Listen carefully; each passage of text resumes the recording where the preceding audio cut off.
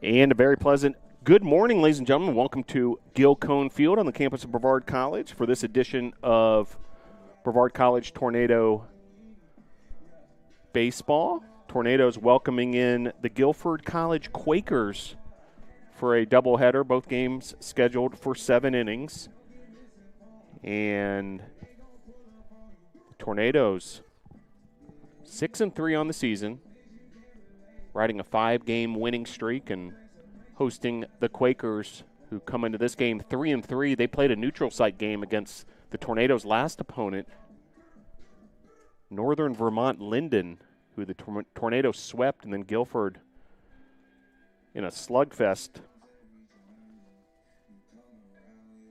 won yesterday's game, a neutral site game right here at Guilford Field, to improve to 3-3.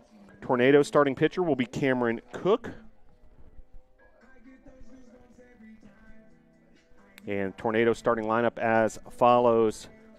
Leading off, the second baseman Blake Burchett. Shortstop Luke Morton bats second. Center fielder Logan Clark bats third. The first baseman is Cale Ayler.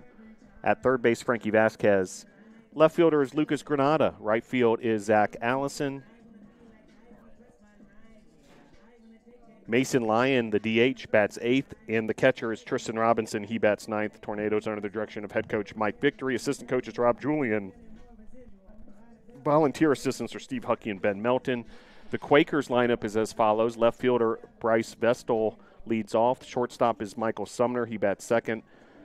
First baseman Isaiah Hairston bats third. The third baseman Rylan Smith is the cleanup hitter. DH Grayson Tudor bats fifth. Right fielder Alden Horn bats sixth.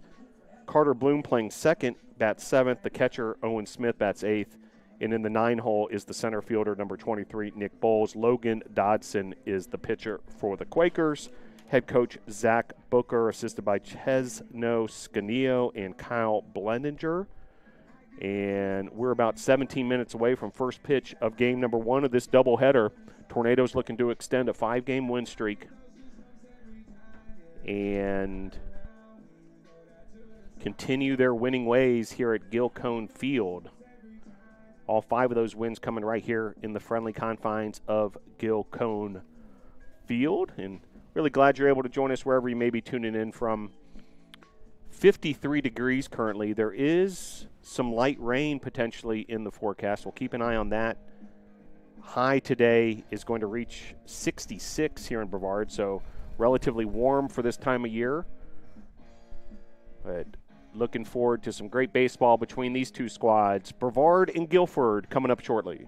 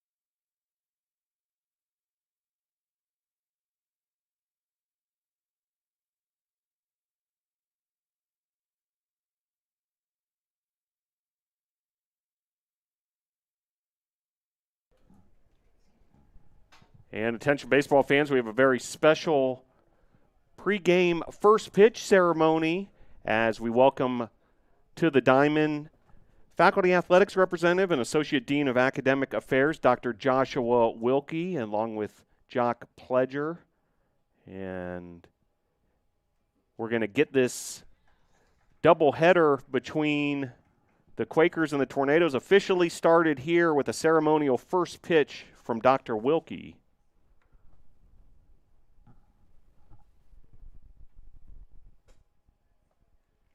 And Wilkie goes all the way to the top of the mound. And let's see what you got, Dr. Wilkie. Excellent. Right across the middle of the plate.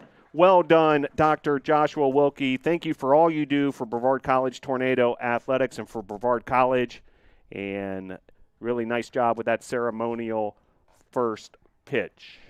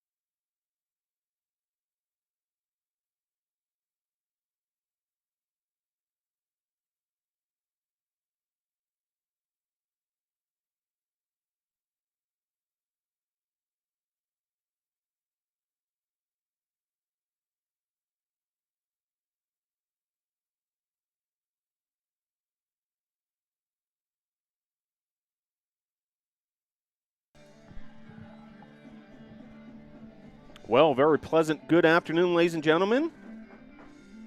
And welcome back to Guilford Field. Doubleheader, both games scheduled for 7 innings between the Quakers and the Tornadoes. And looking forward to the Tornadoes continuing what has been some great play as of late.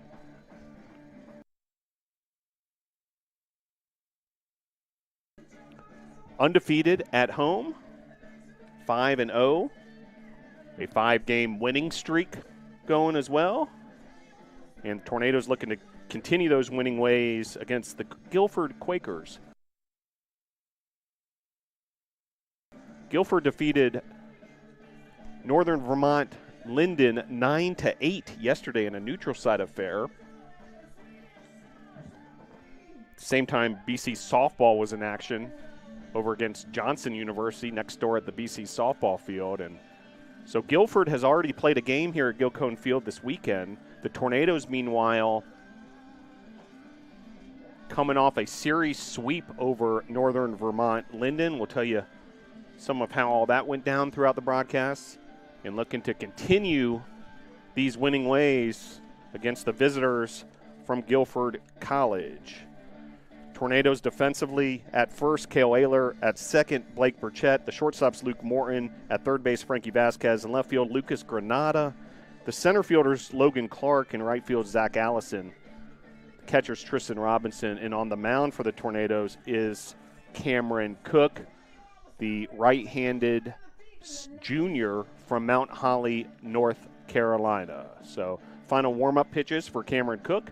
Do want to thank Dr. Joshua Wilkie for getting us started officially here on this Sunday, the faculty athletics representative here at Brevard College with the ceremonial first pitch. And we're just moments away from getting things going here at Guilford Field. Tornadoes in their home white uniforms with the blue numerals and blue lettering, white caps with blue bills. And the Quakers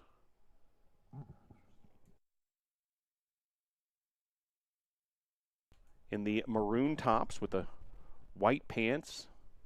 And meanwhile, there's a little bit of a discussion here on the mound. And looks like maybe an equipment issue. Yeah, so switching a glove here for Cameron Cook, slightly delaying our first pitch here. So maybe some damage there to that glove. So we're just about to get started here. Now batting for the Quakers, left fielder number 2, Bryce Vestal. So Bryce Vestal will lead off for the Quakers. He's the left fielder. Vestal, Sumner, Hairston, 1, 2, 3 hitters for the Quakers. And the first pitch from Cameron Cook, outside, ball 1 at 12:02 p.m. Eastern time. Probably would have gotten this thing started right at 12 o'clock if it wasn't for that equipment delay. But meanwhile, here we go. Cook in the dirt there, ball 2. We mentioned Vestal, Sumner, Hairston, the 1, 2, 3 hitters. 4, 5, 6 for the Quakers, Smith, Tudor, and Horn. Bloom, Smith, and Bowles, 7, 8, 9 hitters. 2 balls, no strikes. Just getting started here. First at bat of a doubleheader. Swing and a miss. Strike 1, Cameron Cook bringing the fastball there, blowing it by Vestal.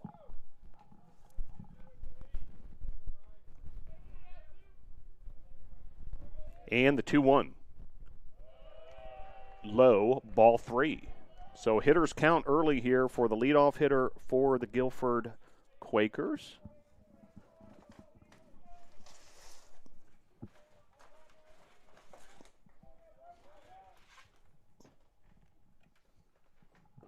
And the pitch just missing there, ball 4. So runner aboard for the Quakers. And it's the leadoff hitter, Vestal. Now batting for the Quakers, the shortstop number 4, Michael Sumner. That'll bring up Sumner. Michael Sumner, the starting shortstop.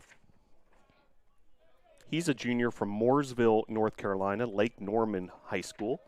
That's a part of North Carolina where a lot of the NASCAR industry folks reside, including a lot of the famous NASCAR drivers, as this is driven to left field and over the head of Granada in left field, and runner is being sent home, and Vestal scores with a headfirst slide to beat the throw. 1-0 Quakers on the RBI double from Michael Sumner. So just like that, the Quakers draw first blood. Now batting for the Quakers, first base number 31, Isaiah Hairston. So that'll bring up Isaiah Hairston, the 3-hole hitter.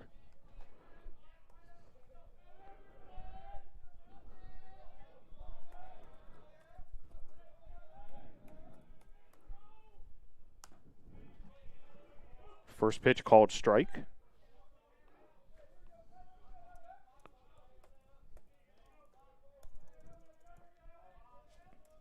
An early run on the board for the visitors from Guilford. Another strike looking there.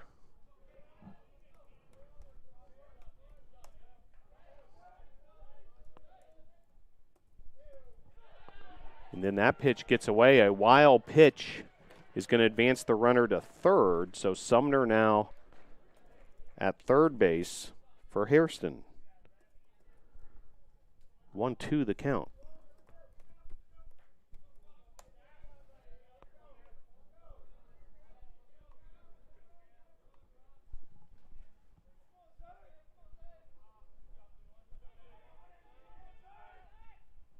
And the pitch. Inside and low, ball 2.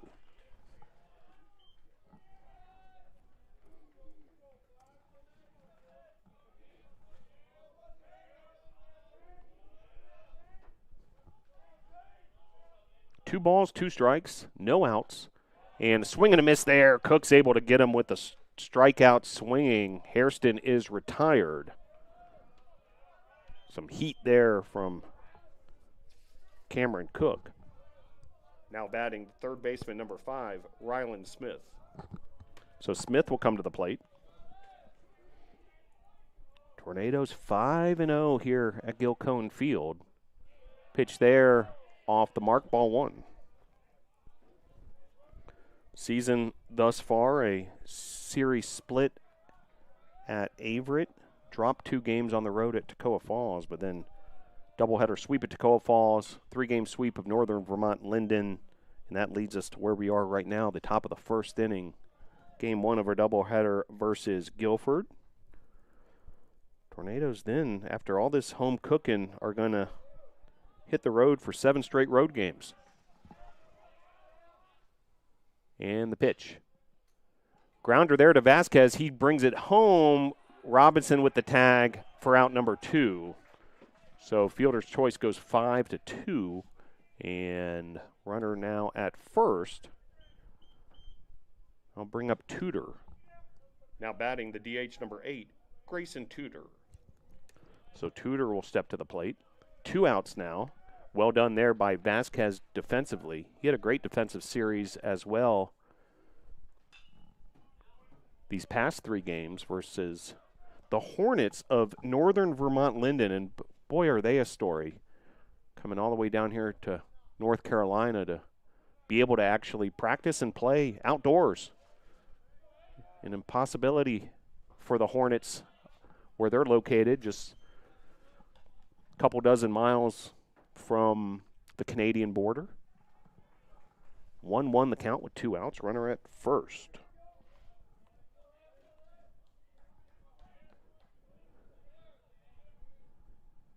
And the pitch from Cook. Good looking pitch there. Freezing Tudor. Tudor, the 5-hole hitter, the designated hitter for the Quakers.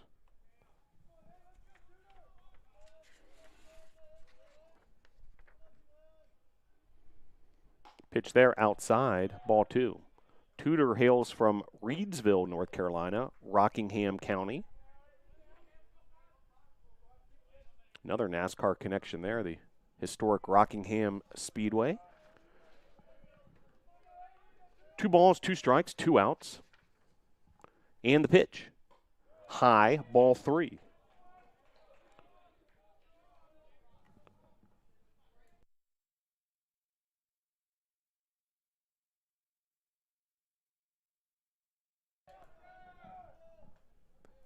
Pitch number 20 coming up here for Cameron Cook. Ooh, he's been working hard this inning. And ball 4 there. So now 2 runners aboard, first and second, with 2 outs for the Quakers.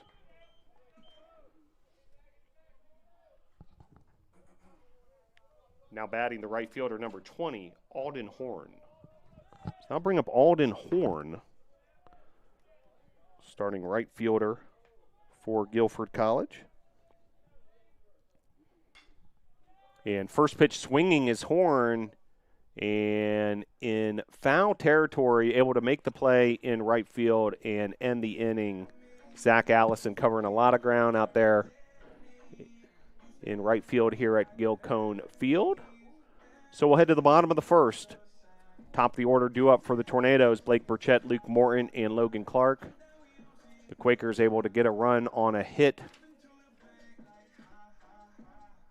to take a 1-0 lead here, heading to the bottom of inning number 1, game number 1.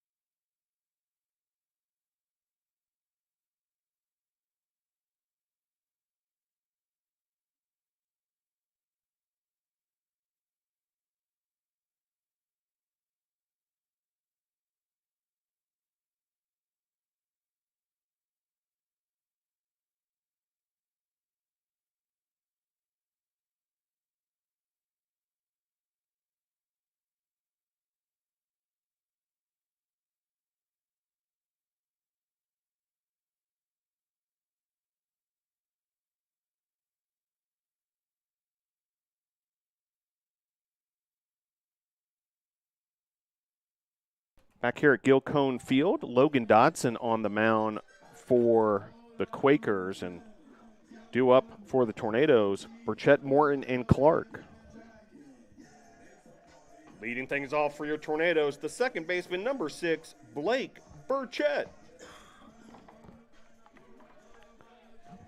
So Blake Burchett stepping to the plate here.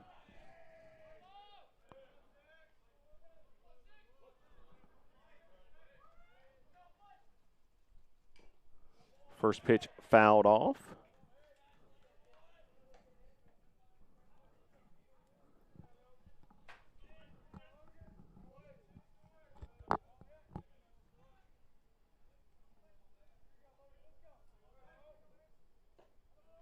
Pitch there, across the plate, strike 2.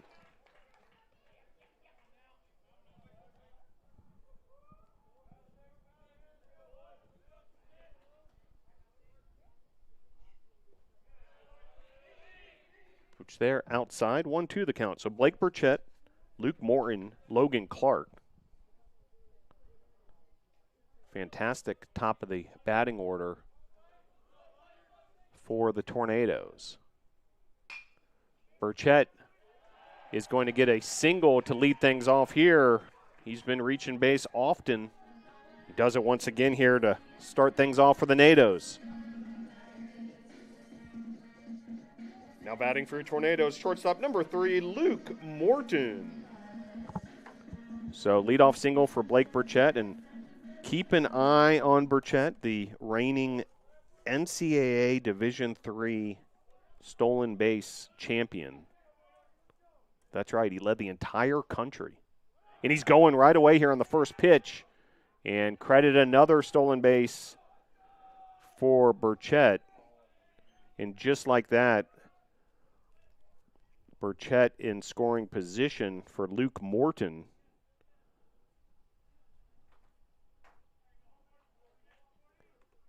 That was a no-doubter. Burchett just flying on those base pass.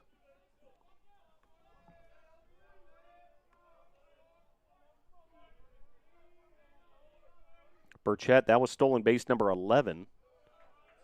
He's only been caught stealing once, so 11 of 12 stolen bases.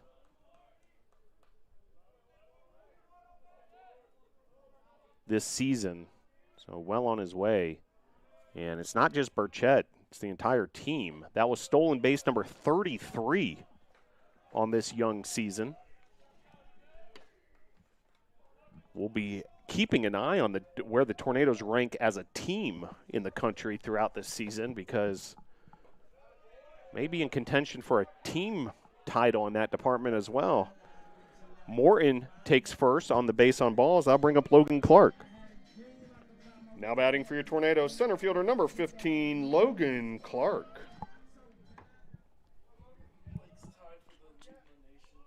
Currently tied for the lead in the nation is Burchett this year. Just getting started, though. A lot of teams, as we learn with Northern Vermont Linden, haven't even begun their season if you're located up in the cold weather. And the Tornadoes currently second as a team nationally.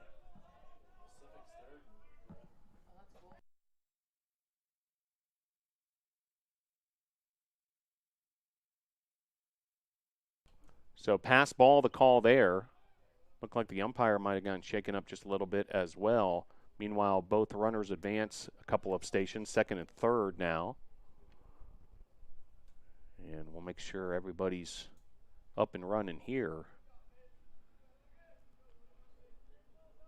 Logan Clark at the plate.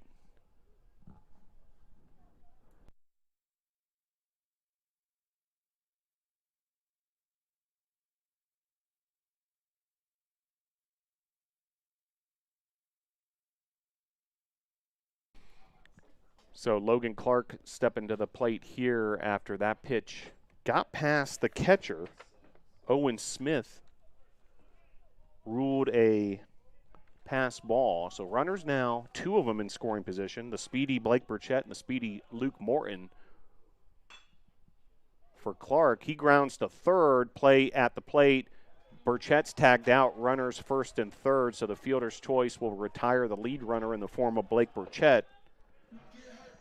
2 out, so we'll check that 1 out now. That'll bring up Cale Ayler. Now batting for your Tornadoes, first base, number 26, Cale Ayler. So 1 down, and now runners first and third for Cale Ayler. Ayler is hitting .333 on the season, slugging .704. He and Lucas Granada virtually identical statistically in the hitting departments. They're both hitting .333. They're both slugging the same at .704. As a stolen base there for Logan Clark. So already 2 stolen bases in the game here for the NATOs.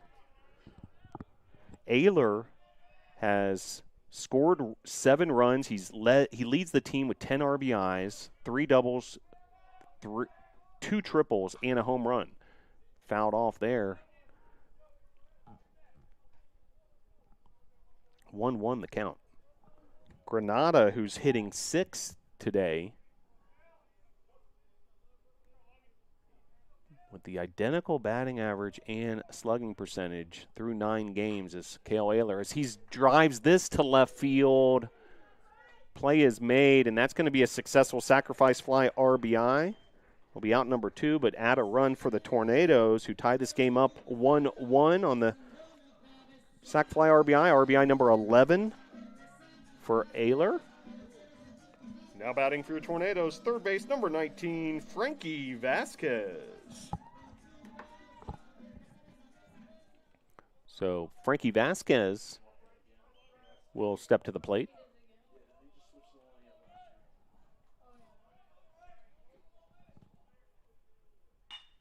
First pitch swinging Vasquez. He gives this ball a ride.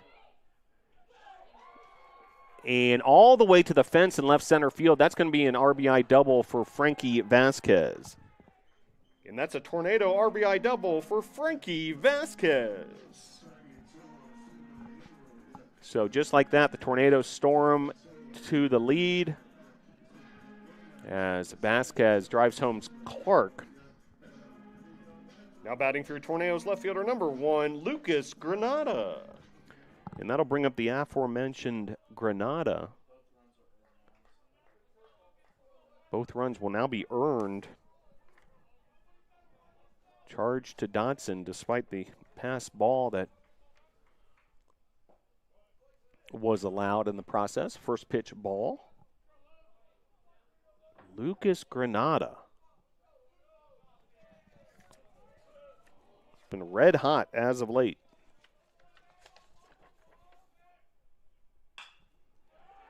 And another base hit for Granada as this drops in front of the Guilford left fielder, and that'll score a run. So 3-1 now Tornadoes as Granada drives home Vasquez all the way from second. RBI number 8 on the season for Granada. Tornadoes on top 3-1. Now batting for your Tornadoes right fielder number 4, Zach Allison. I bring up Zach Allison, so inning continuing here, 7th hitter of the frame. Runner going and caught stealing as the catcher Owen Smith is able to connect with Michael Sumner for the 3rd out as Granada's caught stealing there. But the Tornadoes able to do some considerable damage here in inning number 1. 3 runs on 3 hits, no left on base. We'll head to the top of the 2nd with your score. Brevard 3, Guilford 1.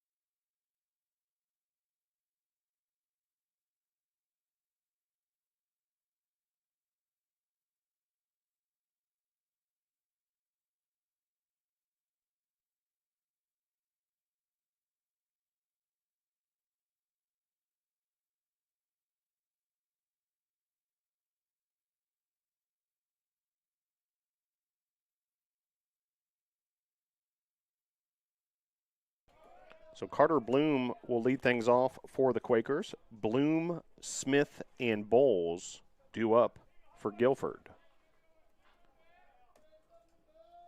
And Cameron Cook will go back to work on the mound for the Nados. First pitch called strike.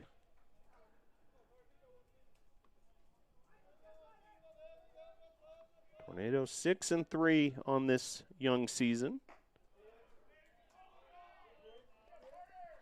Final games in the month of February for the Nados. 1-1 the count. Fouled away there.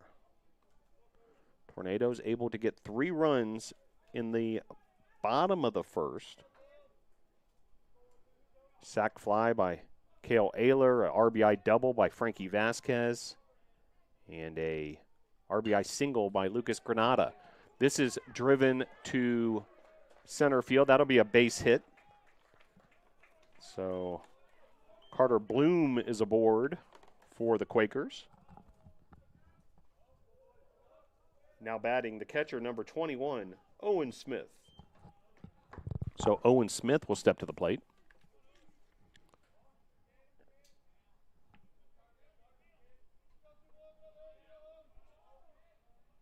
Hit number 2 on the afternoon thus far for the Quakers. First pitch ball.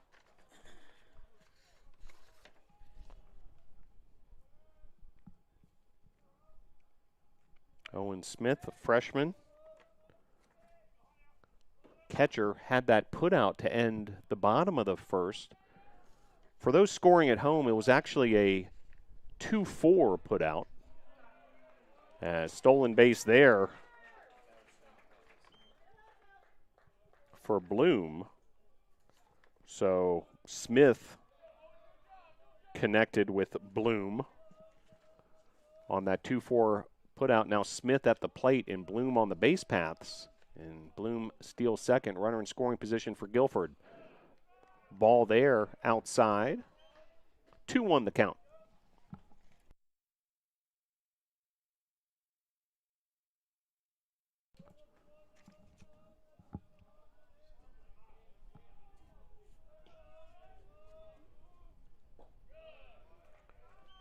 Pitch there off the plate. 3-1 the count. Zach Booker is the head coach of Guilford in his second season.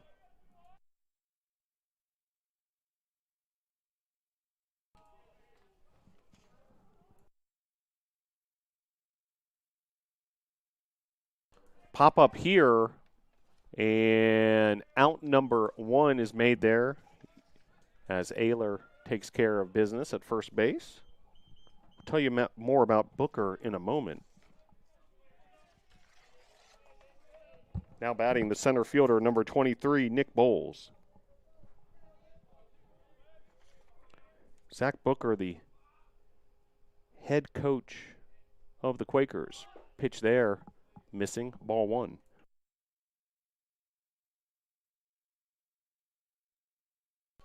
Brothers with Avery Booker, who's actually a Brevard College baseball alum. And in the baseball coaching world himself, Zach Booker, a 2007 graduate of Elon. Tornadoes, of course, under the direction of head coach Mike Victory in his 4th season, assisted by Rob Julian also in his 4th season. 2 balls, no strikes, 1 out. Runner at second. The pitch. High inside, ball 3. Nick Bowles at the plate. He's the 9-hole hitter, center fielder for the Quakers, junior out of Madison, North Carolina. And the pitch. Getting that outside part of the plate there for strike 1.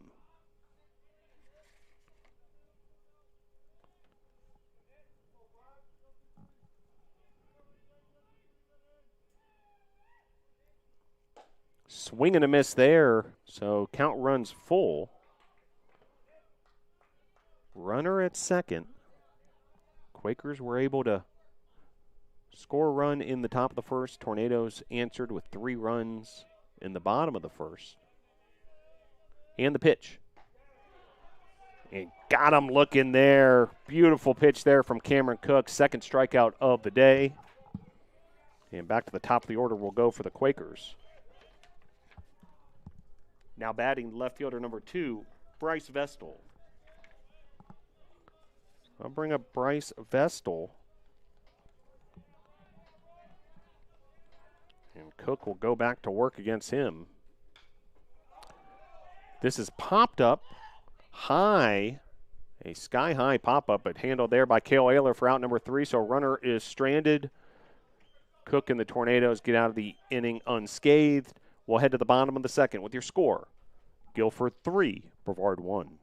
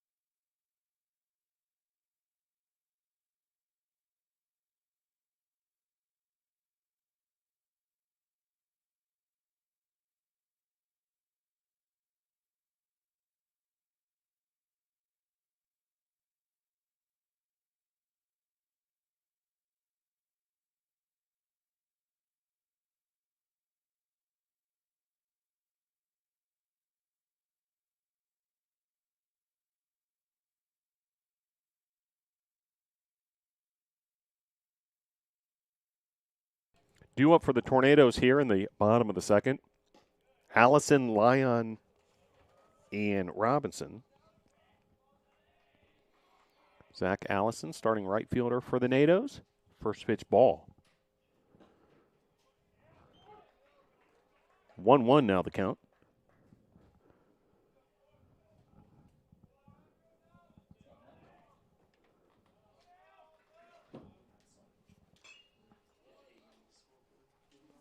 This is fouled off. 1-2 the count.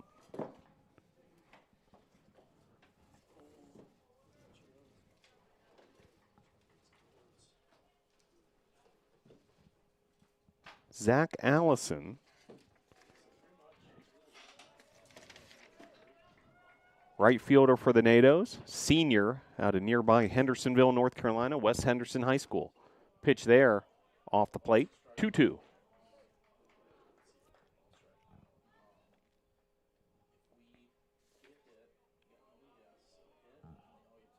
Mason Lyon awaits on deck.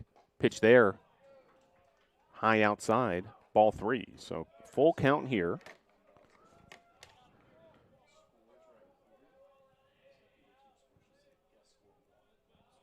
Dodson issues his second walk of game 1 of this doubleheader. And that'll bring up Mason Lyon. Now batting for your Tornadoes, the DH, number 28, Mason Lyon.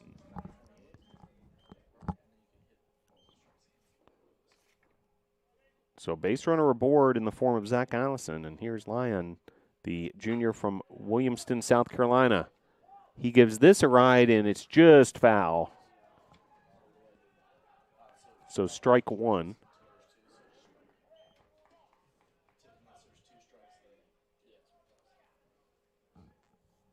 On deck, Tristan Robinson, the Tornado catcher. Tornadoes in their white uniforms, Sunday whites. What a day for baseball. As hit by pitch there, so 2 runners aboard, no outs. That'll bring up Tristan Robinson. Now batting for your Tornadoes, the catcher, number 2, Tristan Robinson. So Robinson steps to the plate.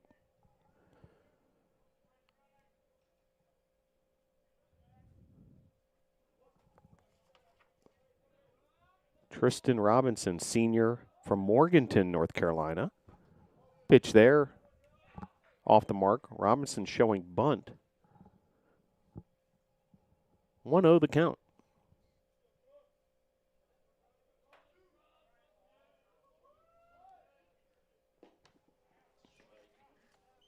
And called strike there. Once again, showing bunt Robinson.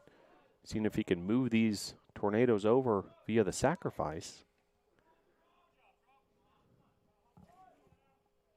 And the pitch. Driven here. And that'll be a deep fly ball out. Lassoed by Nick Bowles, the center fielder, but it'll move the lead runner over to third. So Allison now the base runner at third, and that brings up Blake Burchett. Now batting for your Tornadoes, the second baseman, number 6, Blake Burchett. So Blake Burchett stepping to the plate, already a base hit and a stolen base.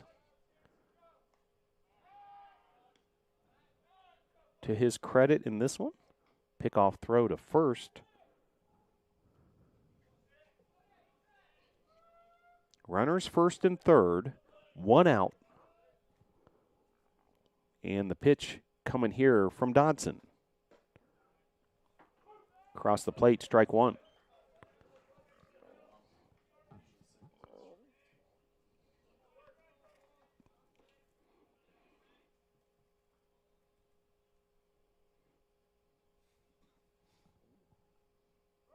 Runner going.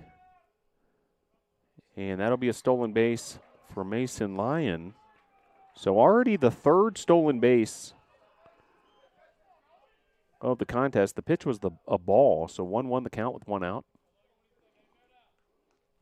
And Tornadoes at it once again in the stolen base department. Currently number 2 in the country in that category. And the pitch. Inside, ball 2.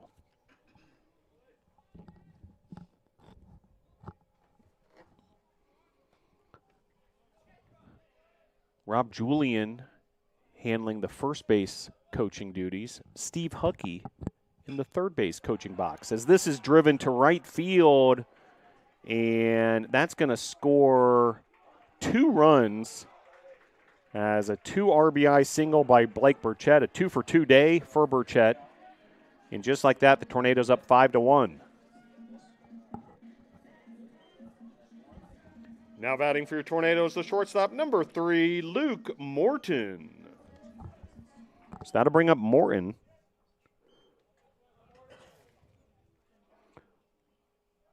Sophomore from Wake Forest, North Carolina. He drew a walk and then scored a run in the first inning. Hitting .455 on the year, Morton. Runner going here. Who else but Blake Burchett with another stolen base number 4 as a team, stolen base number 2 for Burchett, stolen base number 12 on the season for Burchett, and stolen base number 36 on the season for the Nados. Oh my, can this team burn some rubber on the base pass? And the pitch. Pain in the outside part of the corner there. Strike 2. So we were mentioning Morton, some great numbers so far this year, hitting .455. He has 6 stolen bases himself. He drives this to right field, and that's going to bounce fair, and that's going to score Blake Burchett and a RBI double there for Luke Morton. That's a Tornado RBI double for shortstop Luke Morton. And after that RBI double, a visit to the mound here. And that'll do it already for the starting pitcher for the Quakers, Logan Dodson. So we're going to have a new pitcher here with Logan Clark due on deck. Tornadoes have stormed forward here for a 6-1 advantage. So stick with us. We'll tell you all about the new pitcher. Tornadoes, after trailing 1-0, 6 unanswered runs. We're still in the bottom of the second. 6-1 Nados.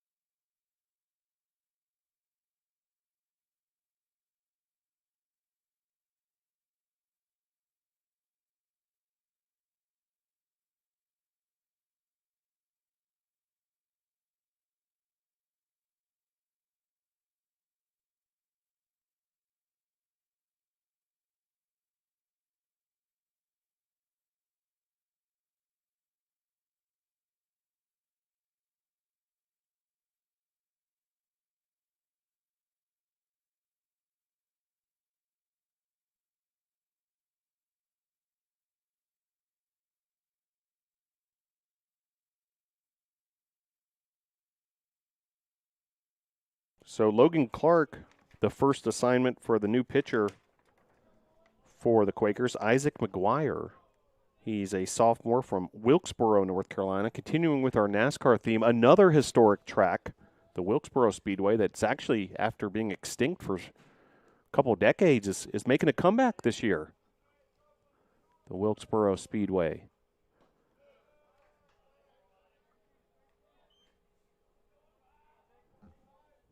By the time this doubleheader's done, we'll feel like we've run a NASCAR race ourselves.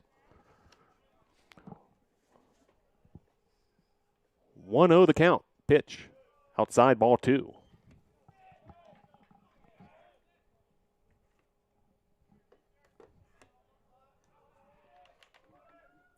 The count.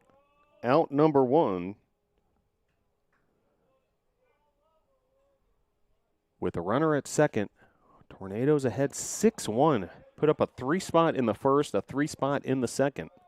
Count runs to 3-0 to Logan Clark.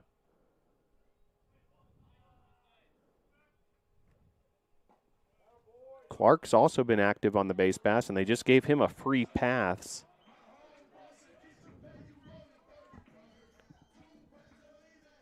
Now batting for your Tornadoes, the first baseman, number 26, Cale Ayler. So runners first and second for Cale Ayler. Cleanup hitter for the Nados. Big bat for Ayler. First pitch called strike.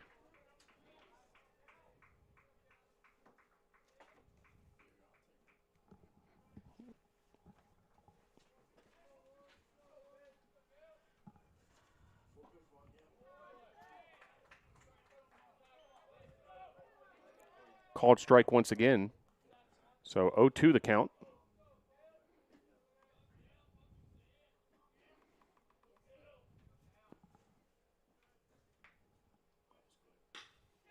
Ground ball here through the right side of the infield. And runner being sent home. And beating the tag there. Great job by Luke Morton on the base pass. What a great slide there to take home plate. 7-1 now, Tornadoes ahead after that RBI single from Cale Ayler. Now batting for your Tornadoes, the third baseman, number 19, Frankie Vasquez. So I bring up Vasquez.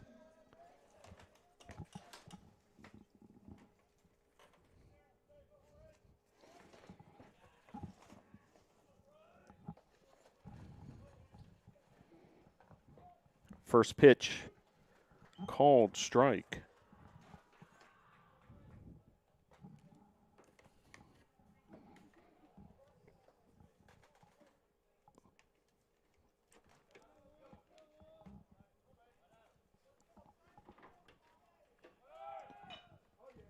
Vasquez now puts this into play, and well done there. An RBI single of the infield variety for Vasquez. And Tornadoes extend the lead even further. Now batting for your Tornadoes, left fielder number 1, Lucas Granada.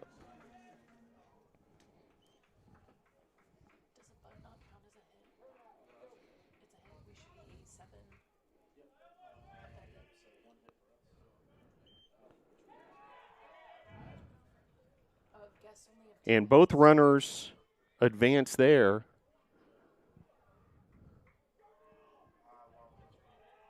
And a wild pitch.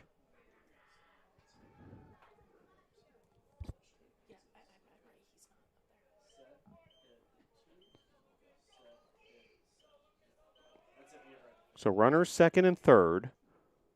1 out. Tornadoes already have put up 5 runs here in this second inning.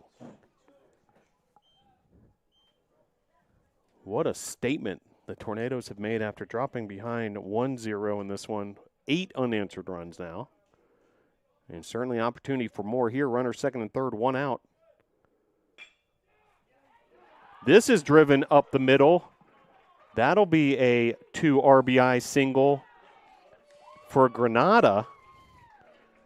And Tornadoes reaching the double-digit run point in only the second inning. Now batting for your Tornadoes, the right fielder number 4, Zach Allison. So I'll bring up Zach Allison as the bats have come alive 7 runs in this inning. 10 runs on 8 hits for the contest. Pitch there off the mark. McGuire, the second pitcher for Guilford after Dodson started. And that should close the book on Dodson, as this will be a hit by pitch. So runners first and second.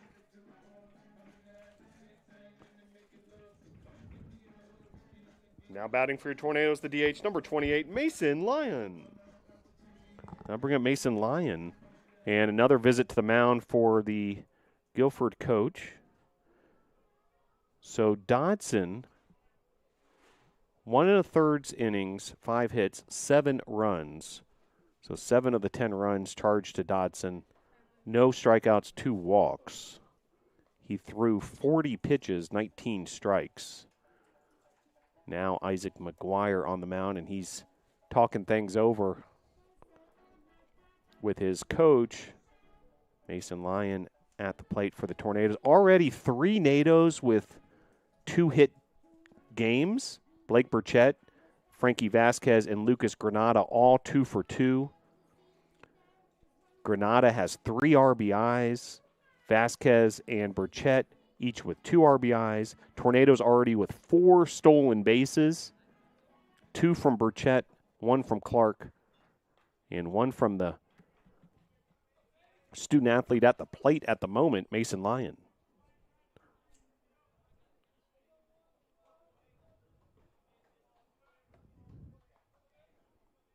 And the pitch. One wild pitch there is going to move the runners up. That pitch was well off the mark there. Actually was on the other side of Lyon.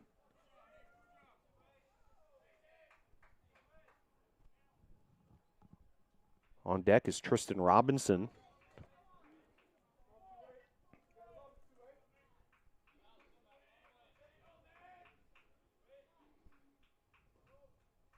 And the pitch. Across the plate there. 1-1 the count.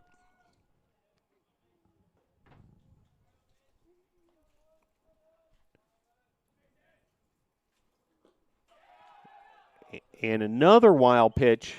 This one will score a run, so make it 11-1 Tornadoes. Runner advances as well in the form of Zach Allison. He's now the base runner on third. And the Tornadoes now with an 8-run frame.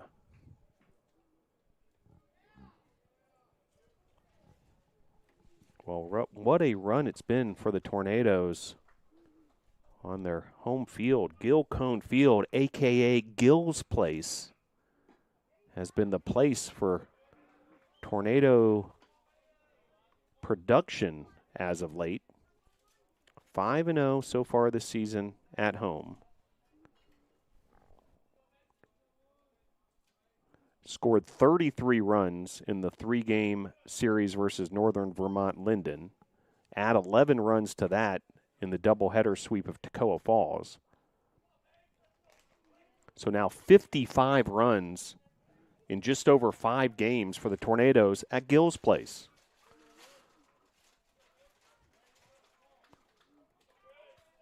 Three balls, 2 strikes to Lyon. Swing and a miss there, so able to get out number 2. Now bring up Tristan Robinson. Now batting for your Tornadoes, the catcher, number 2, Tristan Robinson.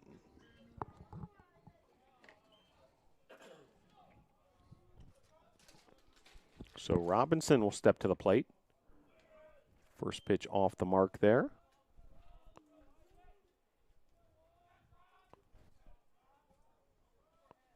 Robinson 0 for 1 on the day.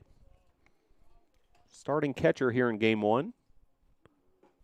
Anticipate seeing Brett Burchett behind the plate in game 2. This game, by the way, scheduled for 7 innings. Both games of this doubleheader of the 7-inning variety.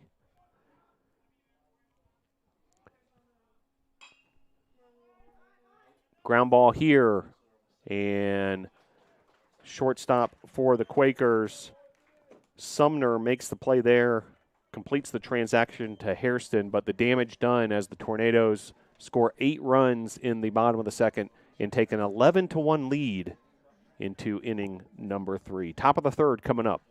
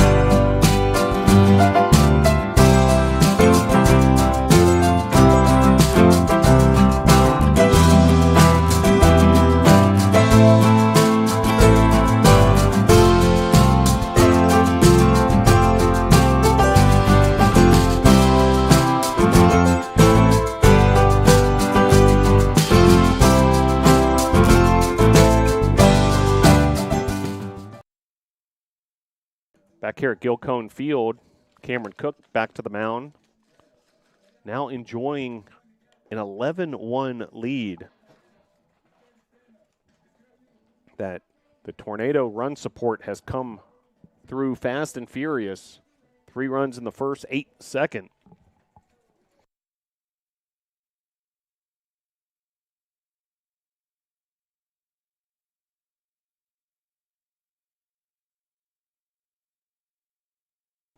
Michael Sumner will lead things off for the Quakers.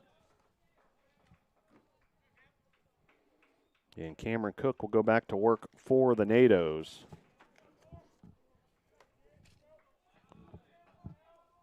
Well, appreciate one of our sponsors of Brevard College Tornado Athletics as a hit by pitch there, and runner heads to first. Now batting first baseman number 31, Isaiah Hairston. That'll bring up Hairston. Sully Steamers, the sponsor of the Tornadoes, and really appreciate all the nutritious offerings that they provide to fuel the Tornadoes. Make sure you check out Sully Steamers, located in downtown Brevard, North Carolina. And that's a home run, meanwhile, over the right field fence. That ball traveled a long way. And a home run for Isaiah Hairston. So 2-run home run there makes the score 11-3. The way Hairston hit that baseball, seems like he might have had a Vulcan for breakfast from Sully Steamers. Now batting, third baseman number 5, Rylan Smith. But be sure to check out Sully Steamers. I mean, delicious bagel offerings. They've got a list of about 10 different what they call legendary bagels that you can choose from. There's the classics, items like the breakfast bagel, the Special K, the pizza, the Philly bagel, the Reuben. And then there's the healthy-ish bagels. Sister's Sunrise, California Steamin', Mr. T, the Vulcan, the Blondie, and the Green Vegas. Ground ball there for out number 1 as Morton's able to make that play easily. Now batting the DH, number 8, Grayson Tudor. That'll bring up Tudor with 1 down. So Quakers able to get a couple runs here on the home run from Hairston. Swing and a miss there. Good-looking pitch from Cook. So, yeah, be sure to check out Sully Steamers if you haven't already. Downtown Brevard, and appreciate their support of Brevard College Tornado Athletics. Pitch there off the mark, ball 1. Quakers entering today 3-3 on the season.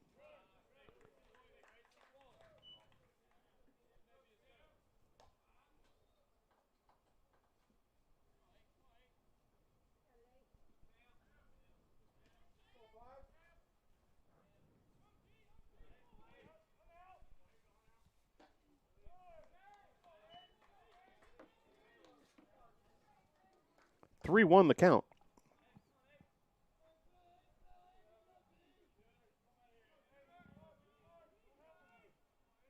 And the pitch.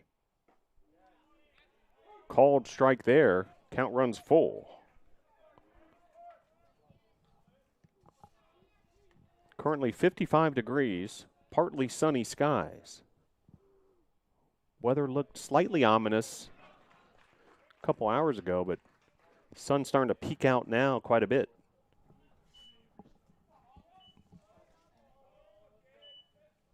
So runner aboard now for Horn. Now batting right fielder number 20, Alden Horn.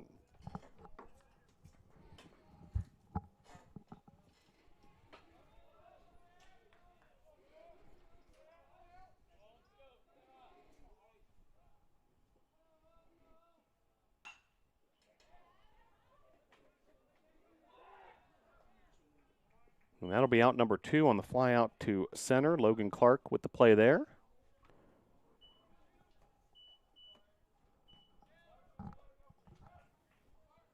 That'll bring up Carter Bloom. Now batting second baseman number 12, Carter Bloom.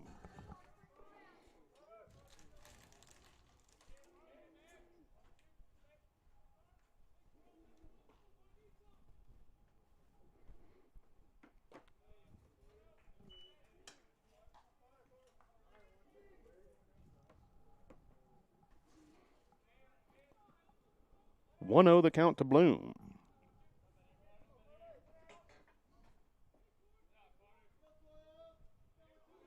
And the pitch from Cook. Well done there as Robinson providing a nice target for Cook. 1-1 the count with 2 outs. Runner aboard. Quakers have scored 2 runs here to cut the lead for the Tornadoes to 8.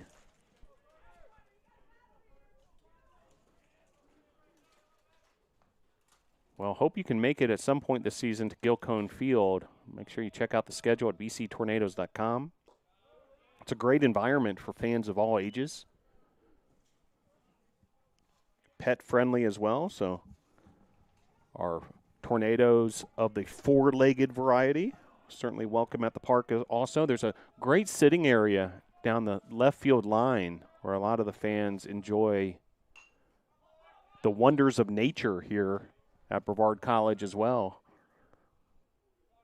while taking in the baseball. Got some room over there to kind of stretch out a little. Hey, if you wanted to play a game of Frisbee or hacky sack, something like that, certainly good spot for that, and great place to take in the baseball. Kind of an elevated view there along the left field line, and fans of all ages enjoying the scene here at Guilford Field. 3-2 the count. Runner at first, 2 outs. The pitch from Cook. Just got a tiny little bit of that baseball on that foul tip. Just the slightest of foul tips keeps the at-bat alive.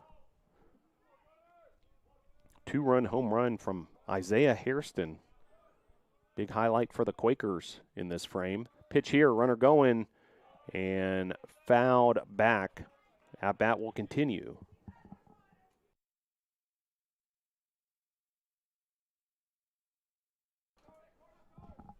Longest at-bat we have seen today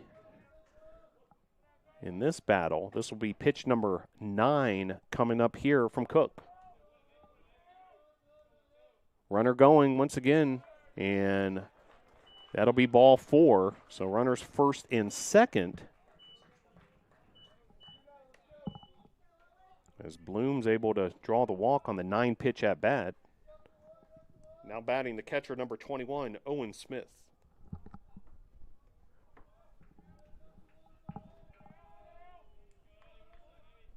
And the pitch fouled off there. So 2 aboard now.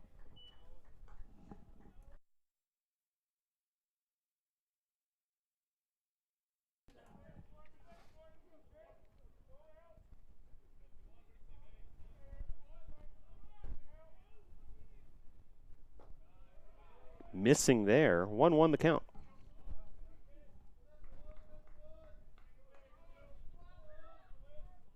Well, today started with a ceremonial first pitch from Dr. Joshua Wilkie. Really appreciate him coming out to the ballpark today. As this is driven, and what a play there by Morton to make the out.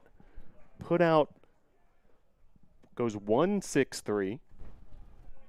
And Tornadoes able to strand 2 Quaker base runners. We'll head to the bottom of the third. Your score, Brevard 11, Guilford 3.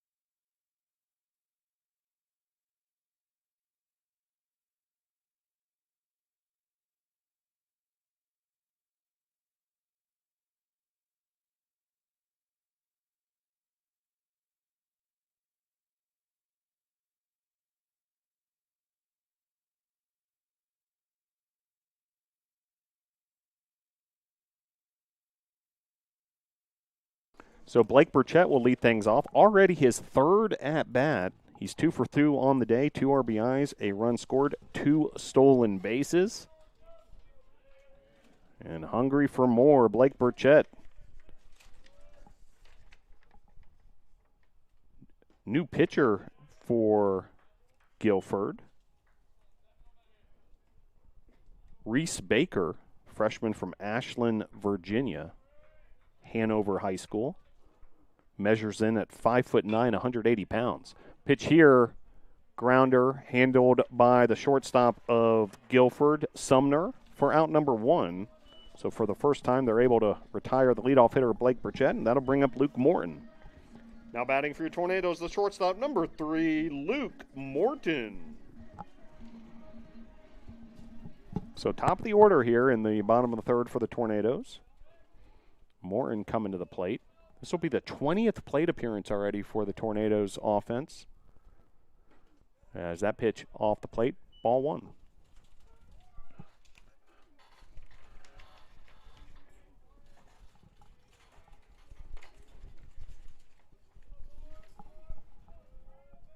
And the 1-0. Driven to right field for out number 2. So 2 quick outs by the relief pitcher, Reese Baker, third pitcher of the day for the Quakers. That'll bring up Clark. Now batting for Tornadoes, the center fielder, number 15, Logan Clark. So that'll bring up Logan Clark, center fielder for the Nados. Pitch there, right down the middle of the plate for strike 1. Cale Ayler awaits on deck if the inning continues.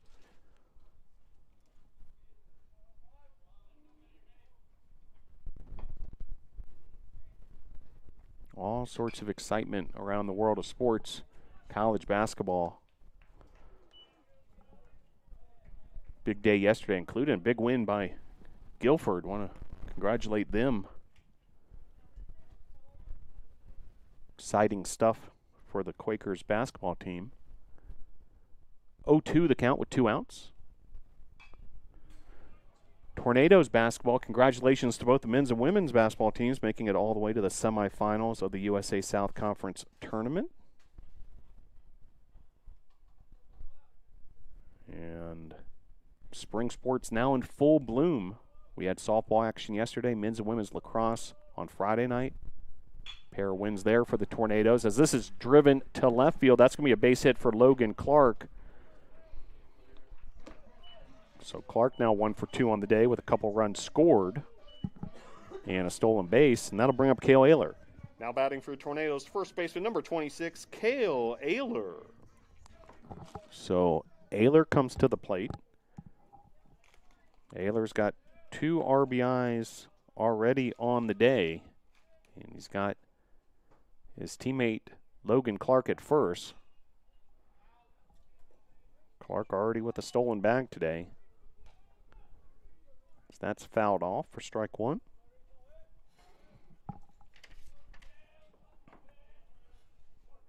Cale Ayler, the sophomore out of Charlotte, North Carolina, Cox Mill High School.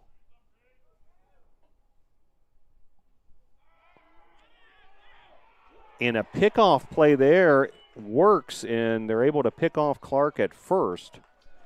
So well done there by the Quakers. And we'll head to the top of the 4th with your score. Brevard 11, Guilford 3.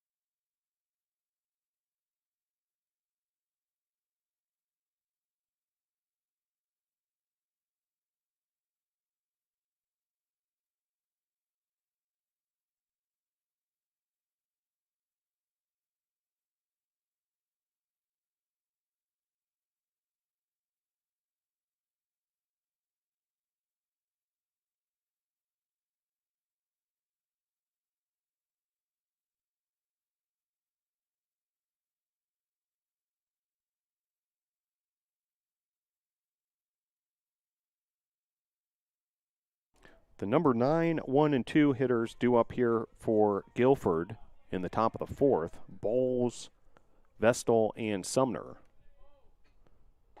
First pitch there from Cook inside, ball 1. Nick Bowles, junior out of Madison, North Carolina.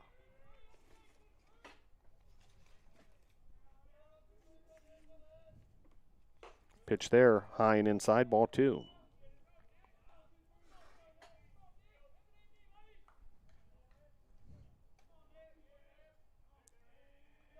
Well, Guilford College, located in Greensboro. As this goes all the way over the left field wall for the second home run of the day for the Quakers. Nick Bowles, the 9-hole hitter, sends that all the way over the left field fence towards the Tornado bullpen. And that's another run for Guilford, now trailing 11-4. Now batting the left fielder number 2, Bryce Vestal.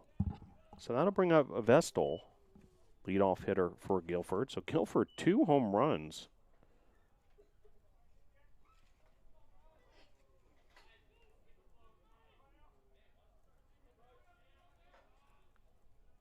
Hairston hit a 2-run homer to right.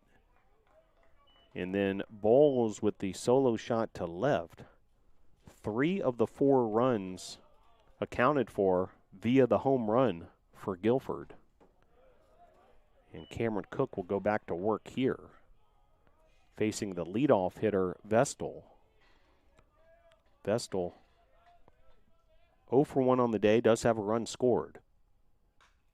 Drew a walk. Back in inning number 1, and then was driven home by the man on deck, Michael Sumner, who hit a double. That put Guilford ahead 1-0, and then the Tornadoes reeled off 11 unanswered runs. Guilford responded with 2 runs in the third, and now here 1 run on the solo shot by Bowles in the fourth. It all adds up to an 11-4 Tornado advantage. Some action now in the Tornado bullpen. We'll try to get your report there. Meanwhile, 3-2, full count.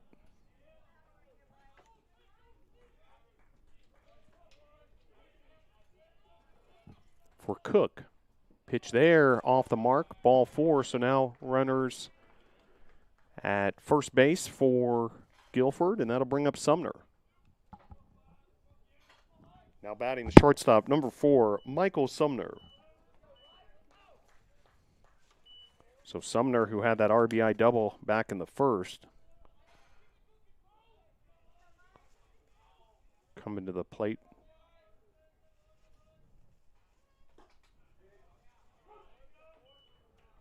First pitch called strike.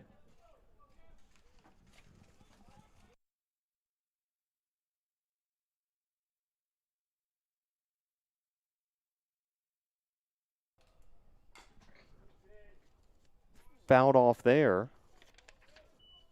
0-2 the count. So Cook able to get ahead of Sumner.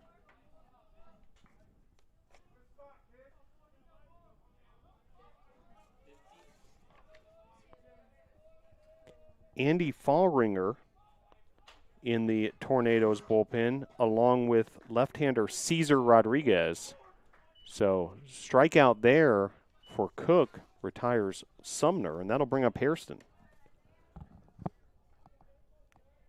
Now batting the first baseman, number 31, Isaiah Hairston. Hairston hit that 2-run home run in his last at-bat over the right field wall. First pitch swinging here, grounding foul. So a lefty and a righty in the Tornado bullpen at the moment. Left-hander Cesar Rodriguez, the junior from Hialeah, Florida. And the right-handed pitcher, Andy Fallringer from Holly Springs, North Carolina, a freshman. 0-1 the count, 1 out here, one runner aboard, and this is drilled to center field, so Hairston able to get a base hit there. Runners now first and second with 1 out.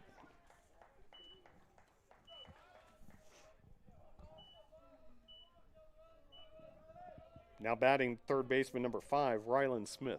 So that'll bring up Ryland Smith.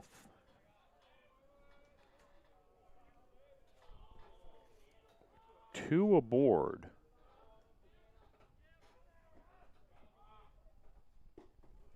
Guilford, 3 unanswered runs of their own here, and Tornadoes need to be careful. 7-run margin at the moment.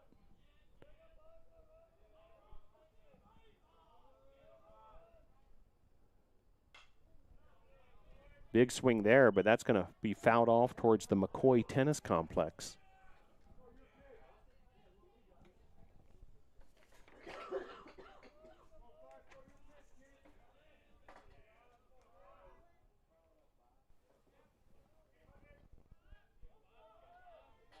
Oh-2 the count with 1 out. Runners first and second. The pitch. Fouled away once again by Smith. Smith, the freshman from Archdale, North Carolina, listed as a utility player playing third base today.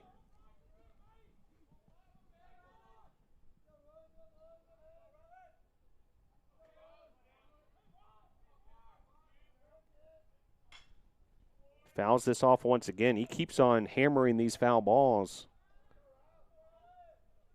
towards that McCoy Tennis Complex, also Isla Family Field that direction. The Brevard College football team currently practicing on Isla Family Field. One of the earliest spring football sessions I can recall. And meanwhile, a base hit here. This is going to score another run. That's a double for Smith.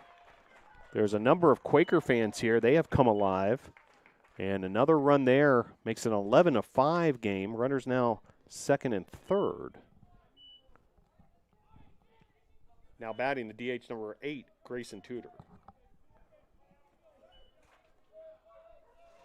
So Guilford, got to hand it to them. They were down 11-1. Now 4 unanswered runs have made this a 6-run ball game. You know, a lot of teams, you go down by 10 runs, you feel pretty dejected and may have some struggles, you know, kind of motivating yourself. But Guilford has put forth a couple of impressive offensive innings here. As another hard hit ball down the right field line, that's going to score 2 runs.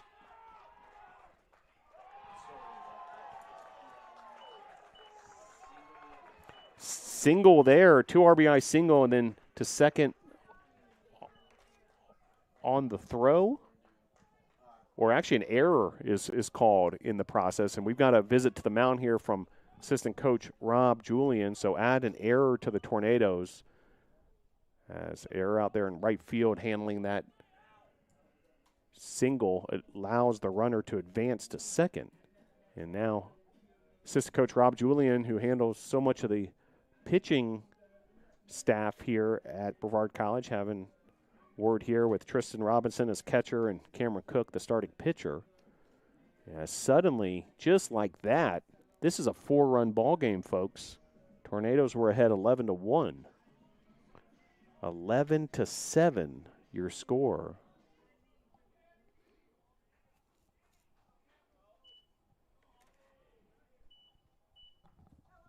Now batting the right fielder, number 20, Alden Horn. So now bring up Alden Horn with a runner at second. So another runner in scoring position. We're still just with 1 out. And that pitch, wild. It was all the way up towards the batting helmet of Horn. Robinson did his best to corral it. But it'll advance the runner on the wild pitch, so runner now at third.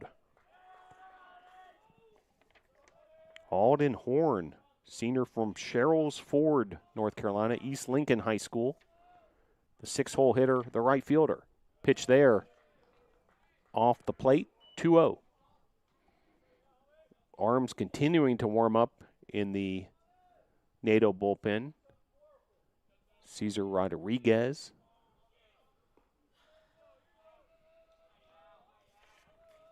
Along with Andy Fahringer. Pitch there, missing. Ball 3.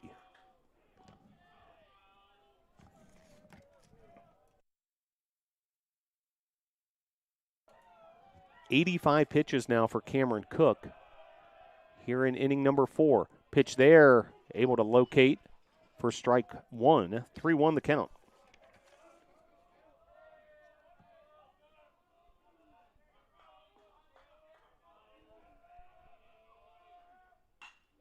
This is put into play.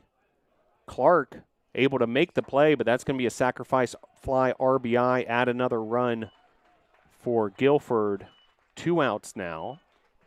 So now a 5-run frame. Now batting second baseman number 12, Carter Bloom. So that'll bring up Bloom.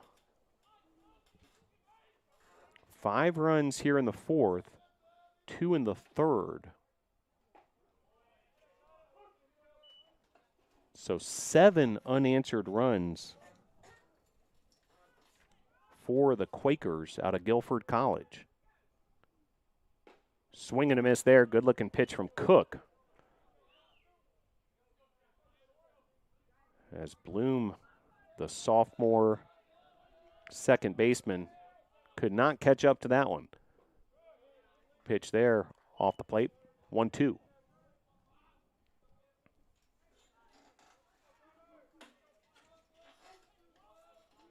"90 pitches now for Cook.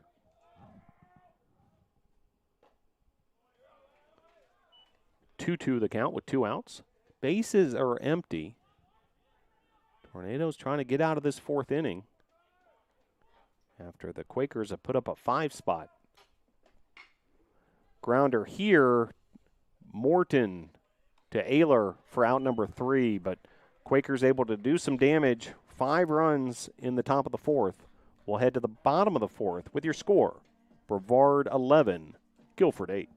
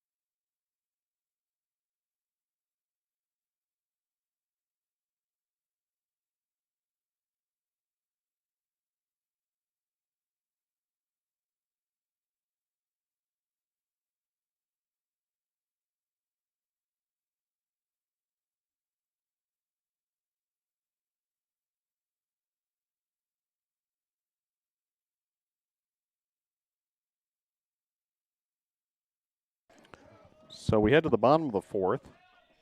11-8 now your score. 7 unanswered runs from Guilford. See if the Tornadoes bats can answer here. Cale Ayler at the plate. Ayler, Vasquez, Granada, the do-ups here in the bottom of inning number 4.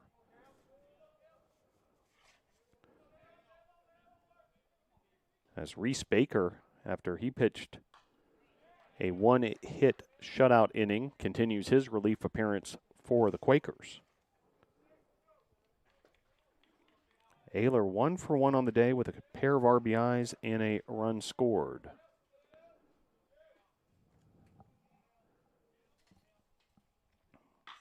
Ayler with a shot here to right center field, and that's going to be a home run for Cale Ayler. So there's the answer the Tornadoes were looking for. Touch 'em all, Cale Ayler, a Tornado home run by first baseman Cale Ayler.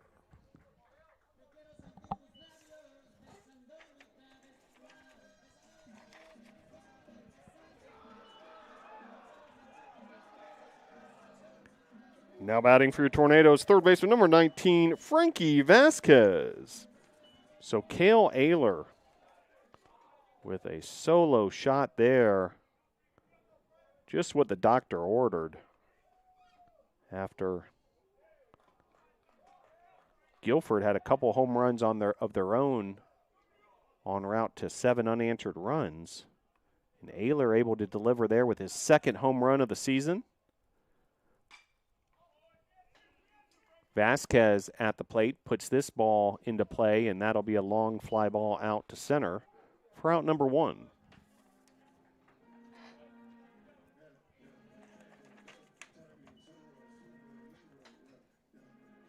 Now batting for your Tornadoes, left fielder number 1, Lucas Granada. So I'll bring up Lucas Granada. As a team, the Tornadoes with 4 home runs on the season. 2 from Ayler.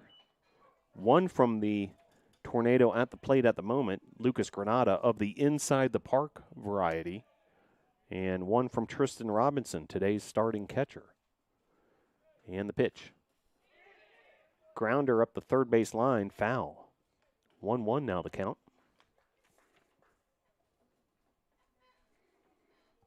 Lucas Granada.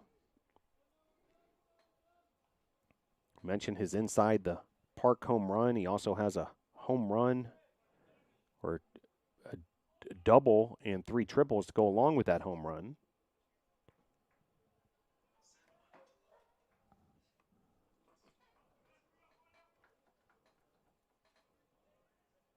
We've seen 3 home runs between the two teams today. As Granada slices this deep to right field, but the play is made by Horn for out number 2.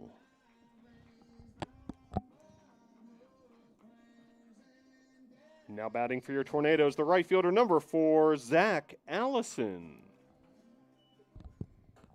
So Zach Allison will come to the plate.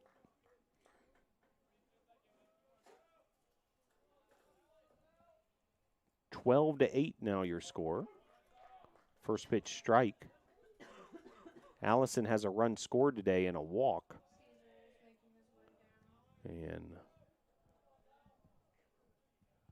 anticipating a pitching change as Cesar Rodriguez looks like he's ready to go.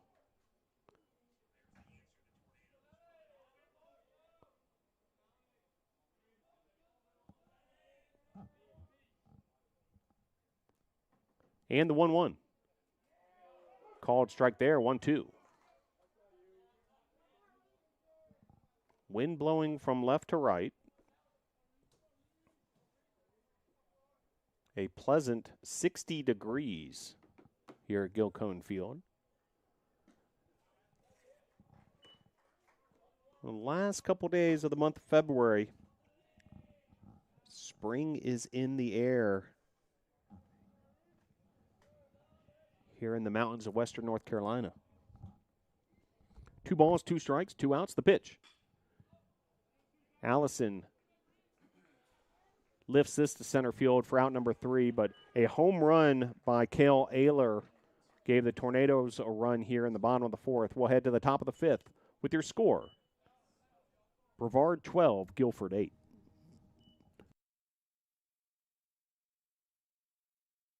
Graduate of the Wilderness Leadership and Experiential Education program is equipped with the core skills to be successful in any field. So what can students do after they graduate? Anything they want. I think that Brevard College's Wilderness Leadership and Experiential Education program is better than other programs because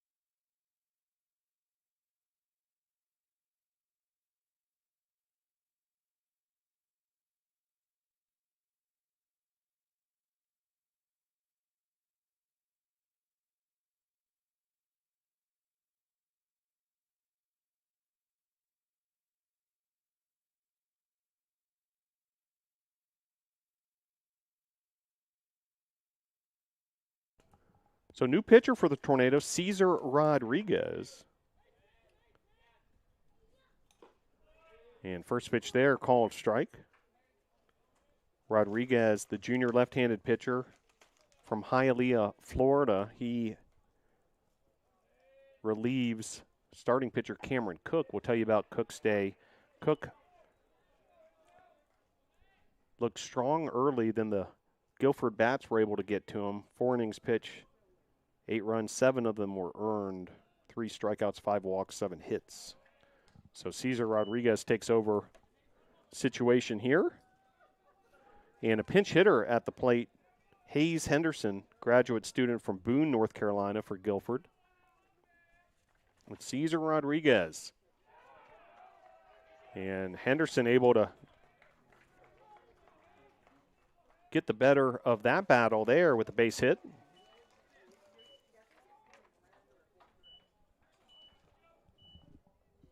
Now batting the center fielder, number 23, Nick Bowles. So Rodriguez is an interesting case whereby every player on the Brevard College Tornado roster has the opportunity to pick a walk-up song. We'll tell you about Rodriguez's in a moment. Meanwhile, base hit there, so 2 quick singles by Henderson and now Bowles. Back to the top of the order we go for the Quakers. Here's Vestal. Now batting left fielder number 2, Bryce Vestal. So Rodriguez's walk-up song, the song that he uses as he heads from the bullpen to the mound, none other than Beethoven. That's right, classical music. And it's the second season he's done exactly that. A hit by pitch barely grazed Vestal, so just like that, bases loaded. So Rodriguez last year used Mozart, this year Beethoven, and meanwhile Guilford getting after it here. Now batting shortstop number 4, Michael Sumner. Sumner at the plate, so no outs, and Rodriguez in a jam here early on. Nice block there by Robinson to keep that ball in play. Bases are juiced for Guilford, who trail by 4. The game-tying run is at the plate. This was an 11-1 ball game not too long ago. The pitch from Rodriguez. This is line to left field, and that's going to score a run. Sacrifice fly RBI, as coming home to score is Henderson. So add another run there for the Quakers. Now batting first baseman number 31, Isaiah Hairston. That'll bring up Hairston, now runners first and second. So a 3-run ball game. 8 of the last 9 runs in this game scored by the Quakers. Pitch there over the plate, strike 1. And Hairston, who homered earlier, at the plate here facing Rodriguez, the lefty. And the pitch. Foul.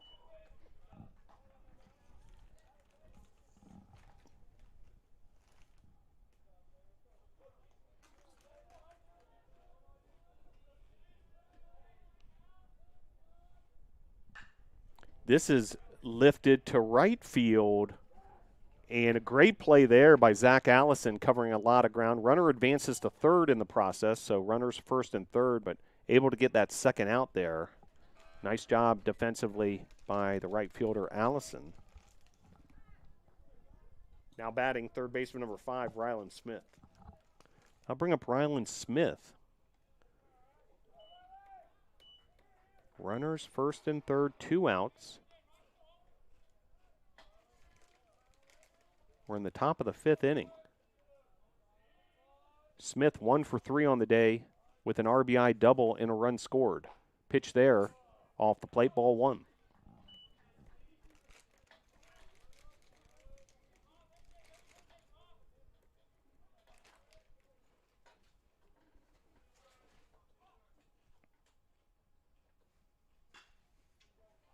This is lifted to deep right center field and over the fence for another home run, the third home run of the day for Guilford. Oh, my. And a 3-run shot has tied this game at 12 runs apiece. Smith with the home run.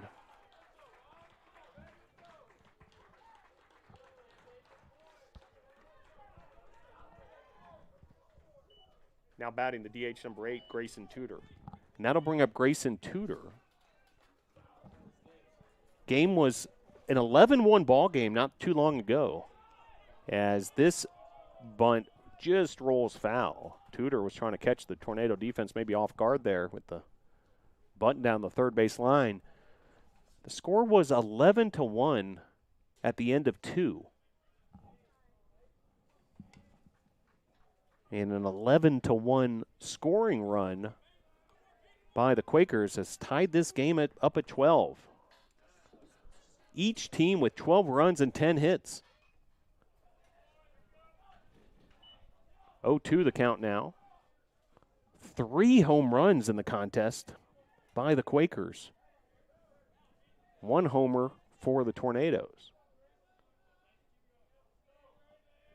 Reminder, this game's scheduled for 7 innings, so we're already in sort of the twilight of this first game of the doubleheader, as strikeout there and Robinson finishes the deal to Ayler. But more damage done as this game is tied up at 12, a 4-run frame for the Quakers. We'll head to the bottom of the 5th. Your score, Brevard 12, Guilford 12.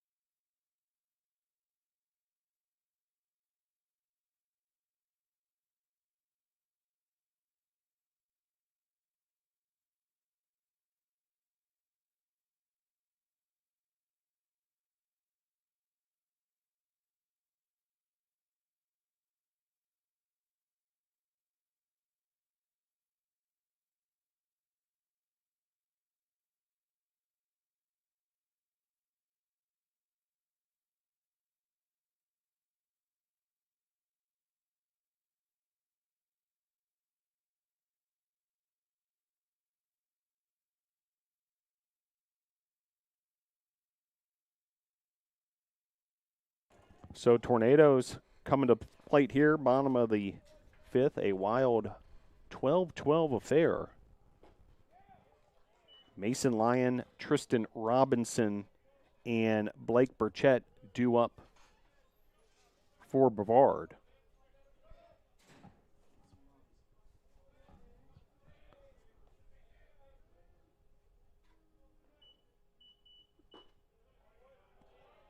Pitch there, missing, 1-1 the count.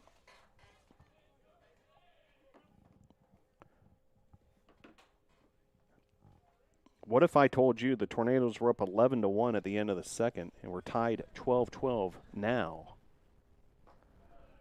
That is indeed the case. Guilford 2 runs in the 3rd, 5 runs in the 4th. The Tornadoes did get a run in the bottom of the 4th on a Cale Ayler home run, and then 4 runs in the 5th for Guilford. 2-1 now the count to Lyon.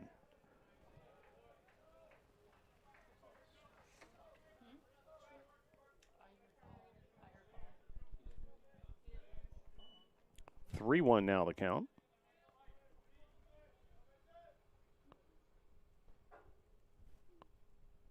Reese Baker has been effective since entering this contest for Guilford. 2 innings, has allowed just the 1 run on the Ayler home run in 2 hits. So while the Guilford bats came alive, Baker has done his job to keep the Tornado bats in check relatively.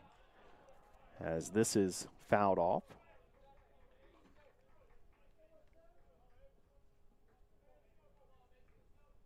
Reese Baker also listed as a utility player, but getting it done on the mound here, the freshman from Virginia.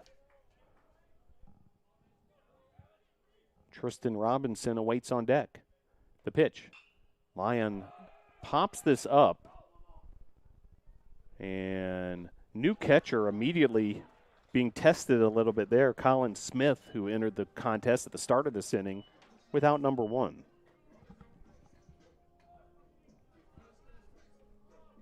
Now batting for your Tornadoes, the catcher, number 2, Tristan Robinson. So that'll bring up Robinson.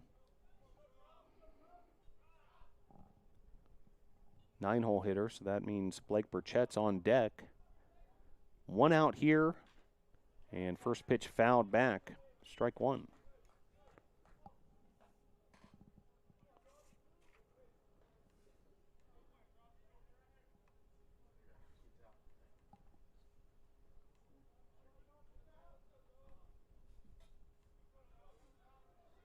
Tornadoes, after today's doubleheader, will hit the road and head to former USA South Conference rival Piedmont for a non-conference game on Wednesday, March the 1st. And speaking of former members of the USA South Conference, Tornadoes then will head to Berea, Kentucky for a 3-game set at Berea College.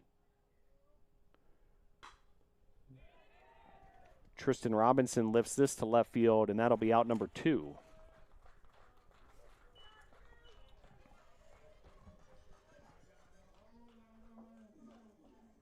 Now batting for your Tornadoes, second baseman, number 6, Blake Burchett. So I'll bring up Blake Burchett.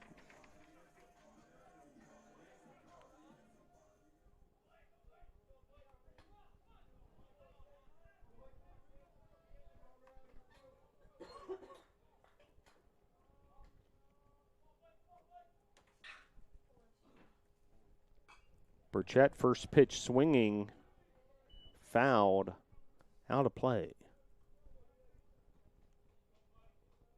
This will be pitch number 30 for Reese Baker. Burchett 2 for 3 with 2 RBIs on the afternoon. Had a 2 RBI single back in the bottom of the second. Swing and a miss there, 0-2. Other than the home run ball to Ayler, Reese Baker has been very effective. Just allowing 1 hit outside of that homer. Has not walked a Tornado batter either. Pitch there, and he's able to get a strikeout of Burchett. So 1-2-3 inning for Guilford. We'll head to the top of the 6th with your score. Brevard 12, Guilford 12.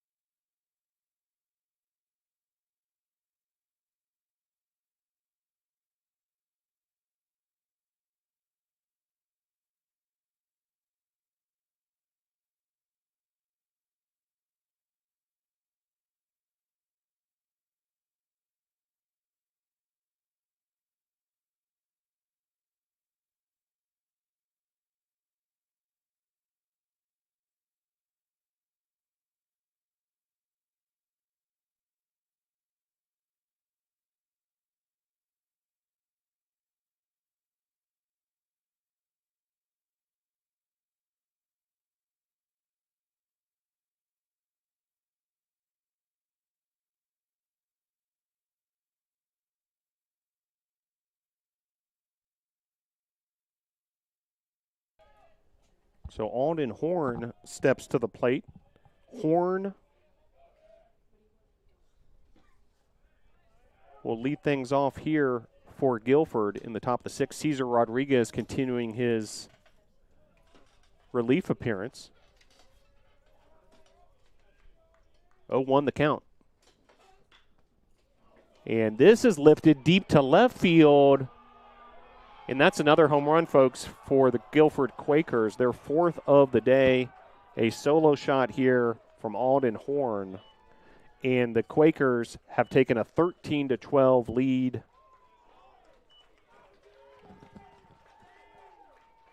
Big time comeback here for Guilford.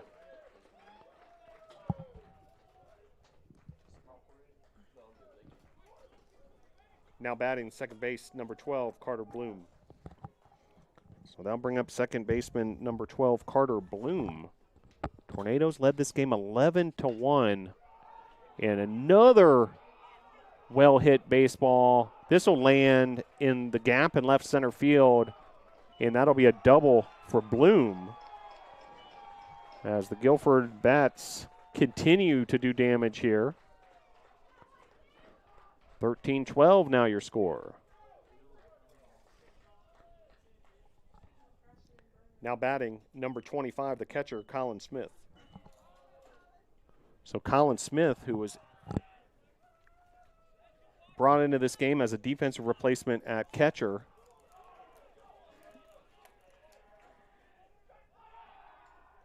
will come to the plate with the runner at second. No outs.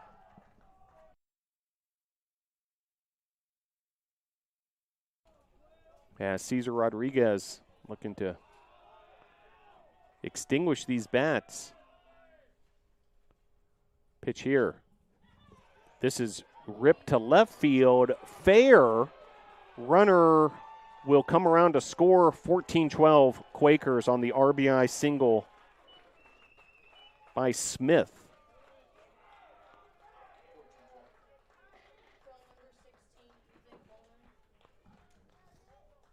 Now batting center field, number 23, Nick Bowles.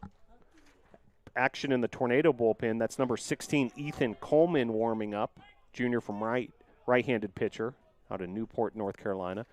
Pitch from Rodriguez. Off the plate, ball one.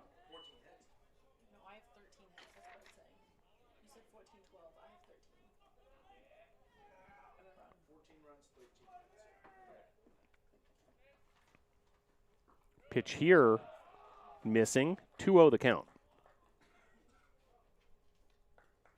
A wild sequence of events here after the Tornadoes led 11-1. Guilford had a 1-0 lead after the top of the first. Brevard then scored 11 unanswered runs. 11-1 was the score at the end of two. Guilford then scored 7 in the third and the fourth. A Cale Ayler home run made it 12-8. Guilford tied this game 12-12 in the fifth, and now 2 runs in the sixth, a 14-12 Guilford lead. A stunned NATO Nation here at Gilcone Field. A lot of fans made their way from Greensboro to support the Quakers, and they are partying like it's 1999 down there in the right field bleachers. Pitch here. 3-1. Rodriguez going back to work here, trying to take care of Nick Bowles. Bowles, one of the 4 home runs for Guilford. And the pitch. Fouled back, 3-2. Guilford, 14 runs on 13 hits, including 4 home runs. Brevard, 12 runs on 10 hits.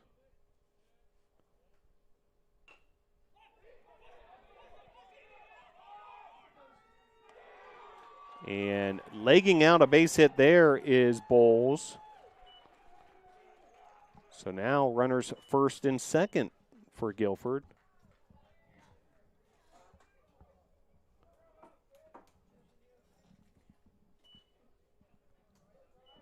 Now batting left fielder number 2, Bryce Vestal. That'll bring up Vestal, the leadoff hitter. So another base hit number 14. So 14 runs on 14 hits now for Guilford as that's fouled off. Vestal still is yet to reach base via a base hit, however, has 3 runs scored on the day. The leadoff hitter has reached on 2 walks and a fielder's choice.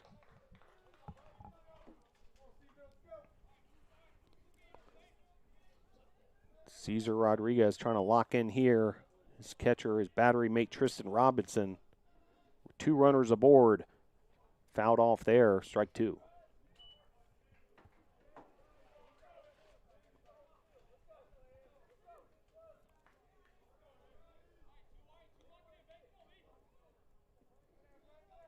Top of inning number 6. Game is scheduled for 7 innings, so just like that, the Tornadoes are down to their final 6 outs, trailing by 2 runs. And still have some work to do to get out of this top of the inning. No outs.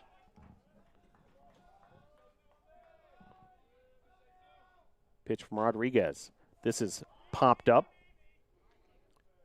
Cale Ayler taking charge of the situation, able to make the out there for out number 1.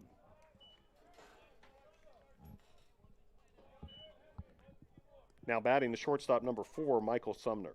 So I'll bring up Sumner. 1 for 2 with 2 RBIs on the day. And time here being called as head coach Mike Victory heads to the mound. We'll have a pitching change when we come back. Your score, Guilford 14, Brevard 12.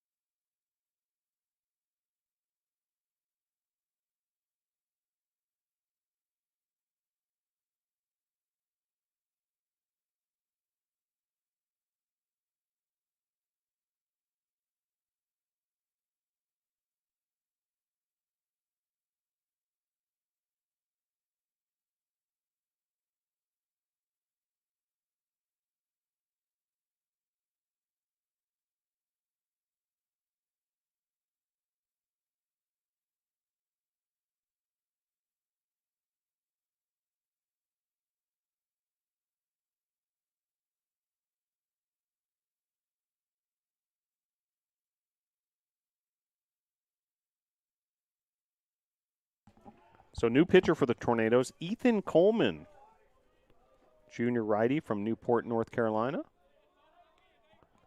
And he's inherited a situation where there's no outs, runners first and second. And at the plate, one of the top hitters on the Quakers, shortstop Michael Sumner.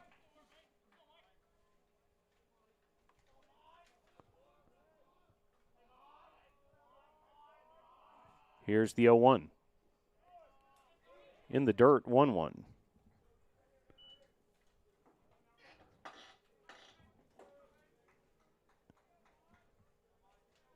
This will be Ethan Coleman's first appearance of 2023.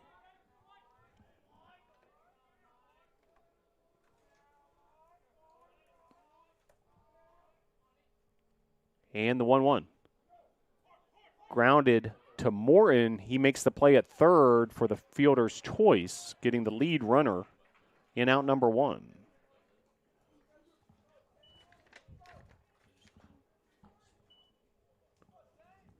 Now batting, first baseman number 31, Isaiah Hairston. I'll bring up Hairston, one of the 4 home run hitters for Guilford. Pitch here from Coleman. Ball 1.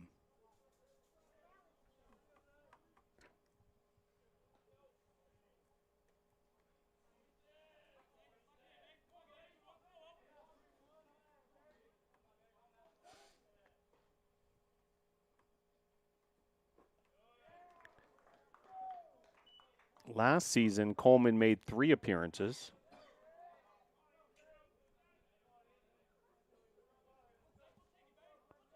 Saw action versus Averett, Case Western Reserve, and also at Piedmont.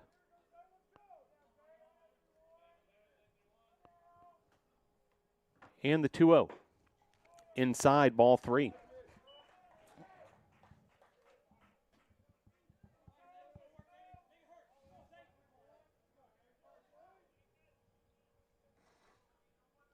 Game 1 of a doubleheader, both games scheduled for 7 innings. Here's the 3-0. Across the plate, 3-1.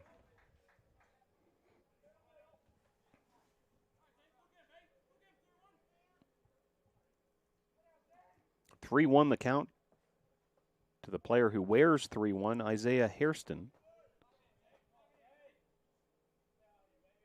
And the pitch. Ball 4, so Hairston draws a walk. That'll bring up Smith. Now batting, third baseman number 5, Ryland Smith.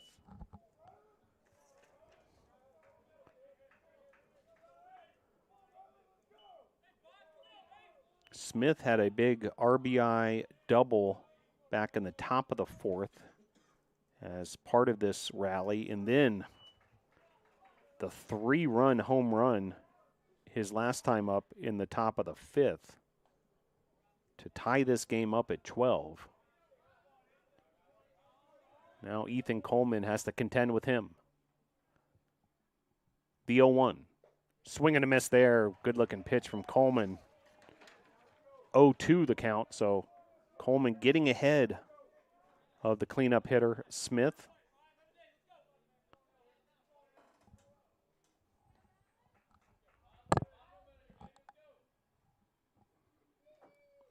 That pitch low outside, ball 1.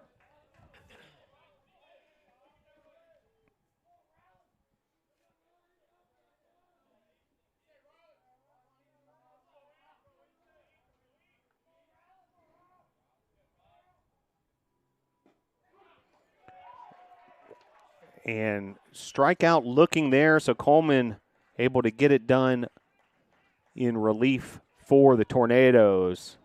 Well done there. We'll head to the bottom of the 6th. Your score, Guilford 14, Brevard 12.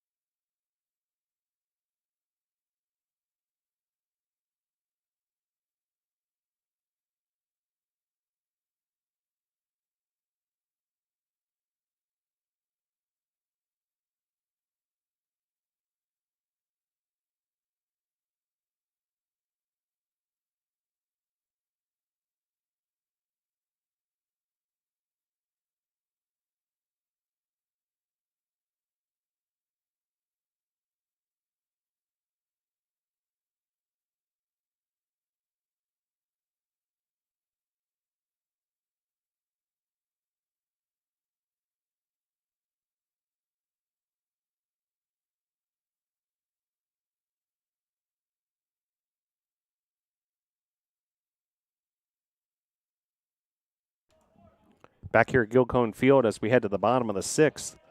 Guilford ahead 14-12. New pitcher for Guilford is Chase Wade. And coming up here in the bottom of the 6th, Luke Morton, Logan Clark, and Cale Ayler for the NATOs. 1-1 the count to Morton. Do have to salute the effort by Reese Baker. 3 innings pitched, 2 hits, 1 run. It was a home run to Cale Ayler. 1 strikeout, no walks, and maybe lost in the storytelling here as there were so many runs scored by Guilford in this comeback was the performance by Baker to hold the Tornado bats in check during that comeback. What was once an 11-1 lead. Now a 14-12 Guilford advantage in this wild roller coaster of a college baseball game, game 1 of a doubleheader here at Guilford Field. The pitch to Morton. Count goes to 3-2. Some groans and moans from the crowd here at Guilford Field. A lot of people thought that should have been ball 4. And the pitch. Grounded up middle, and that'll be a base hit for Luke Morton. So table setter aboard for the Tornadoes. And that'll bring up Logan Clark. Now batting for your Tornadoes, center fielder number 15, Logan Clark. So Logan Clark steps to the plate. So well done there, Luke Morton getting aboard. And that'll bring up Clark. First pitch called strike.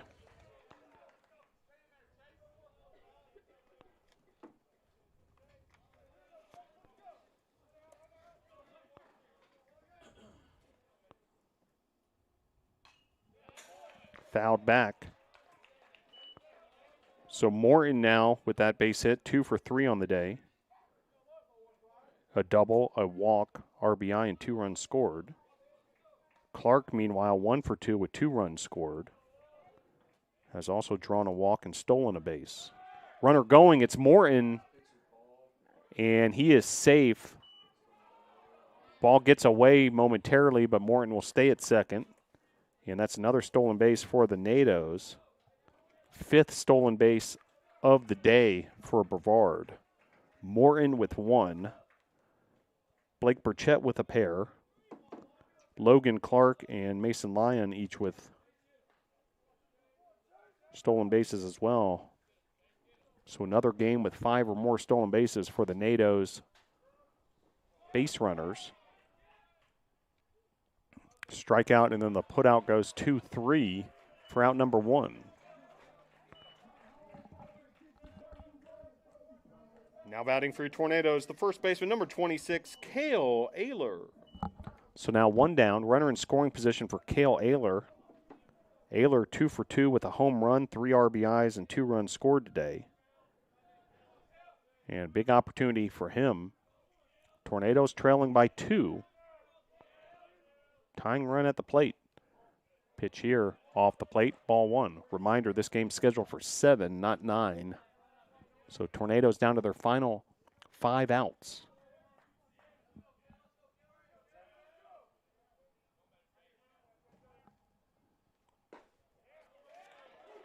Chase Wade delivering the strike there. He is the 4th pitcher of the day for Guilford. We saw Dodson, McGuire, Baker, and now Wade. The pitch to Ayler. Driven down the first base line, and Guilford's able to make the play there defensively. Runner advances to third in the process. 2 outs.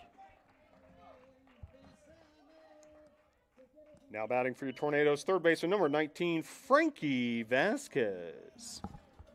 So opportunity here for Frankie Vasquez. Runner at third, that's Morton.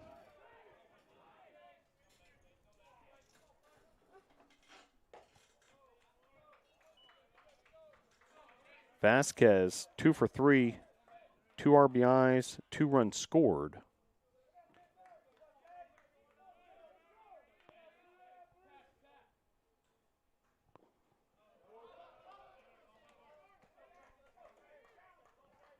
Now a 2-0 count.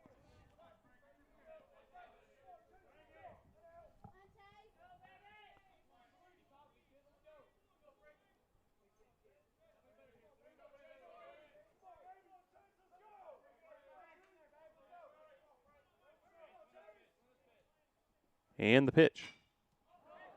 Lifted to right field. And that'll be out number 3.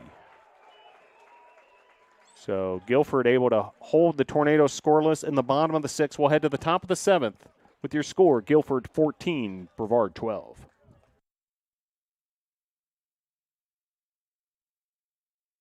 Graduate of the Wilderness Leadership and Experiential Education program is equipped with the core skills to be successful in any field. So what can students do after they graduate? Anything they want. I think that Brevard College's Wilderness Leadership and Experiential Education program is better than other programs because of the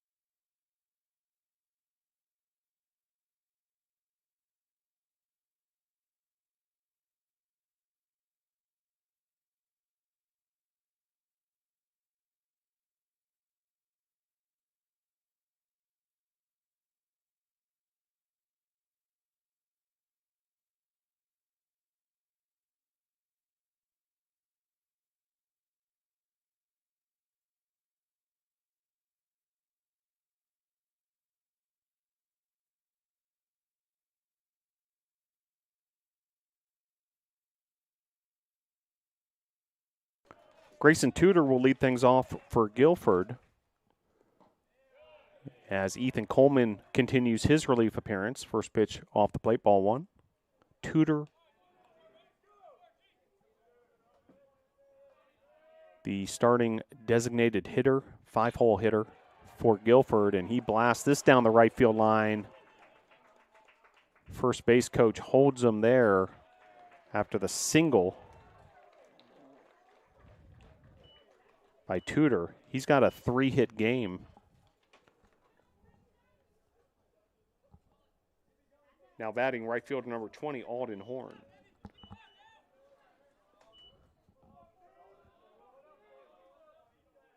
That'll bring up Horn.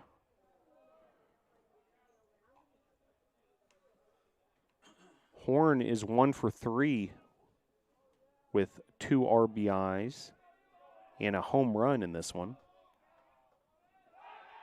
Pickoff throw to first. Hustling back is Tudor.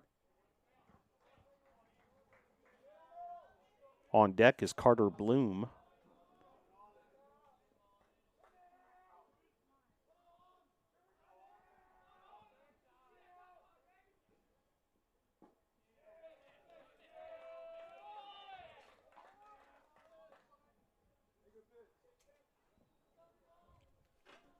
Check that. I said Tudor had a 3-hit game. He's actually 2 for 3 with 2 walks. Here's the 1-0. Grounded through the right side of the infield. Runner being sent to third. And first and third after back-to-back singles to open this top of the 7th for Guilford, who lead 14-12, and that'll bring up Carter Bloom.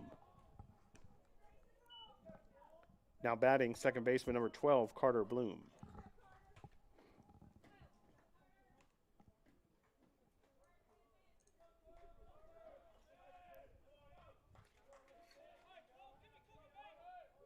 "14 runs on 16 hits No errors for Guilford. Brevard, 12 runs, 11 hits, and 1 error. And it'll be an error on the pitcher, Ethan Coleman. It looked like it was a sacrifice bunt attempt, and he does get credit for the sacrifice bunt as well, but an error in the process. Second on the day for the Tornadoes. Now batting number 25, the catcher, Colin Smith. So Colin Smith will come to the plate. Now bases loaded, no outs.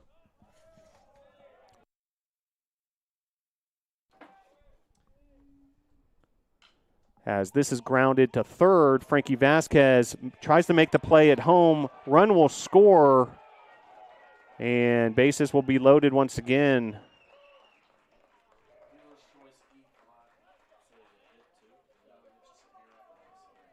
So error charged on Vasquez there, and the inning continues here.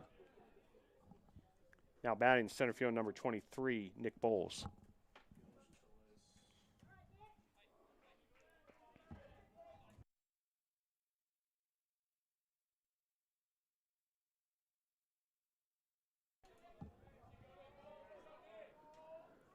(15-12) now the score. And the bases loaded, no outs, so still plenty of work to be done here for the Tornado defense to give their offense a chance in the bottom of the 7th. Nick Bowles at the plate. And the pitch. Inside. Ball 1. 1-1 the count. Nick Bowles, 3 for 4. A home run, 2 runs scored, and an RBI.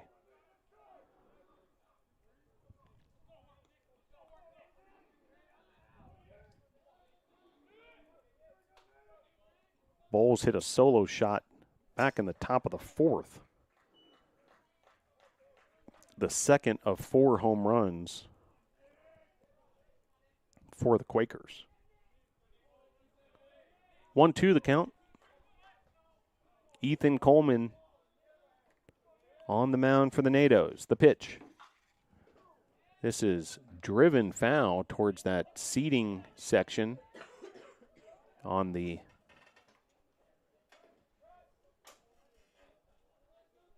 hill in left center field. That area back there, by the way, is the home to the Brevard College Tornado mountain bike team's training area. As swing and a miss there, Coleman able to get the strikeout swinging and retire Bowles. That'll bring up Vestal. Now batting left field number 2, Bryce Vestal.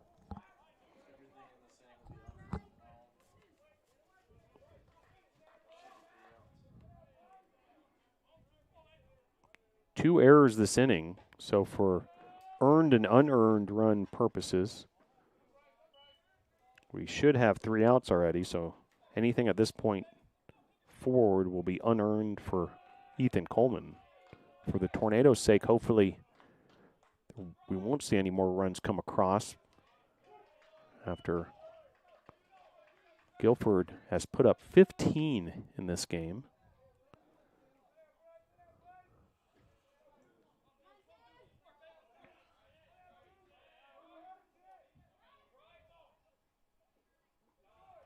A wild one here at Gilcone Field.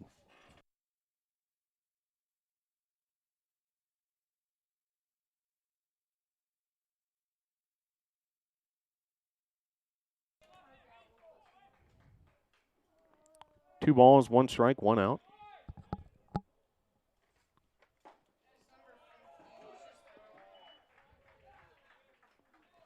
Number 50, Andy Farringer, up once again in the Tornado bullpen.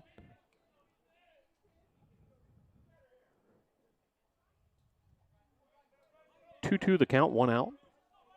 Bases loaded. That's inside. Nearly hit Vestal.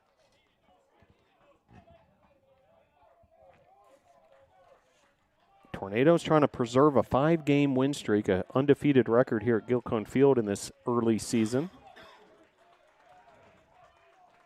full count here with 1 out and the bases loaded. The pitch from Coleman. Comebacker to Coleman. And it's called foul. And that had double play written all over it. Had that ball stayed fair, Coleman was ready to flip that to Robinson, who could have easily made the play to Ayler for a double play with the bases loaded, but foul ball, so the at-bat will continue. Well, game 2 of this doubleheader will have Brady Penn on play-by-play and Eli Carr color commentating. Looking forward to hearing their work. But meanwhile, we've had a wild one here in game number 1. The pitch from Coleman. High, ball 4, and that'll walk home a run. Now 16-12.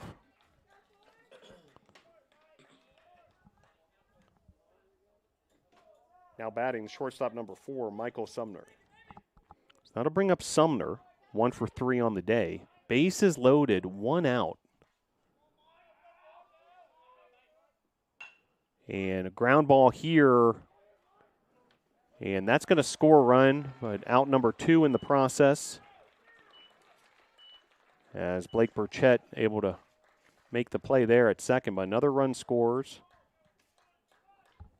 Now batting first base, number 31, Isaiah Hairston. That'll bring up Hairston. Runners second and third, 2 outs. Top of inning number 7. This game's scheduled for 7 innings. Pitch there, high, ball 1. 17-12 now the score, so a 5-run deficit. Just to give you perspective, the Tornadoes led 11-1 in this game.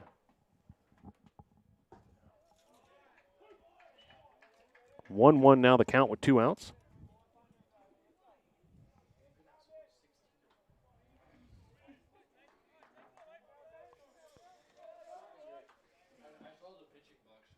And the pitch. Grounded here. Cale Ayler will make out number 3. So last chance for the Tornadoes coming up. Bottom of the 7th. Your score, Guilford 17, Brevard 12.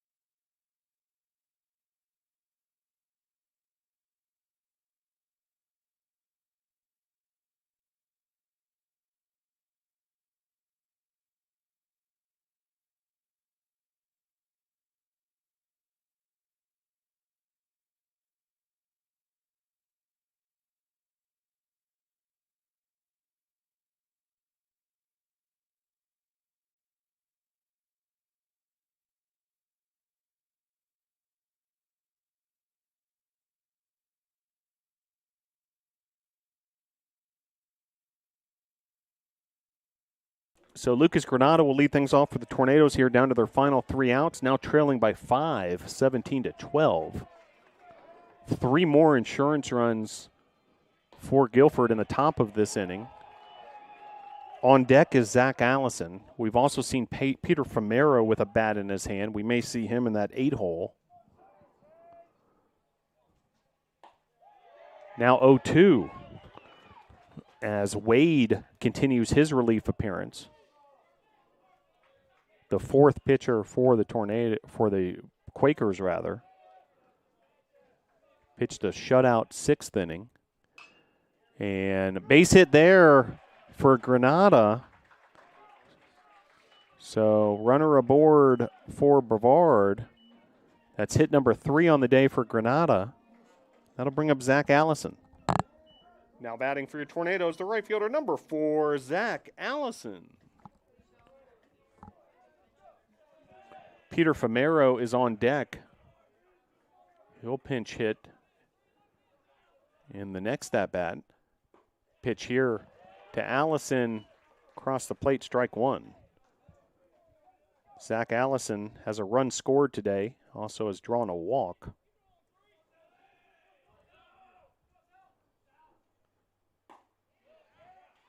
Pitch there, called strike 2, to the disdain of some of the Tornado fans.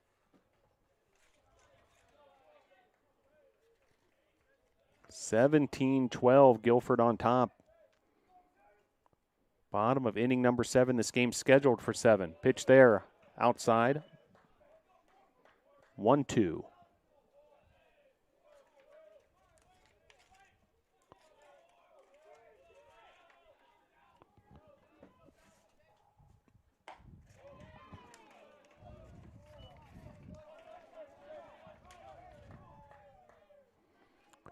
Two now the count. To Zach Allison, senior from Hendersonville. The pitch. Missing there. Full count.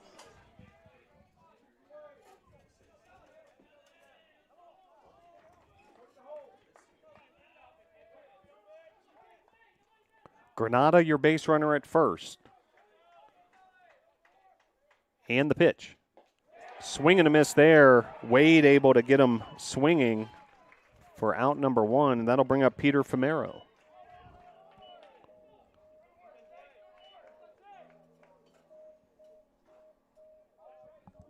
Now batting for your Tornadoes, number 12, Peter Famero.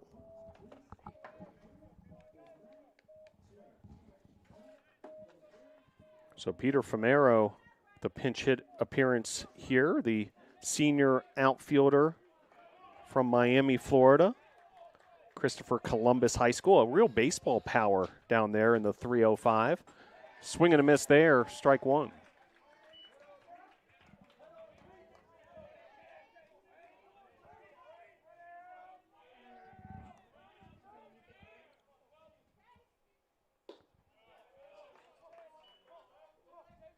(1-1) now the count to Famero.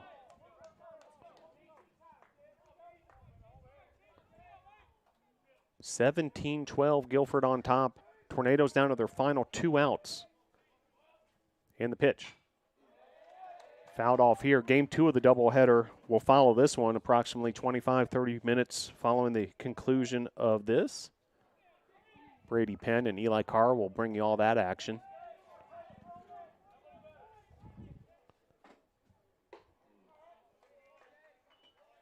(2-2) the count.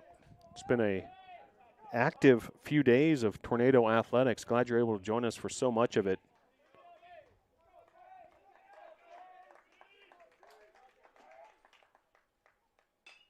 As this is popped up, and in foul territory, able to make the play there is Hairston, the first baseman for the Quakers.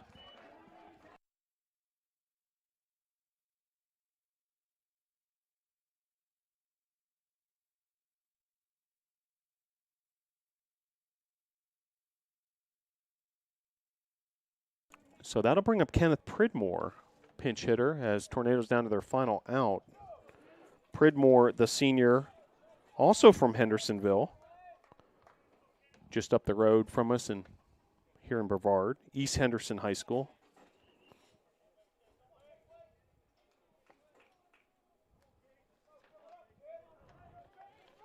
And Wade is 1 out away from putting this one away for the Quakers. First pitch, a strike. Dodson started this game for Guilford. Then we saw McGuire, Baker, and now Wade. Pitch there, high, ball 1. Runner at first. That's Granada. He singled to start this inning. Tornadoes down by 5, down to their final out. Pitch here. Fouled back towards our broadcast location, 1-2.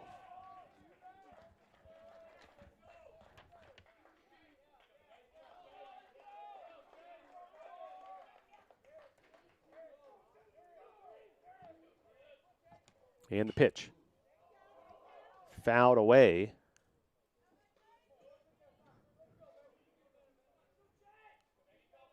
One, two, the count. 2 outs, runner at first. Wade versus Pridmore. And the pitch. Swing and a miss there. And making the put out 2-3. That'll do it. Guilford with the 17-12 victory. Your final score in game 1 of the doubleheader: Guilford 17, Brevard 12. Guilford 17 runs, 16 hits, no errors. Brevard 12 runs, 12 hits, 3 errors. Stick around, game number 2 of the doubleheader coming up next. So that'll do it for game 1 of this doubleheader. Guilford with a 17-12 victory. This was a wild one. The Tornadoes led 11-1, and then the Guilford Quakers came back with 2 runs in the third, 5 in the fourth, 4 in the fifth, 2 in the sixth, and 3 in the seventh to take the 17-12 win. 17 runs, 16 hits, no errors for Guilford. 12 runs, 12 hits, 3 errors for Brevard. And just a wild one here at Gilcone Field that goes in favor of the Quakers.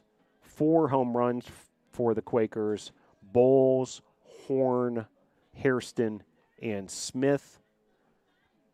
Good relief pitching as well for Guilford. Baker and Wade pitched the final 5 innings, allowing just 1 run and 4 hits. For the Tornadoes, a home run from Cale Ayler provided a lot of excitement. And big 3-for-4 day for Lucas Granada with 3 RBIs and a run scored. Morton went 1-for-3 with 2 runs scored and a double. Ayler, we mentioned his home run, 2-for-3 with 3 RBIs and 2 runs scored to go along with the homer. Blake Burchett went 2-for-4 with 2 RBIs and a run scored. Frankie Vasquez, 2-for-4, 2 runs scored. Logan Clark, 1-for-3 with 2 runs scored. Also, Zach Allison and Lyon with a run scored as well. Tornadoes had 5 stolen bases. 2 of them came from Blake Burchett, Clark, and Lyon with a stolen base, as well as Luke Morton. Cameron Cook was the starting pitcher for the Tornadoes. We saw Cesar Rodriguez and Ethan Coleman in relief as well. But very impressive comeback win by the Guilford Quakers. These two teams will meet up again in just about 25 minutes or so. Brady Penn and Eli Carr will bring you all the action from here at Gilcone Field, game number 2 of this doubleheader. 5-game win streak snapped, and the Tornadoes with their first defeat here at Gilcone Field on this 2023 season.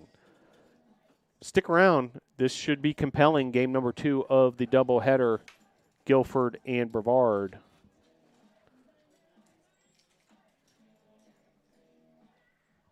Appreciate all those who helped us behind the scenes. Game 1 of the doubleheader: Bree Queen, Hayden Domingo, Roya Tomasabi, Joseph Marvin. And we'll hand it over to Brady Penn and Eli Carr for game 2 of the doubleheader. Stick with us. We'll bring you that action in a matter of moments.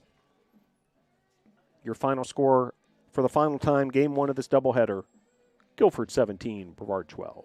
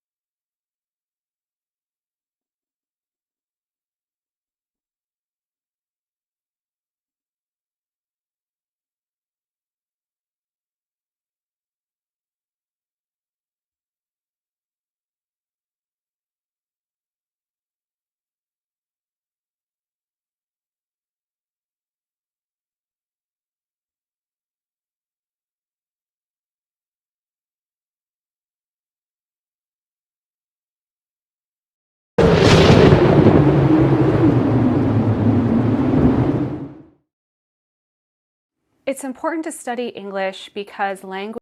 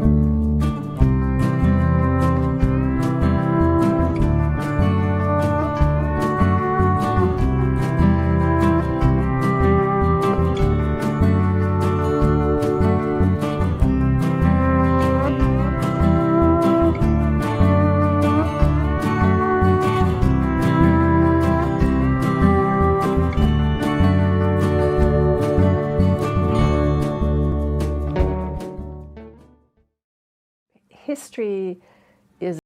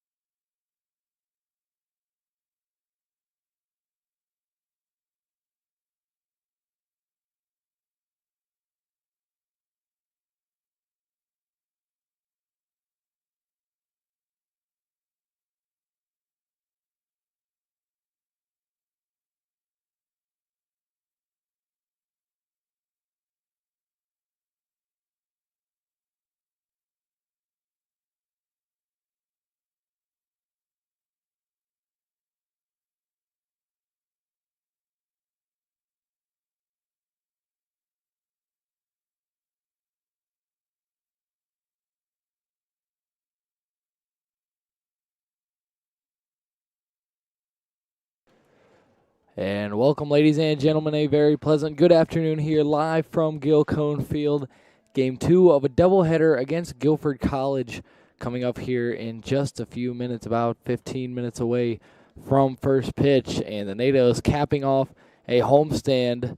Game 7 of the homestand, played 2 against Toccoa Falls last weekend, played 3 earlier this weekend against Northern Vermont Linden University, and now doubleheader here on a Sunday to cap things off against Guilford. NATOs fell in Game 1, a game in which they held a large lead early on, were not able to hold on. Now trying to salvage Game 2 and split the doubleheader here against the Guilford College Quakers. NATOs will have Connor Crosby on the mound, the lefty looking to help the NATOs get the victory here in Game 2 and finish off a 7-game homestand with a 6-1 record. Brevard and Guilford coming up here. We'll have lineups in just a moment. Don't go anywhere, folks. Live here from Guilford Field, Tornado Baseball coming right up.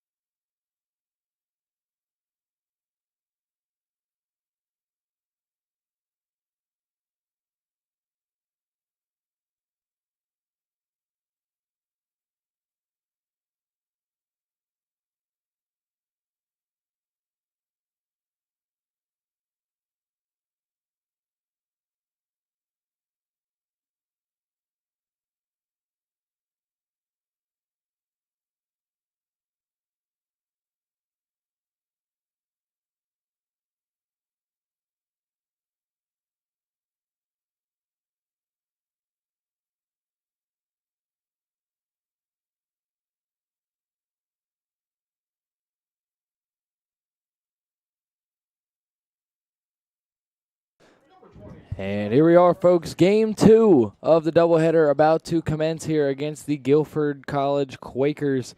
Quakers sitting at 4-3 after the victory earlier. NATO's falling to 6-4. Had a chance to improve to 7-3 through the 10 games now. Sitting at 2 games above 500 through 2 games. Here with my partner Eli Carr, ready to call this one. Eli, how's it going? Oh, man, I'm doing great. Excited to see the NATOs bounce back here. NATO's held an 11-1 lead in Game 1. We're not able to hold on to it. And we've got the lineups here for the Tornadoes. We'll look at how they line up defensively. The battery, Connor Crosby, the lefty on the mound, with Brett Burchett behind the plate. From left to right in the infield, Frankie Vasquez, Luke Morton, Blake Burchett, and Cale Ayler, the normal 4 on the infield. And then in the outfield, it'll be Granada, Logan Clark, and Zach Allison, the typical Tornado outfield as well here for Game 2 of this doubleheader as the NATOs try and salvage it. And for Guilford, first 3 hitters will be Bryce Vestal, Michael Sumner, and Isaiah Hairston, the senior out of High Point, North Carolina. First 3 hitters that Connor Crosby will face, and we will start it off with Vestal here. Vestal went 0 for 2 in Game 1, but scored 3 runs, walked 3 times. And Crosby's first delivery is in there for strike 1.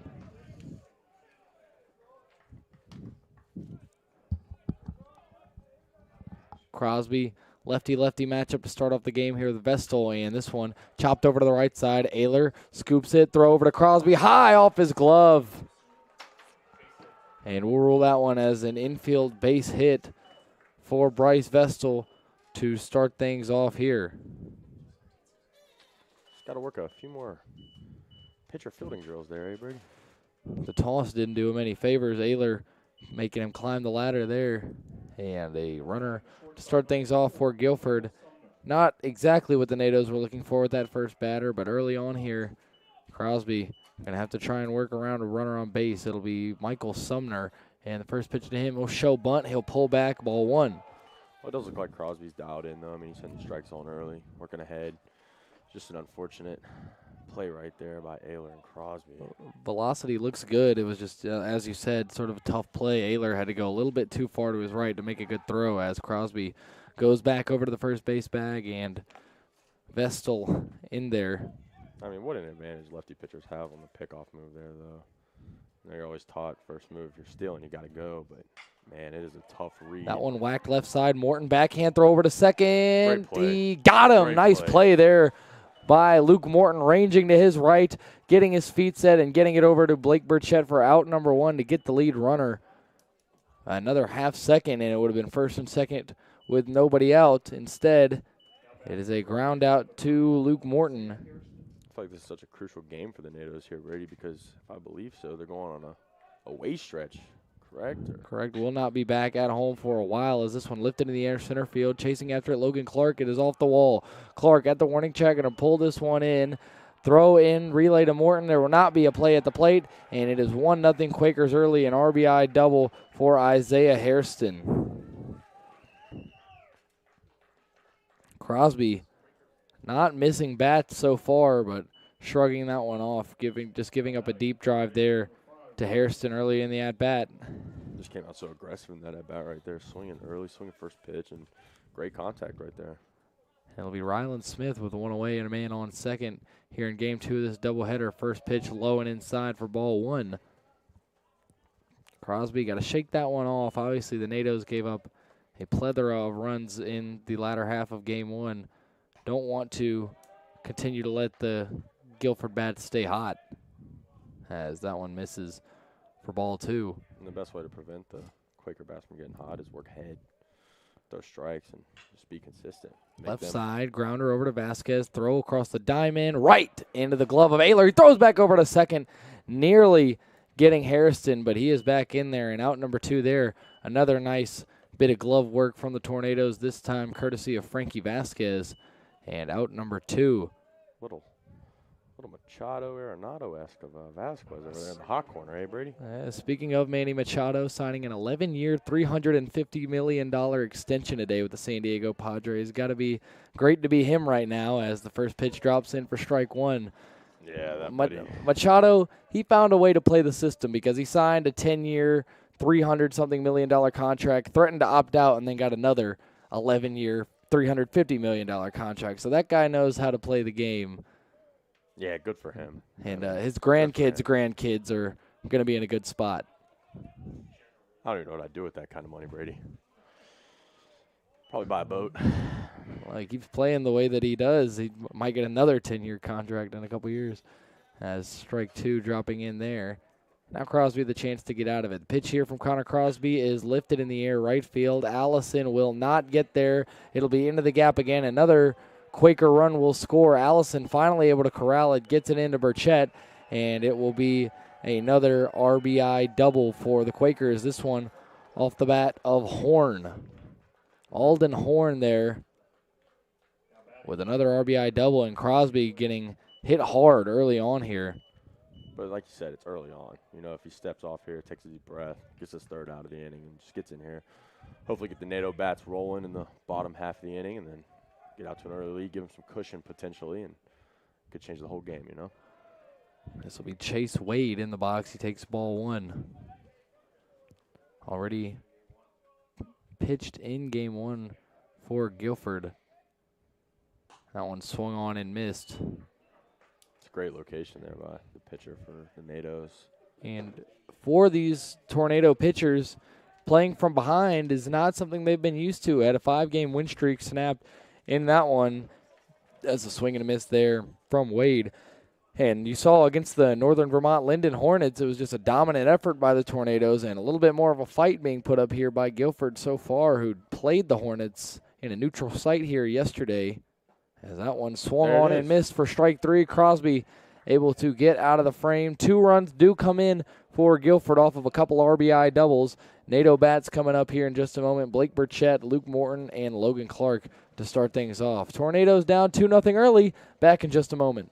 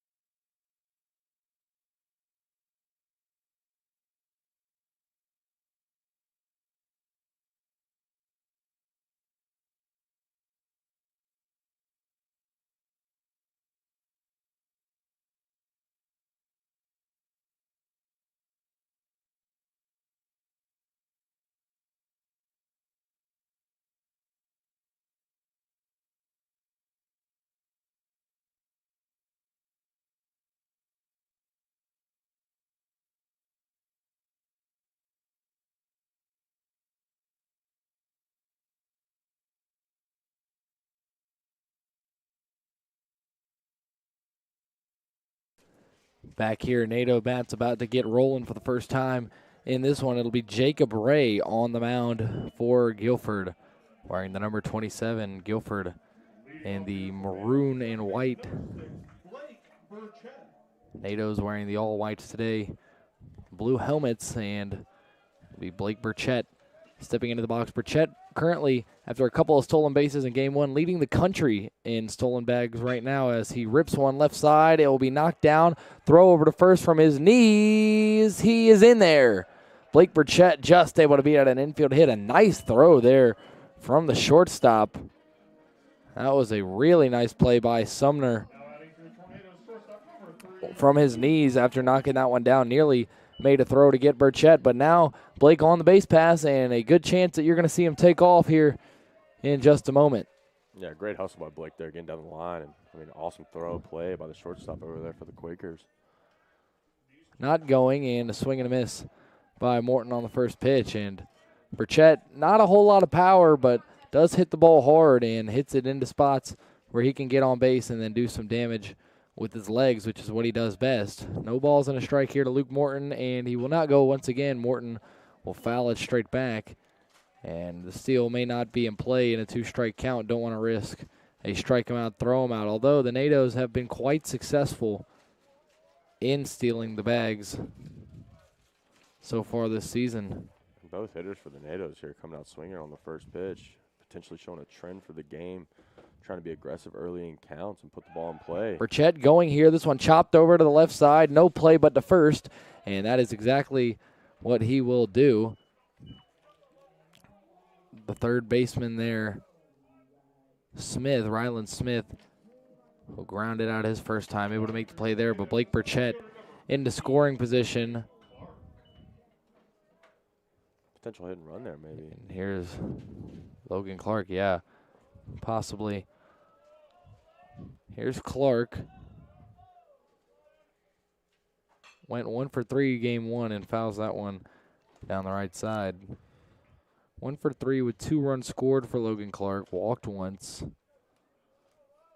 in the first game of this doubleheader. And that's 3 straight hitters now swinging at the first pitch. Potentially Coach Victor down there giving the guys a pep talk saying, let's be a little more aggressive early in the counts, try and get runners on and play NATO baseball the way we like to play. Here goes Blake. Throw down to third, and it is a great one, and he got him. Blake Burchett rarely gets thrown out, and that was a great throw there by Garton to get Burchett. He thought he made it.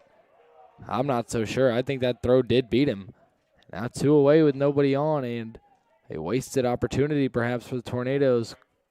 Yeah, I don't think Burchett liked that one a lot. This one chopped left side again. Bare hand pickup throw over to first. Can't make the scoop. It's by the first baseman. Clark digging for second, and he will get in there and essentially will replace Blake Burchett. That's great hustle by Clark right there. I mean, that is heads-up baseball. Heads up. As soon as he saw the ball go off the glove, he took off towards second. But what a play by the third baseman. And it'll be an E5. Yeah, he got a little ambitious. Picked that up with the bare hand and just let it rip. Just a little too low. And I'll bring up Cale Ayler, who had another monster home run over the center field fence in game 1. Another one of those right there could do a lot of good for the Tornadoes, but not something you always bank on, especially at this level, the home run ball. Yeah, the first pitch taken high and out.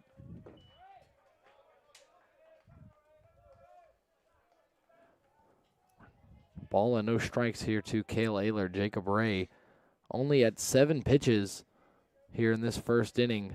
See if Ayler tries to make him work. This one is ripped into right field, but right to the right fielder there. Horn right under that one where it was hit. It was smoked by Ayler, but no cigar there for the Tornadoes. 2-0 Guilford. We've completed 1 inning.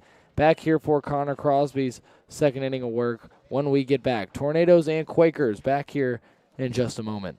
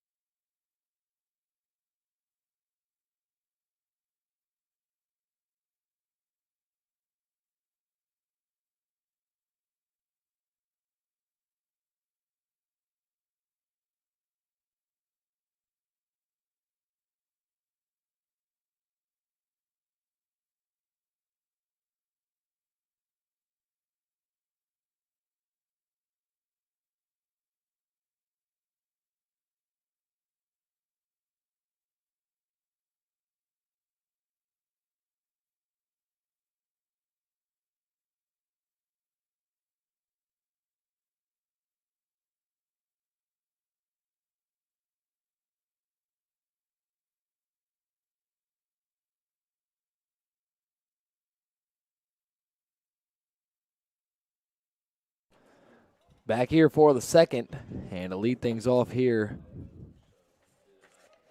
it will be Bloom, Carter Bloom. Bloom, the second baseman for the Quakers, and Connor Crosby looking for an easier inning than he did in the first, and he might get it to start it off here. Popped up right side, Ayler under it, and he will make the catch. One pitch, one out here in the second, and maybe exactly what Connor Crosby needed to kind of settle down after getting hit hard in that first inning. Seems like that might be the trend for the day, Brady. Just first pitch swings. First pitch swing and be aggressive, man. Could result in a fun baseball game today here in Brevard. Only 8 pitches in that first inning for Guilford. There were 16 for Crosby. Had to work through some trouble, and the first pitch here is taken. So go figure, right as we're talking about first pitch swings, we don't get one there. The wind picking up here at Gilcone Field. You can feel it up here in the booth as the breaking ball drops in nicely there for strike 2, and Crosby looks like he's working with a little bit more confidence here to start the second inning. The 0-2 pitch comes in, and swing and a miss. He got him.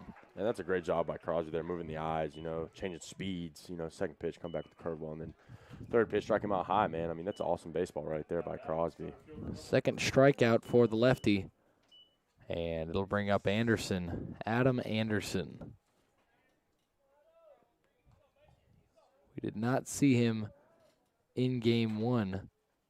First pitch to him is on the outside corner, and Crosby maybe picking it up a little bit here in this second inning. Kind of reminded me of Bowers the other day, how fast he's moving up there on the mound. He is moving with a lot of tempo, and that one swung on and missed. He's cooking with his off speed, it seems, too. He's trying to find that feel, and it seems this inning he's definitely getting more comfortable with it, finding it on the outside. The 0-2 is high and tight. A little upstairs, ball 1. Seemed like a little reverse pitching there. Curveball start him out, then come back 2 fastballs, potentially off speed here. And the pitch. Swung back foul.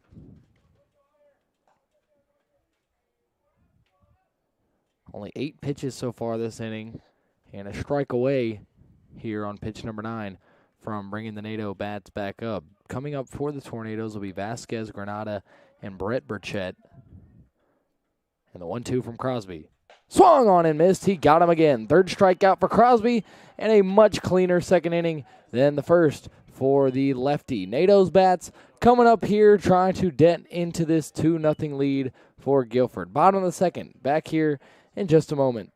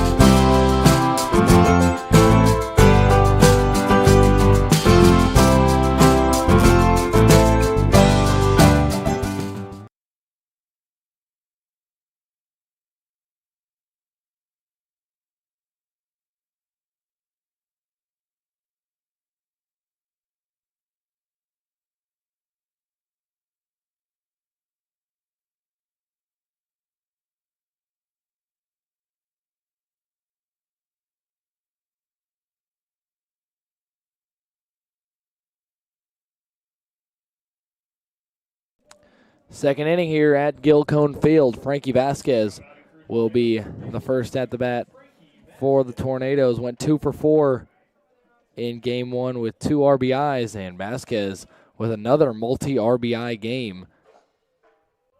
As he takes the first pitch for strike 1. Looked a little bit inside. Yeah, that's definitely not what you're looking for on your first strike there, first pitch of that bat. Not a bad take at all. Instead, punished with a strike. And the 0-1, Frankie shows bunt, goes after it, and does not get it so quickly in an 0-2 hole there.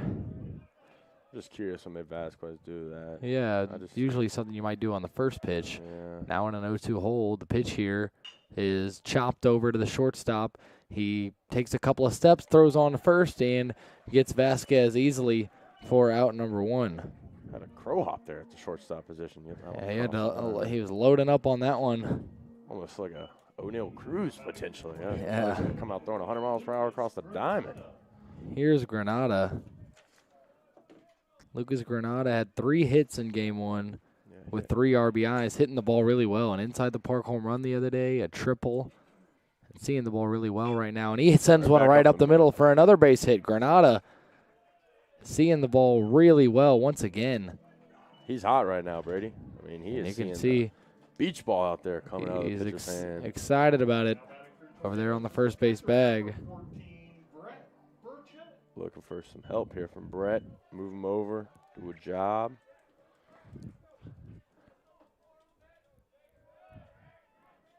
There's Brett Burchett. We saw Blake Burchett already at the plate. First chance here for number 14. That one is in the dirt for ball 1. Takes a look over at first. Granada not going anywhere.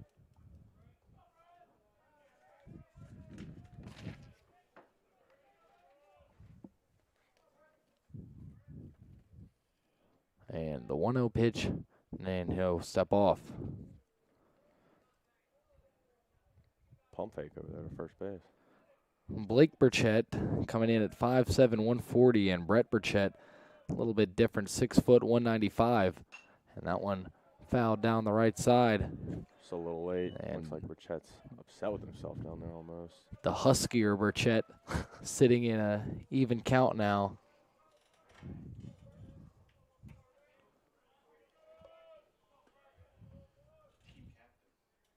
Captain of the Tornado baseball team here at the plate, the catcher, looking to move a runner over. And this one fouled nearly the exact same spot, sitting in a 1-2 count.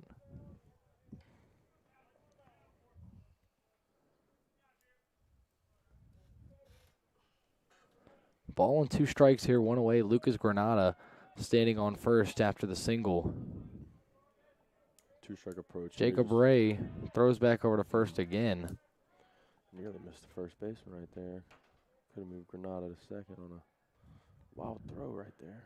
Not the best throw, but able to haul it in. And now taking a look at Burchett once again. A ball and 2 strikes. And the pitch is nearly hits him. It gets by the catcher. Granada to second, rounds, and will stay there. Looked like it was about to hit Brett Burchett. Looked like he got away from the pitcher there, man. Just a little off speed. Maybe slipped out at the top of the delivery. A wild pitch. Now would be a great time for some fundamental NATO baseball with 2 strikes. Put it backside, potentially get Granada to third with. There's a big hole on that right side right now. Should shift over a little bit, and he will. And now the pitch. He falls down on the delivery and throws it in the dirt to load the count full. Back-to-back pitches there where it just looked difficult almost coming off the mound for the pitcher. He saw an error there in the footing or something as Jacob Ray falling off the mound. He wants a new ball now. Probably just giving himself a second to breathe. Potentially coach looked at him and said just take a deep breath. Catcher might have slowed the game down a little for him as well. Runner in scoring position for the Tornadoes with 1 out. Chance to get on the board. Down 2-0 early here in the bottom of the second. And the pitch. Nearly hits him again, and Brett Burchett will take his base first and second for the Tornadoes. It's a great job by Burchett there, just working the count, staying patient, not chasing. Coming, the biggest thing there. Coming back from a 1-2 hole there, working his way back to get a walk. That's that NATO baseball we like to see, Brady. It has them with first and second with 1 away for the designated hitter, Riley Hochran. Hochran out of Powdersville, South Carolina, the junior. First pitch to him is swung on, chopped, right side, and foul. Hochran, a junior, transferred over from Lander. wearing the number 99. Big Aaron Judge guy. Massive Aaron Judge guy. Maybe Spencer Strider. Potentially. And the pitch. Swung down the right side once again. And maybe Hochran did a little bit late on these first 2 pitches. Yeah, it's just important to get your hands to the zone when you're seeing a lot of fastballs from a pitcher. And if I'm a pitcher here, you know, I'm probably going back to another fastball, potentially trying to blow it by him because I am seeing his hands are late to the zone. So we'll see what the pitcher for the Quakers does here. No balls, 2 strikes here to Hochran. The pitch taken low and away for ball 1. And Ray, not quite, kind of a tale of two innings for both pitchers. Crosby, a rough first inning, and then cruised through the second, and easy first inning for Jacob Ray. Had a little bit of contact, but it got out of it with minimal pitches, and now having to work a bit harder here in the second. The pitch swung on and missed, and he gets a big out number 2 on the strikeout of Hochran, and it'll be up to Zach Allison to try and keep the line moving here. Now batting for the Tornadoes, the right fielder, number 4, Zach Allison. Allison now, the senior out of West Henderson, with a runner in scoring position. A base hit probably scores him. First pitch taken for strike 1. You can also see a different kind of theme here with the bottom half of the lineup stepping up. They're not as aggressive on the first pitch as the top half with Clark and Blake Burchett. Swung on and missed there, right on the hands. Not sure Allison should have gone after that. And now Ray, a strike away from getting out of the second unharmed. Granada on second, Brett Burchett on first, and we'll see if he wastes a pitch. The 0-2. Right down the middle, got him looking. Allison not happy, and the Tornadoes will strand 2 on base. A good opportunity there, not capitalized upon, and we will head to the third with the NATOs still trailing 2-0. Gilcone Field, game 2 of a doubleheader here against Guilford, and we'll be back.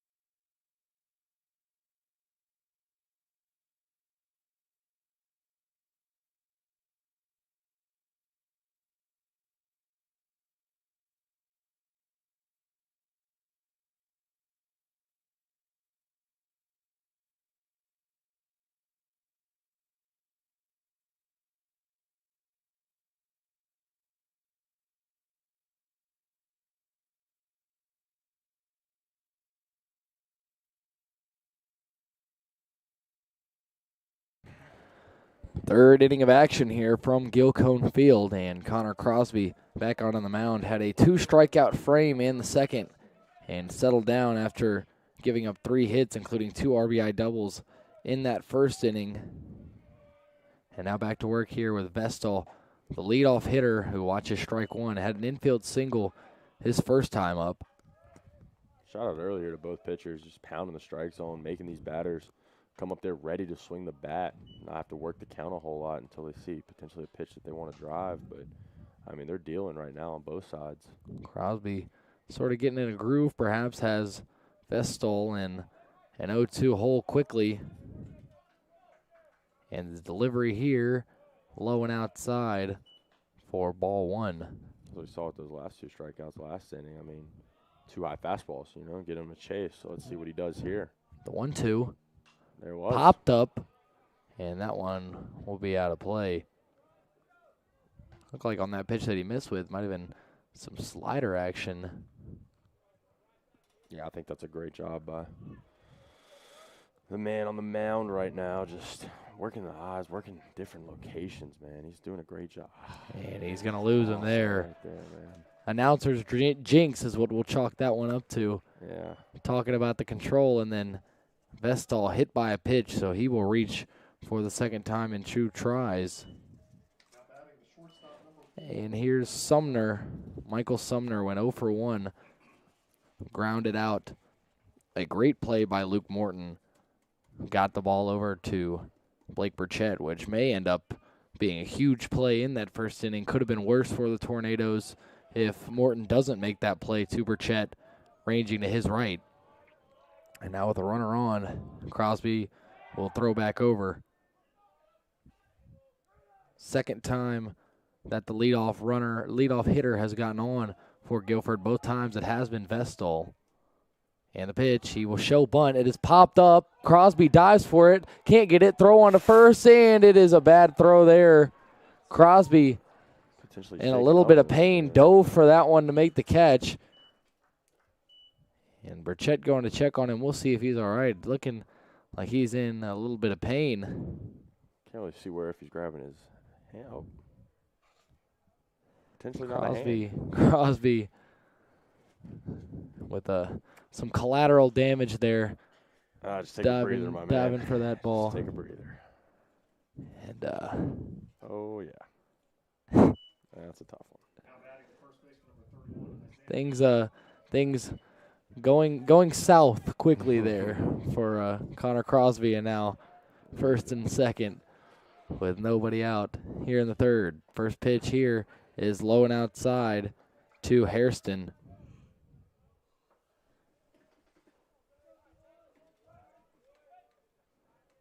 And the 1-0 in there for strike one. Working a little faster out of the stretch. Almost worrisome for a potential balk, maybe. There we go. 2 on, nobody out, the 1-1. Taken outside, 2-1. Burchett liked the spot of that pitch, it looked like, but could not get Hairston to go for it. Isaiah Hairston had the first of 2 RBI doubles in the first inning for Guilford. And the 2-1 is swung on and missed. Big hack there from Hairston, and he's upset about it. And the 2-2 pitch here from Crosby. Taken for strike 3. 4 strikeout for Crosby, and a big one there against one of the bigger bats in this lineup. And a good job not letting it get worse here with those first 3 hitters. And that right there, folks, is how you bounce back. That is how you do it right there. 4th K for Crosby, first of the looking variety. And pitch number 1 to Ryland Smith is in there for strike 1. Grounded out to Frankie Vasquez, his first time up.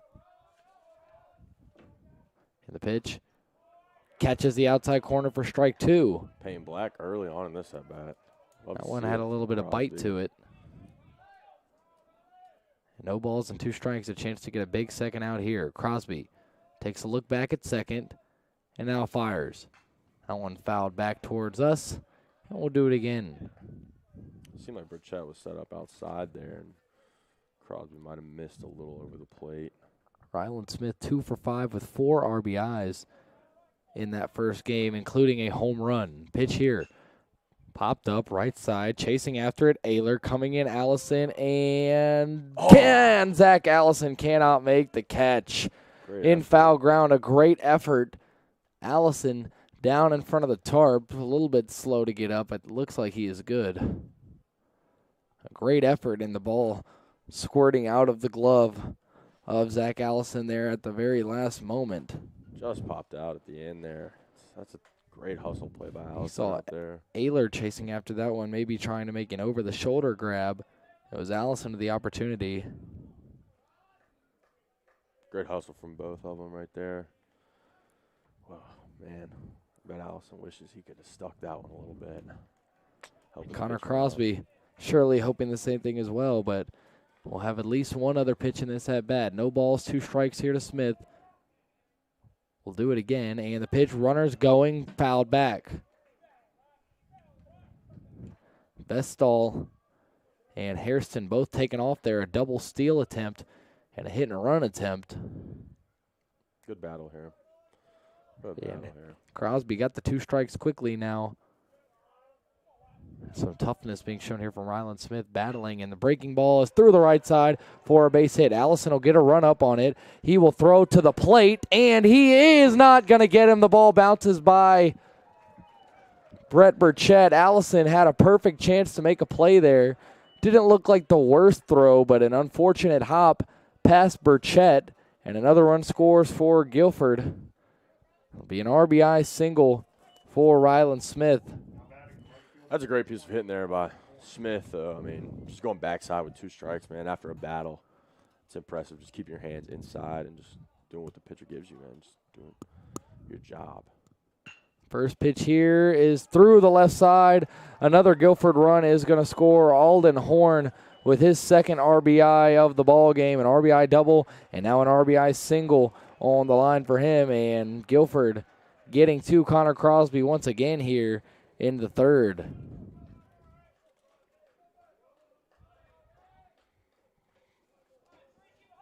Crosby had an easy time in that second inning, has caught a few unfortunate breaks here in the third, and now another pair of runs across for Guilford, up 4-0 here in the top of the third. Chase Wade at the plate, 0 for 1 with a strikeout, and that one lifted in the air, center field, going after it. Clark, he will make the catch. Logan Clark with a nice grab out in right center. Jumped for that one and made the grab deep there. Nice piece of contact there from Chase Wade. Good job tracking by Clark out there. Yeah. Especially with the wind. It looks like it's a little windy out there. Might have got caught up somewhere. Very looked a little confused for a second there. Tough read maybe. Hard hit out number 2 there. Now Crosby trying to get out of it without any further damage. Gets strike 1 in there to Carter Bloom. Bloom started off inning number 2. Popped out to Cale Ayler on the first pitch of that second inning, actually. That one outside, count even at 1 apiece. Yeah, it's very important for the NATOs to get out of this right here without any more runs scoring, because you don't want to really pull your starting pitcher in the third inning, you know? I mean, you kind of want him to give you 4 or 5 maybe, then go into the bullpen. Breaking ball misses, 2-1 now. I believe the NATOs went through 4 pitchers in the first game. Am I correct, Brady? Or? Believe that is correct. Trying to preserve possibly. I think it was 3. I think it was 3. Cameron Cook, Cesar Rodriguez, and Ethan Coleman, the 3 pitchers. 3 balls and a strike now, and that one off the bat. Unfortunate there. Would have been ball 4. Fortunate, though, for Connor Crosby. A little help from the baseball gods. Never hurt nobody. And the count full now. 3 balls and 2 strikes. With 2 away here in the top of the third. NATO's trailing it by 4 now. Guilford has doubled their lead. The payoff pitch is lifted in the air. Center field. Clark will have it in time. He will make the play. Out number 3. A couple more runs come across for the Quakers. Crosby gets roughed up a little bit. But we will head to the bottom of the third. NATO's trying to make some noise with the bats. It'll start with the top of the order. Blake Burchett, Luke Morton, and Logan Clark. Coming up here, NATO Baseball. We'll be right back.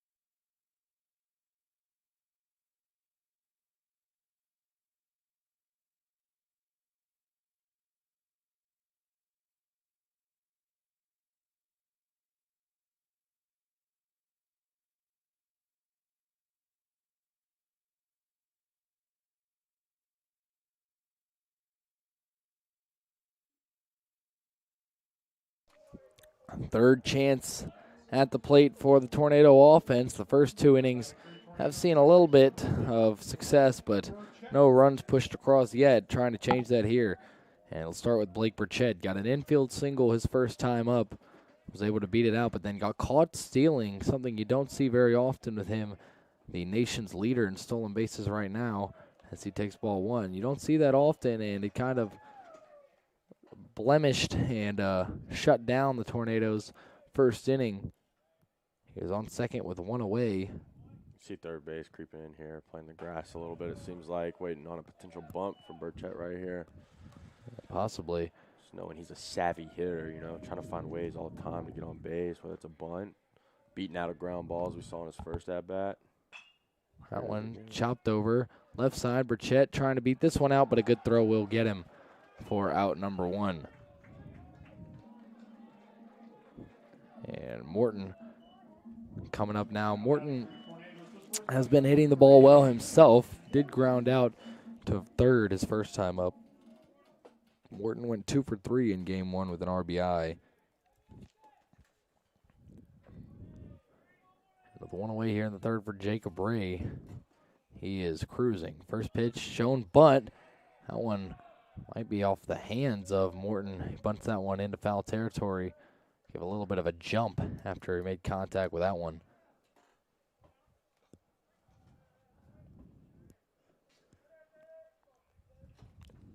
No balls and a strike. Ray delivers. Low and away for ball 1.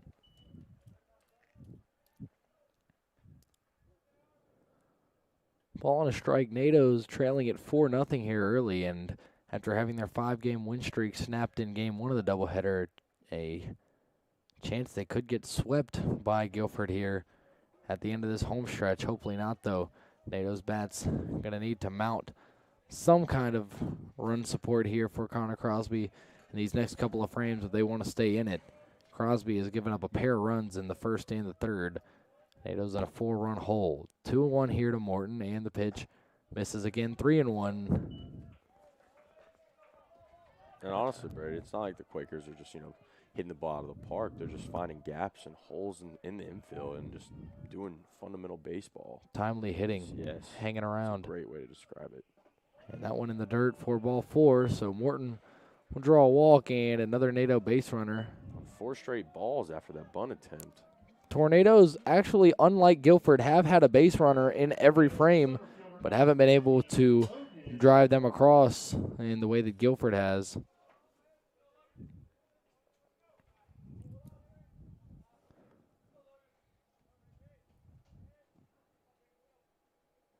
The first pitch here to Clark.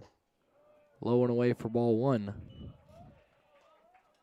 You got to think potentially a steal here from Morton over there on first base. Yeah, maybe. And now that's just part of the NATO MO. A visit coming here as Ray all of a sudden has missed the zone on the last few pitches. Walked Morton on 5 pitches and now in a 1-0 hole with Logan Clark, who reached on an E5 and then got to second. NATOs were not able to push him across.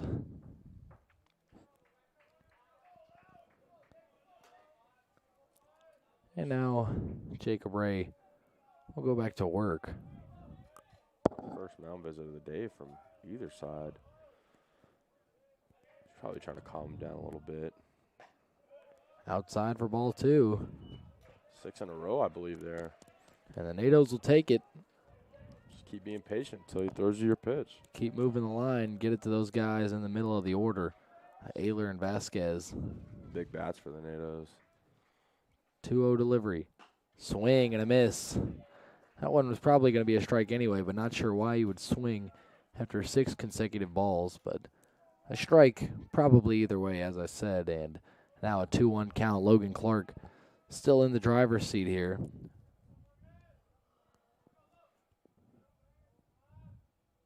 And the pitch. Lifted in the air, center field. Plenty of room to make the grab. And Morton will not go anywhere, so a fly out for Clark and trip number 2. And it'll come down to Cale Ayler, who ripped the ball into right field, but right at the right fielder. My guy, Kale, coming up here to bat with the Carhartt gloves, as we mentioned the other day. I mean, it's an all-around guy. Ayler with the second home run of the season in game one of the doubleheader. First pitch to him is lifted foul down the left side. Nobody will have a play on that one out of play.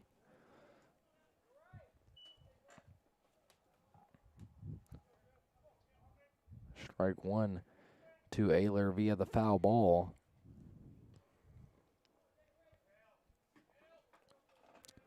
Would love to see another Ayler home run here. That'd be big for the NATOs, but as you said earlier, it's really hard to rely on the long ball. You take it when it happens, though, as Ayler sends one back and quickly in an 0-2 hole.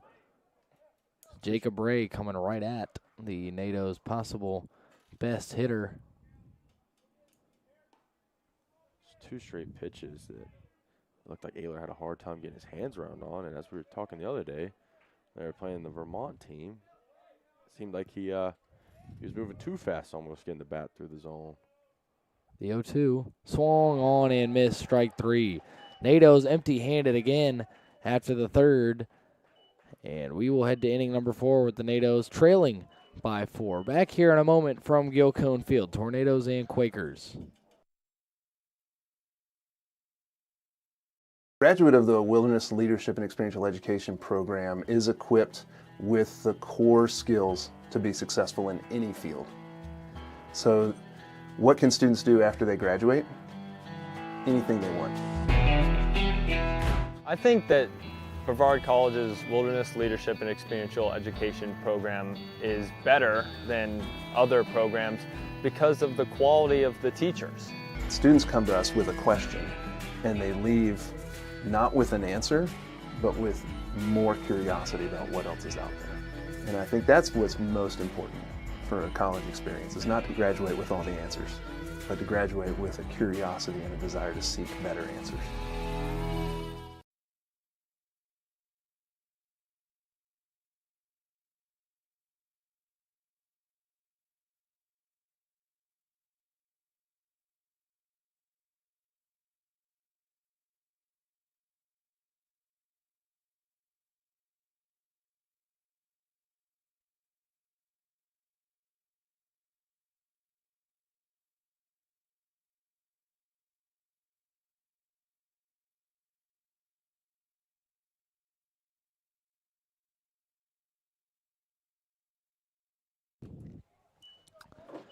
Here for the 4th, Connor Crosby. The trend continues that we saw the first 3 innings. Could be an easy inning for him. Went 2 runs in the first, a 1-2-3 second, and then 2 runs in the third. He'll start things off with Jacob Garton, who is 0 for 1. First pitch to him, drops in there for strike 1 with the breaking ball. I mean, that just looks so good ever since about that second inning, Brady. I mean, he's finally found control of it, and you see it there. I mean, just confidence in it, throwing a first pitch of the at-bat and of the inning, you know? Not what you go up there looking for after missing with the fastball to count at 1 apiece. And Crosby fires again, breaking ball. Ooh, didn't give him the call there. It looked good. And The only thing I can think of, may have missed a little high right there. maybe 2 balls and a strike. Another one here is hit over to the right side softly, picked up on a hop by Burchett. Throw over to first, gets him for out number 1. Good job by Burchett there, just playing the bounce off the grass, knowing that it's going to come. Potentially a little home field advantage for the second baseman there. Cool, calm, and collected there is Burchett. And it'll be Adam Anderson, the 9-hole hitter, before the lineup card flips back over to Vestal, who has reached both times. First pitch here from Connor Crosby. Shows bunt. Bunts it right over to Crosby. Throw over to first this time will be on the mark. And similar to that second inning, a quick 4th so far for Connor Crosby. Anderson now 0 for 2. There's the PFPs from my man Crosby on the mound there, just doing his job, getting over to Ayler. Working efficient here in the 4th. Being an athlete, coming off the mound and making a throw. First pitch here is ripped over to the right side. Burchett has it, throw on to first, and a quick fourth inning. Just as I called a moment ago, we've seen the trend. 2 runs in the first, 1, 2, 3 second, 2 runs in the third, 1, 2, 3 fourth. Tornado bats coming up. It will be Vasquez, Granada, and Brett Burchett. We'll be back with the NATOs trailing by 4-0, trying to get something going here in the bottom of the fourth.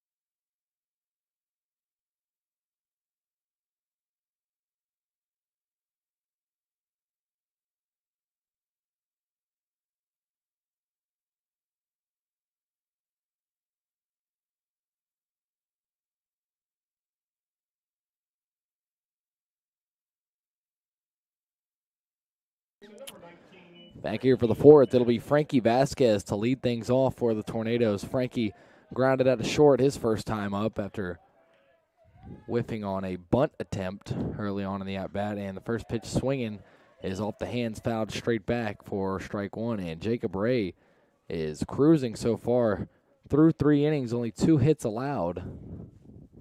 Was not helped by his defense either. Guilford does have an error committed, as the 0-1 coming in here from Ray nearly hits Vasquez. And you never want to say this, but the way that things have gone of the NATOs struggling to push runners across, there's been a few of those where the NATOs have nearly got hit, and you might just want to take it to the back and take your base. Ball on a strike. Pitch to Vasquez is lifted right side of the infield. Coming in and making the catch is Ray himself.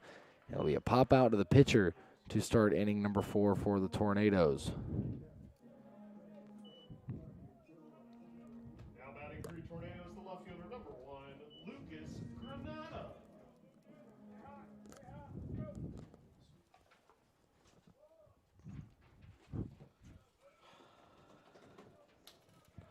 Nobody on here with one away for Granada, who is swinging a hot stick right now. 1 for 1 in this one of the single, and the first pitch is dropped in for a strike. You really need Granada to stay hot here and just get that first runner on in the inning. Don't want to be through 4 scoreless. And that one will hit Granada. They do exactly as I said maybe they should.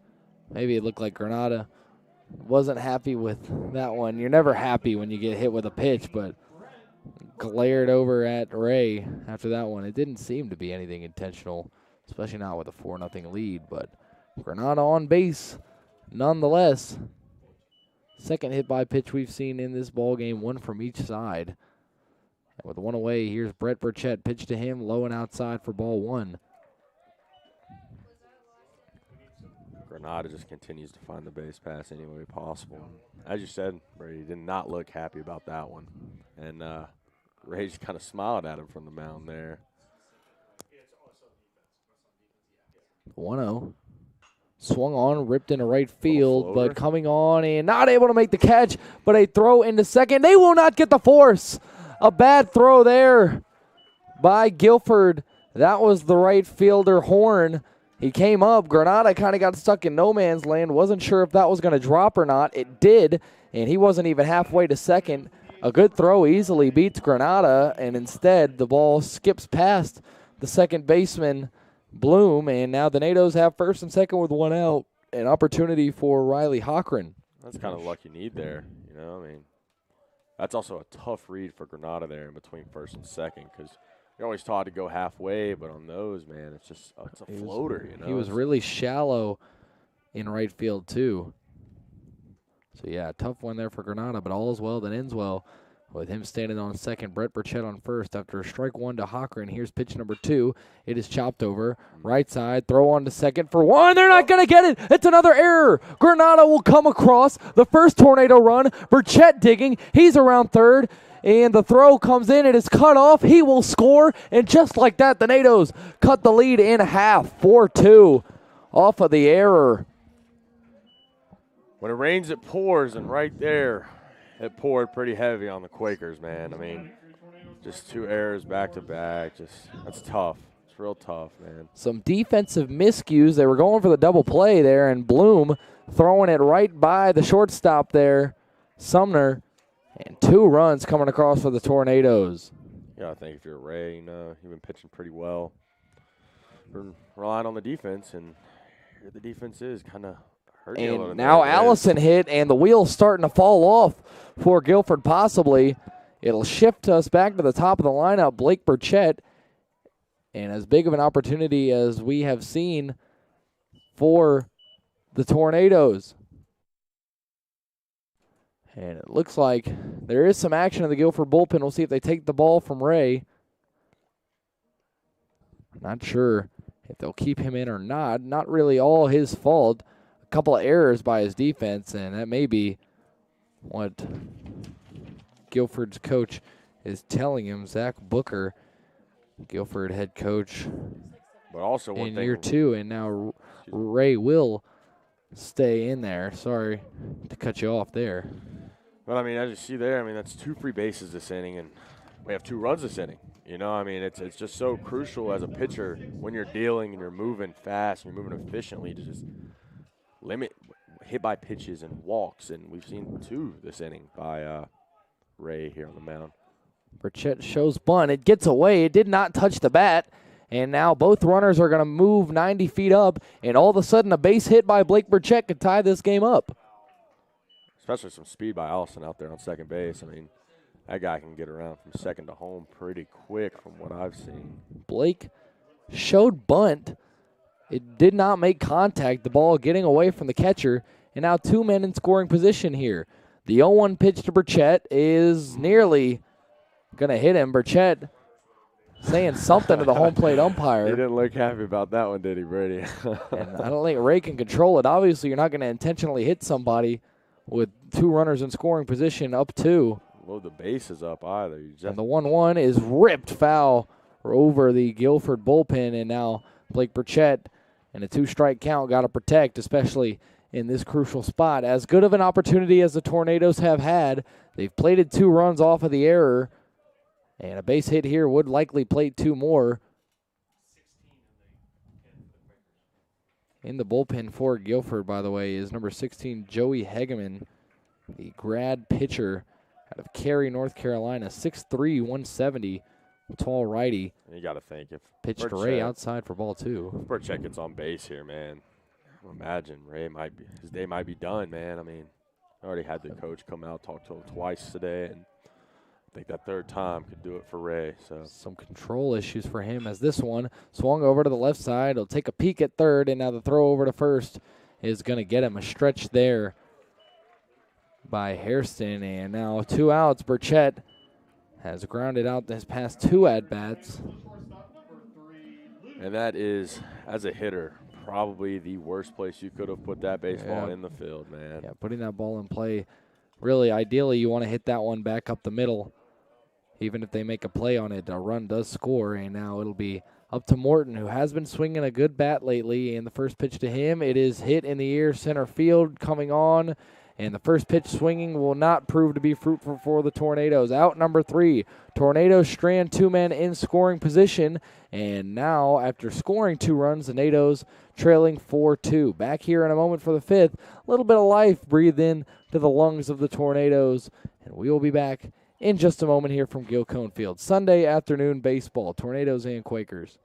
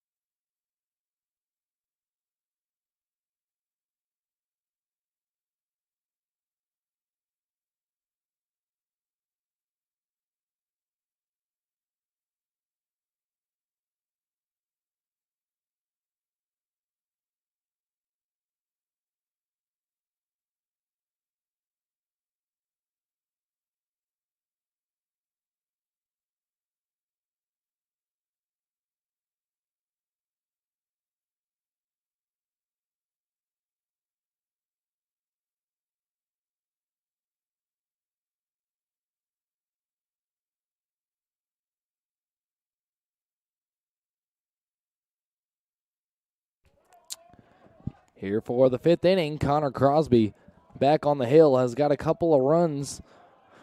Now in a tighter contest, NATO's trailing 4-2. First pitch by Crosby is outside for ball 1 here. We need another efficient inning here by Crosby to get back, because it seems the NATOs are picking up a little heat with the bats, so it'd be crucial to get almost a 1-2-3 inning here for Crosby. Great curveball there. Drops in for strike number 1. And the pitch taken high. 2 balls and a strike. Hopefully we break the pattern here with odd innings for Crosby. His evens, he's been pretty efficient, but the odds have hurt him a little bit today. That one hit over to the left side. Frankie Vasquez has it gloved, throws over to first, and gets out number 1. Good start.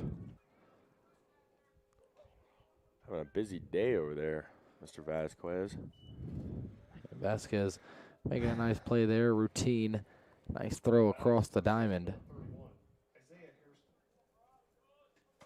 And here will be Isaiah Hairston, had an RBI double that got the scoring started for Guilford in the first inning. And the lefty pops this one left side. Vasquez chasing after this one and will run out of room. There's 3 NATOs run into the fence there. Yeah, him, Morton, and Granada all coming over to get that one, and all can do nothing but look as that one flying over towards the fans up on the hill. But it is strike 1 here for Hairston. Good effort there from left side of the field. Crosby with a pitch count in the 60s.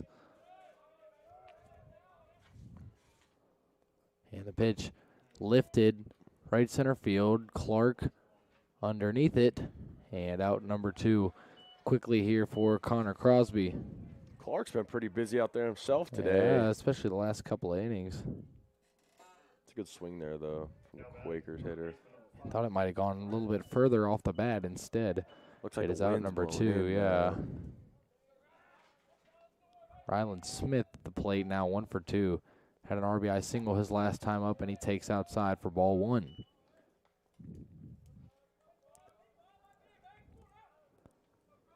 Ball and no strikes. And the pitch. Swung on and missed. Nice change of speed there for Crosby. Got him early. That's almost seemed to be his bread and butter today, is his off-speed. Yeah, the fastball maybe not quite as much. 1-1, fastball. Except missing high, yeah. He has got a few strikeouts on a high fastball. But other than that, I mean, he's been painting the black and then really throwing the hitters off with the off-speed stuff. There it is again. Right there, curveball. Got him out on his front foot, and the count even at 2 apiece. 2 balls, 2 strikes, and 2 away here in the top of the 5th. 7-inning ball game. NATO's down 4-2, and Crosby trying to bring the bats back up. The pitch got swung up the middle. Morton has it, throw on to first, and he gets him. Out number 3, and the Tornado defense does a nice job. Connor Crosby does a nice job as well. Another scoreless frame, and the Tornadoes coming up to the plate here, trailing by 2 in the bottom of the 5th. NATOs and Quakers, and we'll be right back.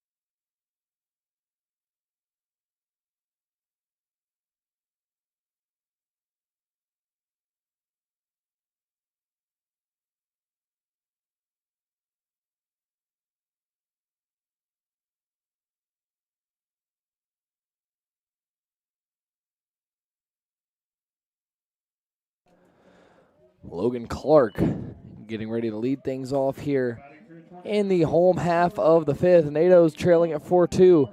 Inched a little bit closer there in the bottom of the 4th. And now Clark going to try and get us off to a good start here in inning number 5. Ray back out there. He delivers, and first pitch taken for strike one on the inside corner. Clark unsure about that one. As we were just talking, Brady, I mean, that seems to be Ray's bread and butter today, the inside half of the plate, just getting it on the hands of the NATO hitters today. And he does it again right there off the hands of Clark. Over to second, throw on to first. Will get him by a step. Bloom kind of had to wait on that one. It died when it hit the dirt, but out number 1, and Logan Clark 0 for 3 in this one. That was a good play by Bloom over there, just playing that awkward bounce, it almost seemed. I'm imagining weird spin as it hit the ground, but good job corralling that one, making the play at first. Here's Cale Ayler. Does not have a hit yet in this one. He takes low and away for ball 1.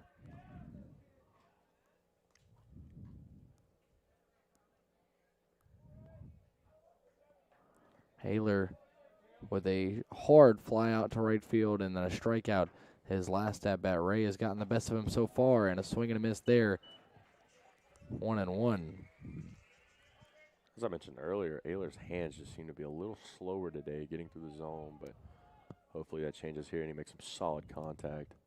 The 1-1. Swung and a miss again. Ray seeming to have Cale Ayler's number to this point.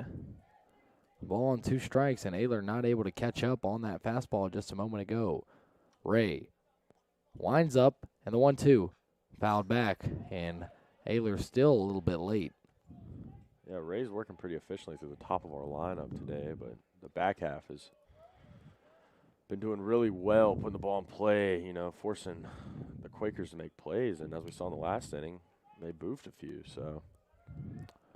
The 1-2 pitch here, lifted in the air, left field, but playable.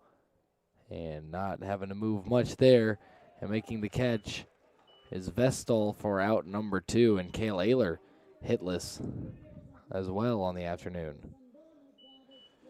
So as you said, the top of the lineup, middle of the lineup, struggling a little bit. Blake Burchett 1 for 3, Luke Wharton 0 for 2, Logan Clark 0 for 3, Cale Ayler 0 for 3, Frankie Vasquez 0 for 2, and as a matter of fact, Lucas Granada and Brett Burchett doing a lot of the damage as Vasquez sends that one deep and foul. Nearly had another run on the board there for the Tornadoes if he straightens it out instead. Yeah, that was a hack and a half there by my man Deep Frankie. fly ball for strike 1, yeah. Ray might not want to throw that pitch again. The 0-1. Low and outside for ball 1. Frankie with a couple of RBIs in game 1, but in this one is grounded out to shortstop and popped out to the pitcher. Ball on a strike, 2 away here, nobody on, and the pitch is sent over to shortstop, picked up on a hop, and the throw over to first will get Frankie a quick 1-2-3 inning for Jacob Ray. We head to the top of the 6th. NATO's still trailing it 4-2. And we'll see if Connor Crosby will be coming back out or not. We'll stay here for just another moment to give you guys that. And with how long it's taking, I think he might not. And he will. Here comes Crosby out of the dugout, and he will go back to work here in just a moment, trailing by 2, trying to keep it in check at 4-2. Back here for the top of the 6th in just a moment. Tornadoes and Quakers.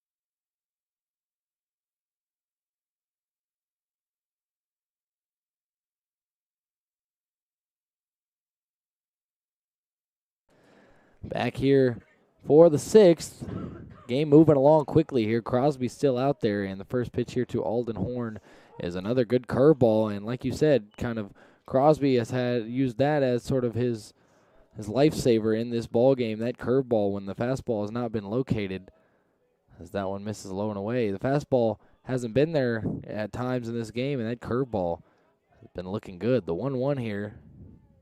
Ripped over the head of Frankie Vasquez, a leadoff base hit. Granada cutting it off, and Horn will just take one. Nice job cutting that off by the left field line by Lucas Granada. And Horn with his second base hit of the afternoon. His third base hit of the afternoon, actually. An RBI single, an RBI double, and then another single right there. The 5-hole hitter doing damage for Guilford. And here's Chase Wade, who is 0 for 2. A ground ball would be great news for the Tornadoes. Crosby fires, runner going. That one hit in the air, right field. This one is going to drop into the gap. Allison chasing after it. Horn on his horse. The throw into the cutoff man. He will head home. Morton throw to the plate. He will not get him. Another run comes across. Alden Horn scores, and it's an RBI double for Chase Wade. Not what the Tornadoes needed at all there to start the inning. Yeah, Crosby looks a little frustrated walking back to the mound there. Maybe Crosby, yeah, he's done a good job at a lot of different times in this game, but has given up a few of those really deep gappers and has not always missed the bats when he has needed to. Here's Bloom, first pitch to him, low and outside. And yeah, Crosby might be running out of gas here. 5 earned runs for him on 8 hits.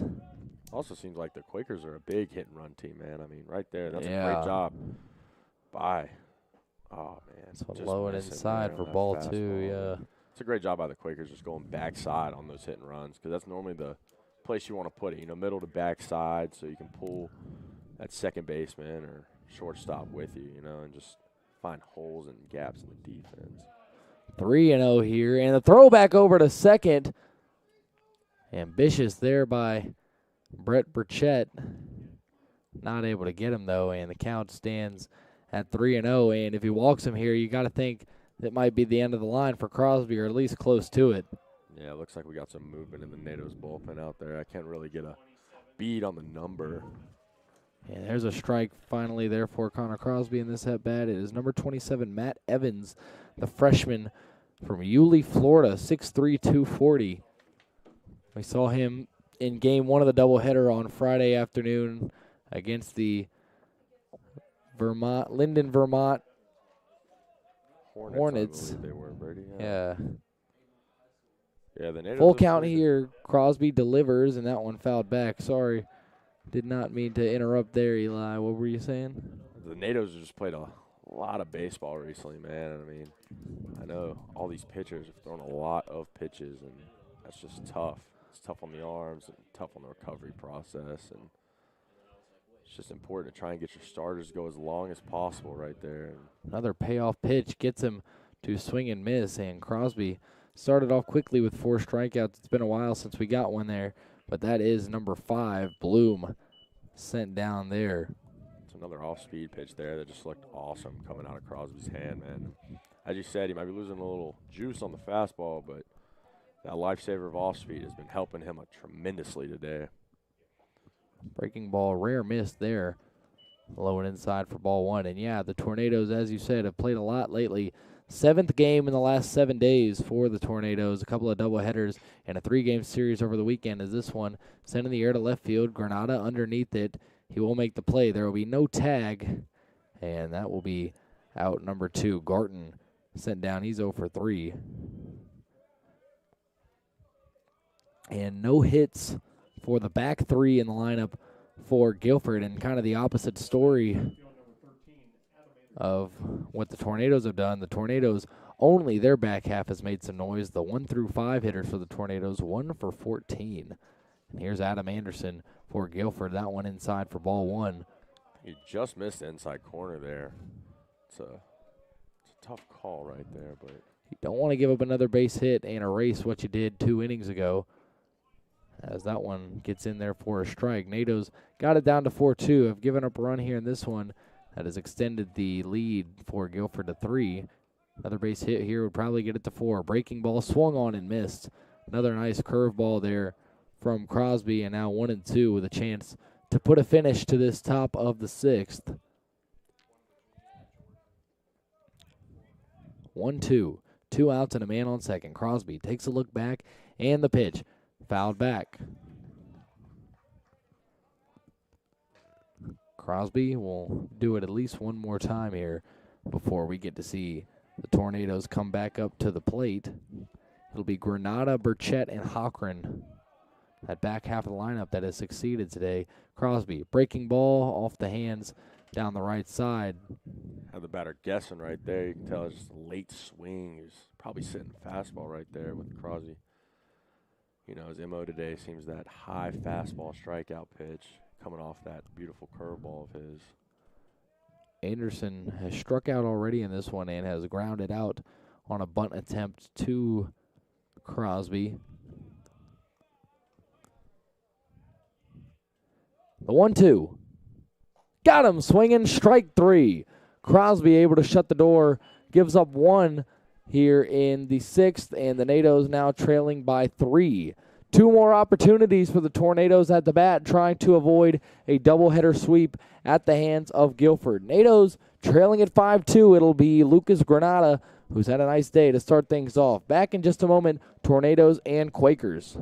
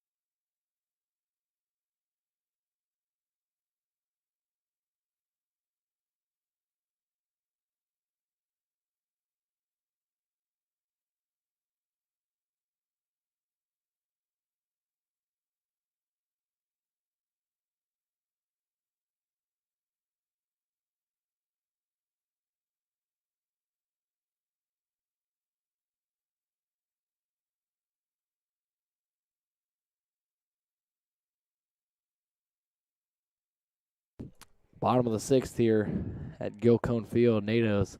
Time running out, and Lucas Granada will lead things off. First pitch to him nearly hits him again. Granada, remember, he got hit by the pitch his last at-bat and took a little bit of exception to it, it looked like. And the 1-0 here from Ray is ripped, but foul down the right side. That could have been a good start for the Tornado inning. Yeah, I just feel like the Nados need some momentum here, you know. As you said, they only got 2 more at-bats potentially, so just massive to get a few runs here, chip away, and then potentially take the lead even. That one inside again, and no secret that Jacob Ray has been using that inside part of the plate, like we said. No, we haven't seen a lot of off-speed from Ray after the inning where the Nados got 2 runs. And that one sent over by the pitcher's mound. It's going to be a tough play. Throw on to first. They will not get him. It'll be an infield hit and another base hit on the day for Lucas Granada, hitting the ball really well. 2 for 2 in this one. Yeah, that's a tough play right there. I mean, slow roller, gets past the pitcher. And kind of in no man's land. It got out of the reach of Ray, and the infielders, I think they thought that Ray was going to be able to get that one, weren't really charging up to it.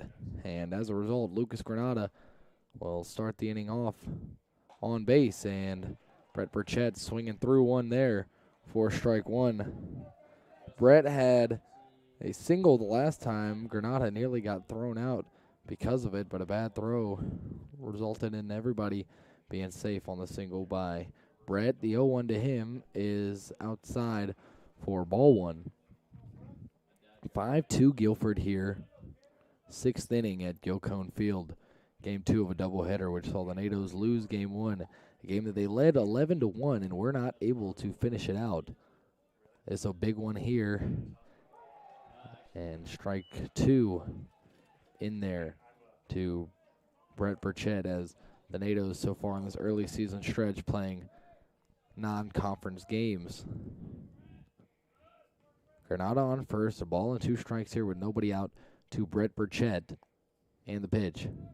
Ripped up the middle. A base hit for Brett Burchett. Nearly took the legs out of Jacob Ray, and now the NATOs might be cooking with grease. First and second with nobody out. Zach Allison will have an opportunity, and then it'll flip back over.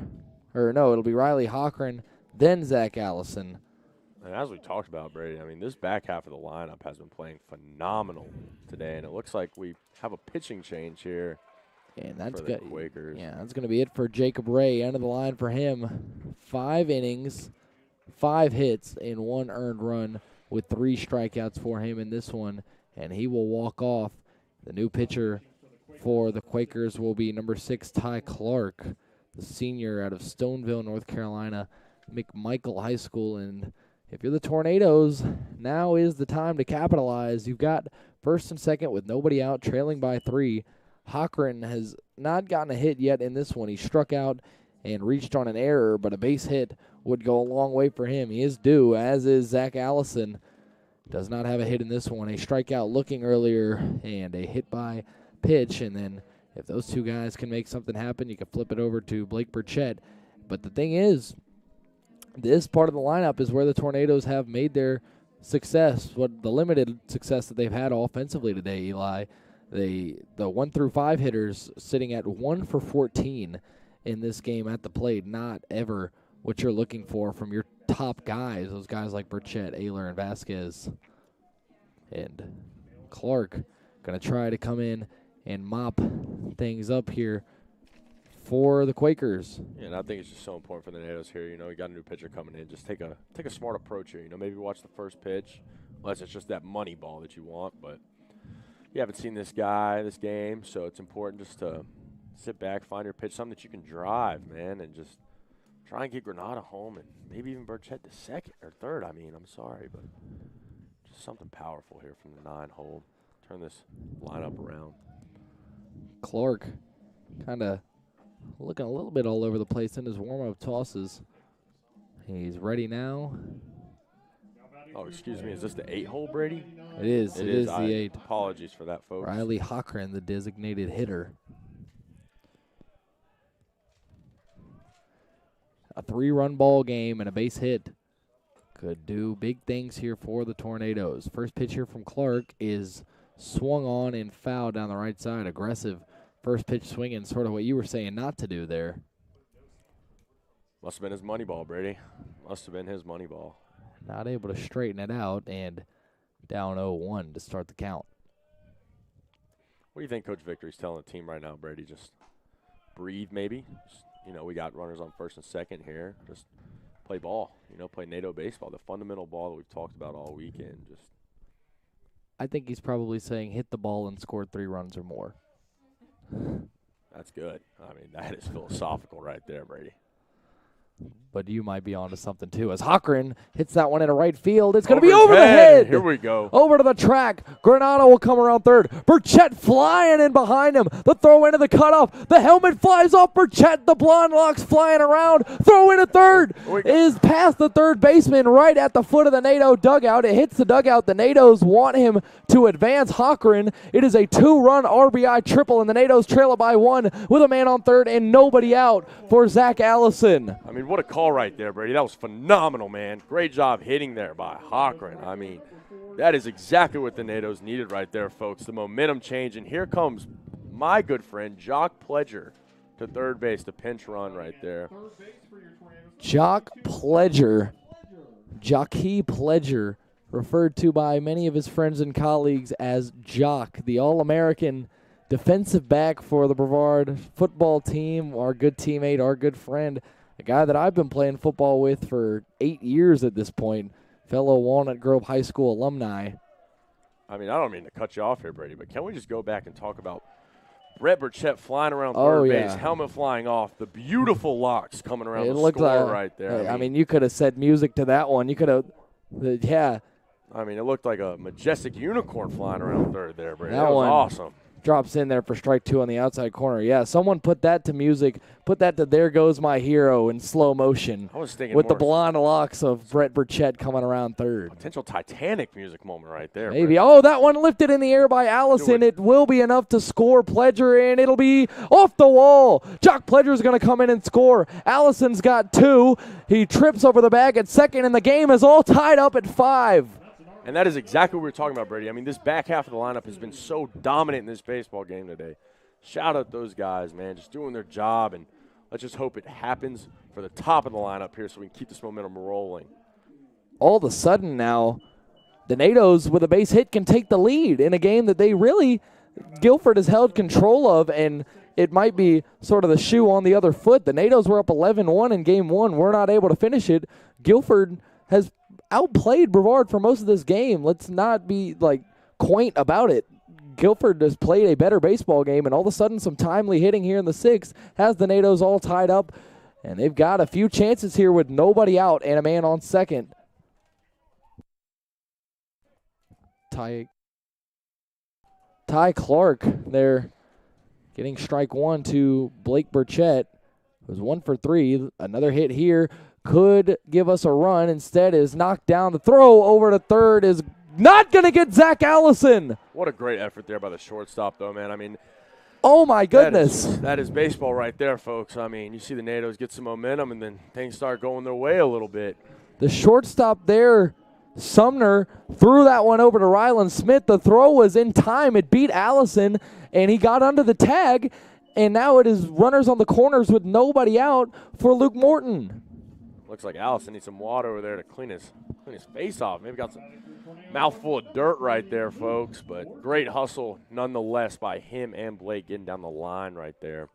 Let's see what the nation's leading base stealer can do right here. Could be a gimme stolen base opportunity here for Blake Burchett. You don't want to throw down to second and give Allison a chance to go. Here he goes. Burchett, there will not be a throw. It's another stolen base for number 6, and now a base hit could give the NATOs a 2-run lead here. All of a sudden, the tide's turning massively. Riley Hochran, shout out to him with the RBI triple that really turned this thing around. It looks like the Quakers infield's coming in here, of course, trying to prevent another run, but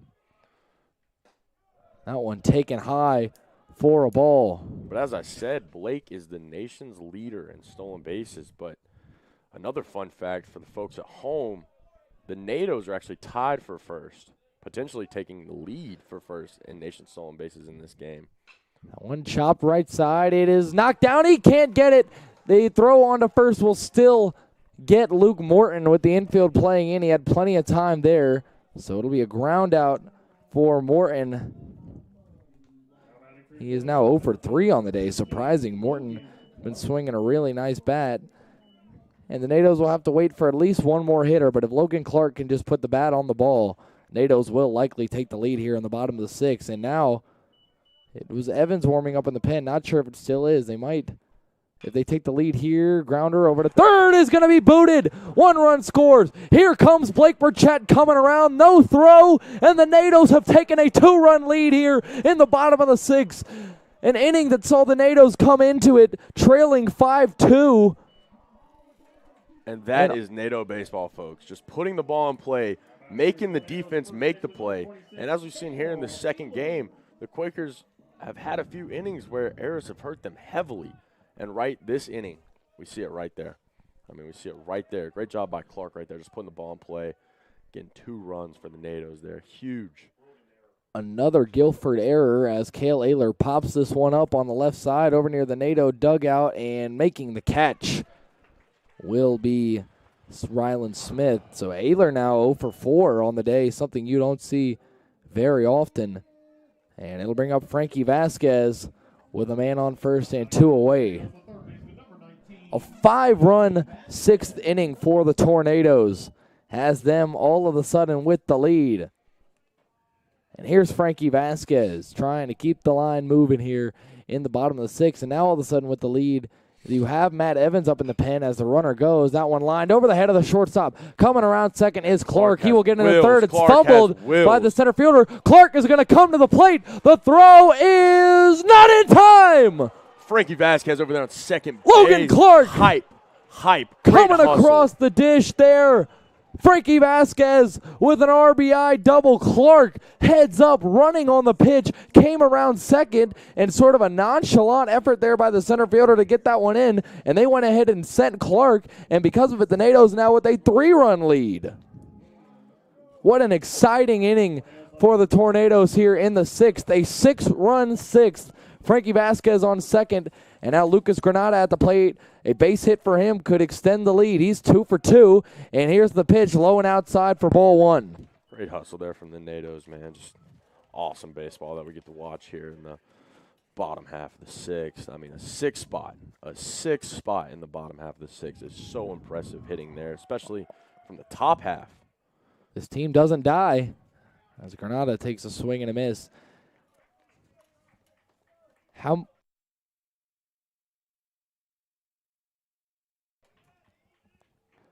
That is now 53 runs in the last 5 games for the Tornadoes, as Granada chops that one down the left side. 53 runs in 5 games. That's a pretty good offensive showing. Quite frankly, this is the guy you want at the plate right here in this situation. They just keep the bats going for the Nados. So let's hope my man Granada can put something in play here. Absolutely. Granada with 5 hits in the 2 games here today. And the pitch. Outside ball 2, and Ty Clark has completely run into a lot of trouble here in this 6th. Clark has been tagged for 4 of these runs. Only 1 of them earned, however, as Granada chops this. Left side, throw across the diamond is in there finally for out number 3. A 6 spot for the Tornadoes in the bottom of the 6th. Nados leading it 8-5. Connor Crosby is going to try and come out and finish the complete game now with the lead and in line for the victory here. Top of the 7th coming up. Nados all of a sudden with a 3-run lead. And we'll be back here for the final stages of this one in just a moment. Gil Cone Field, Tornadoes and Quakers, Sunday afternoon baseball.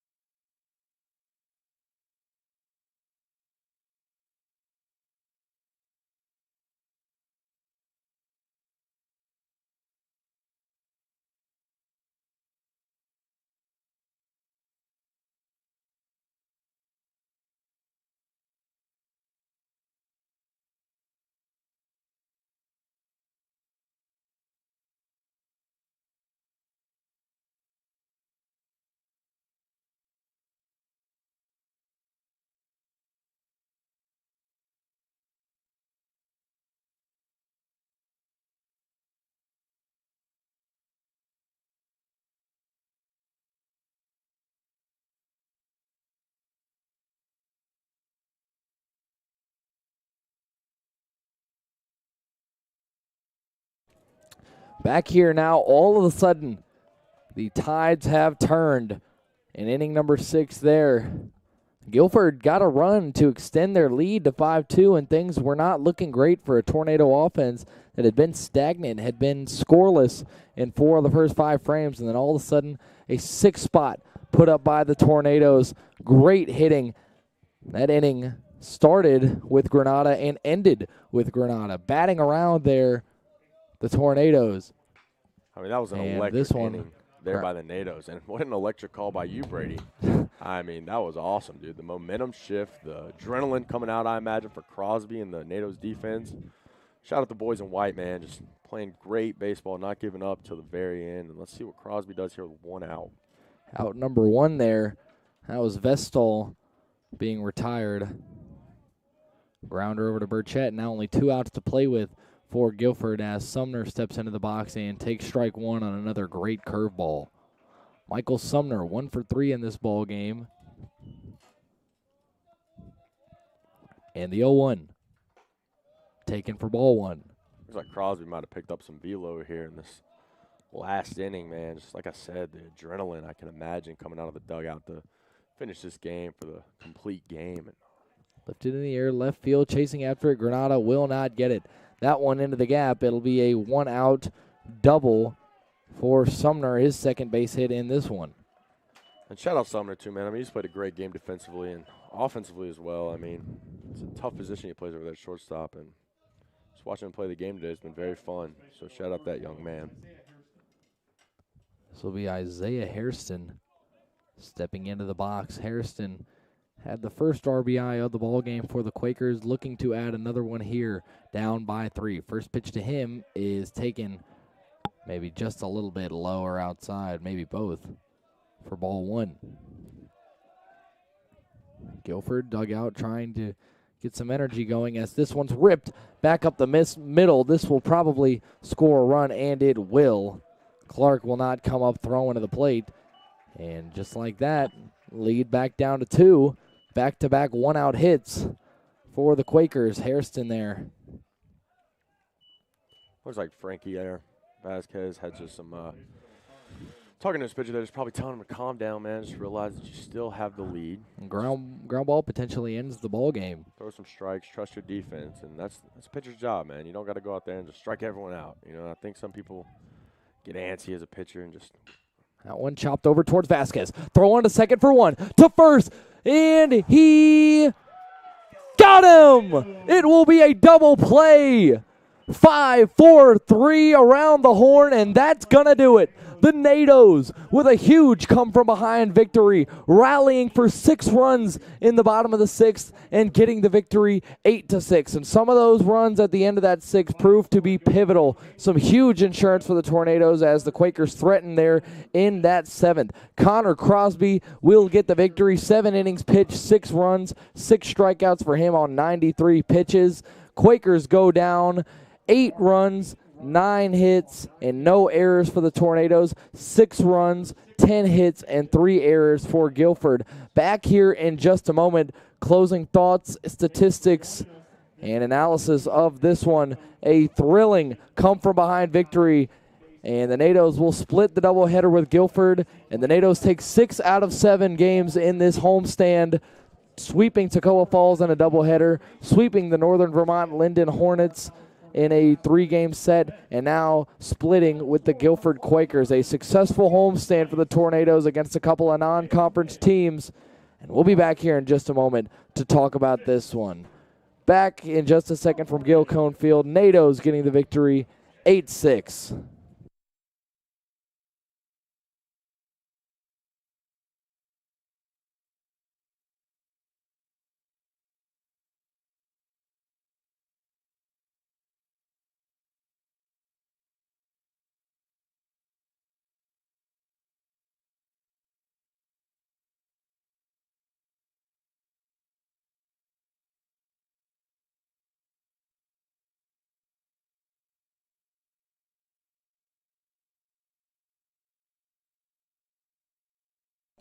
Back here at Gil Cone Field, the Tornadoes with a thrilling 8-6 victory in this one. And let's just go back to that bottom of the 6th inning and the way that one started for the Tornadoes. Brett Burchett got on.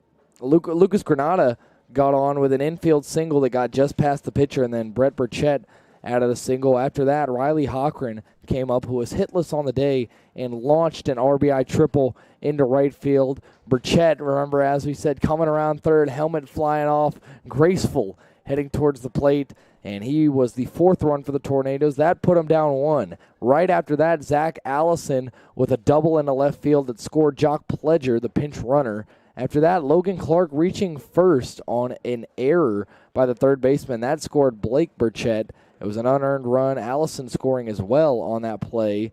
And then Frankie Vasquez with an RBI that scored Logan Clark all the way from first. He took off stealing and was able to go all the way from first to home on that one. Hairston for Guilford was able to get an RBI single to cut it down to 8-6, but Connor Crosby shutting the door partially due to that 5-4-3 double play. Vasquez to Burchett to Ayler. And Eli, give some of your thoughts on the game, maybe that 6th inning, and just kind of the way this one went.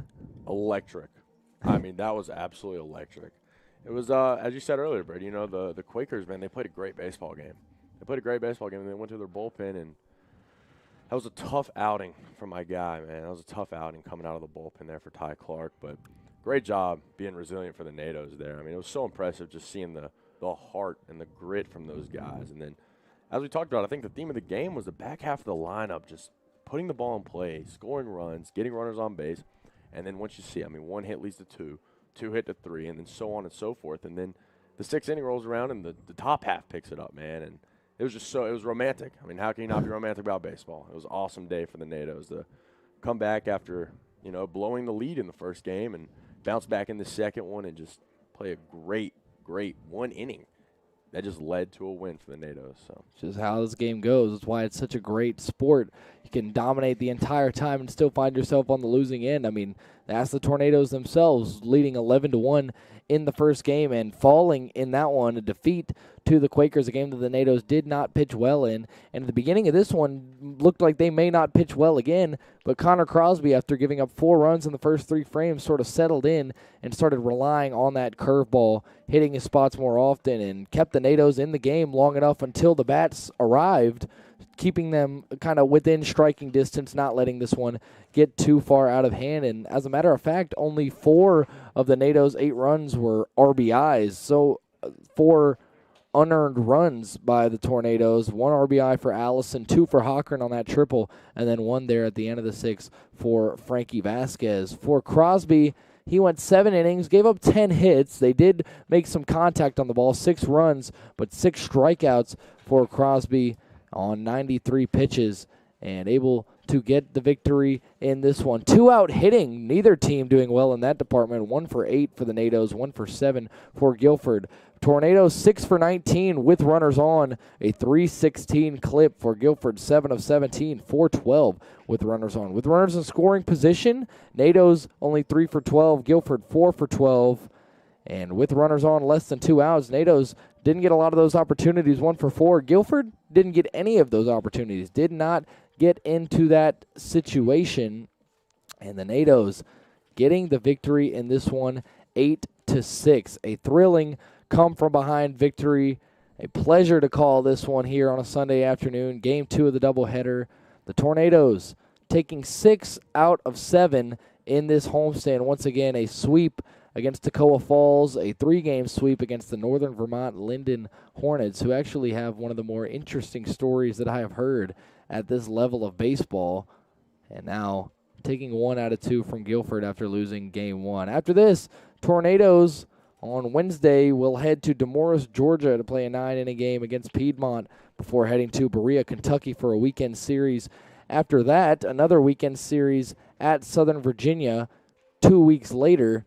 And then they will return to Gilcone Field at the end of the month, March 25th and 26th, a doubleheader on Saturday and then a game on Sunday, an afternoon one against Pfeiffer. So it'll be about a month before we see the Tornadoes here at Gilcone Field. But this time that we saw them, they take 6 out of 7 here at their home ballpark. NATOs with the victory, 8-6. I am Brady Penn with Eli Carr signing off. And until next time, let's go NATOs.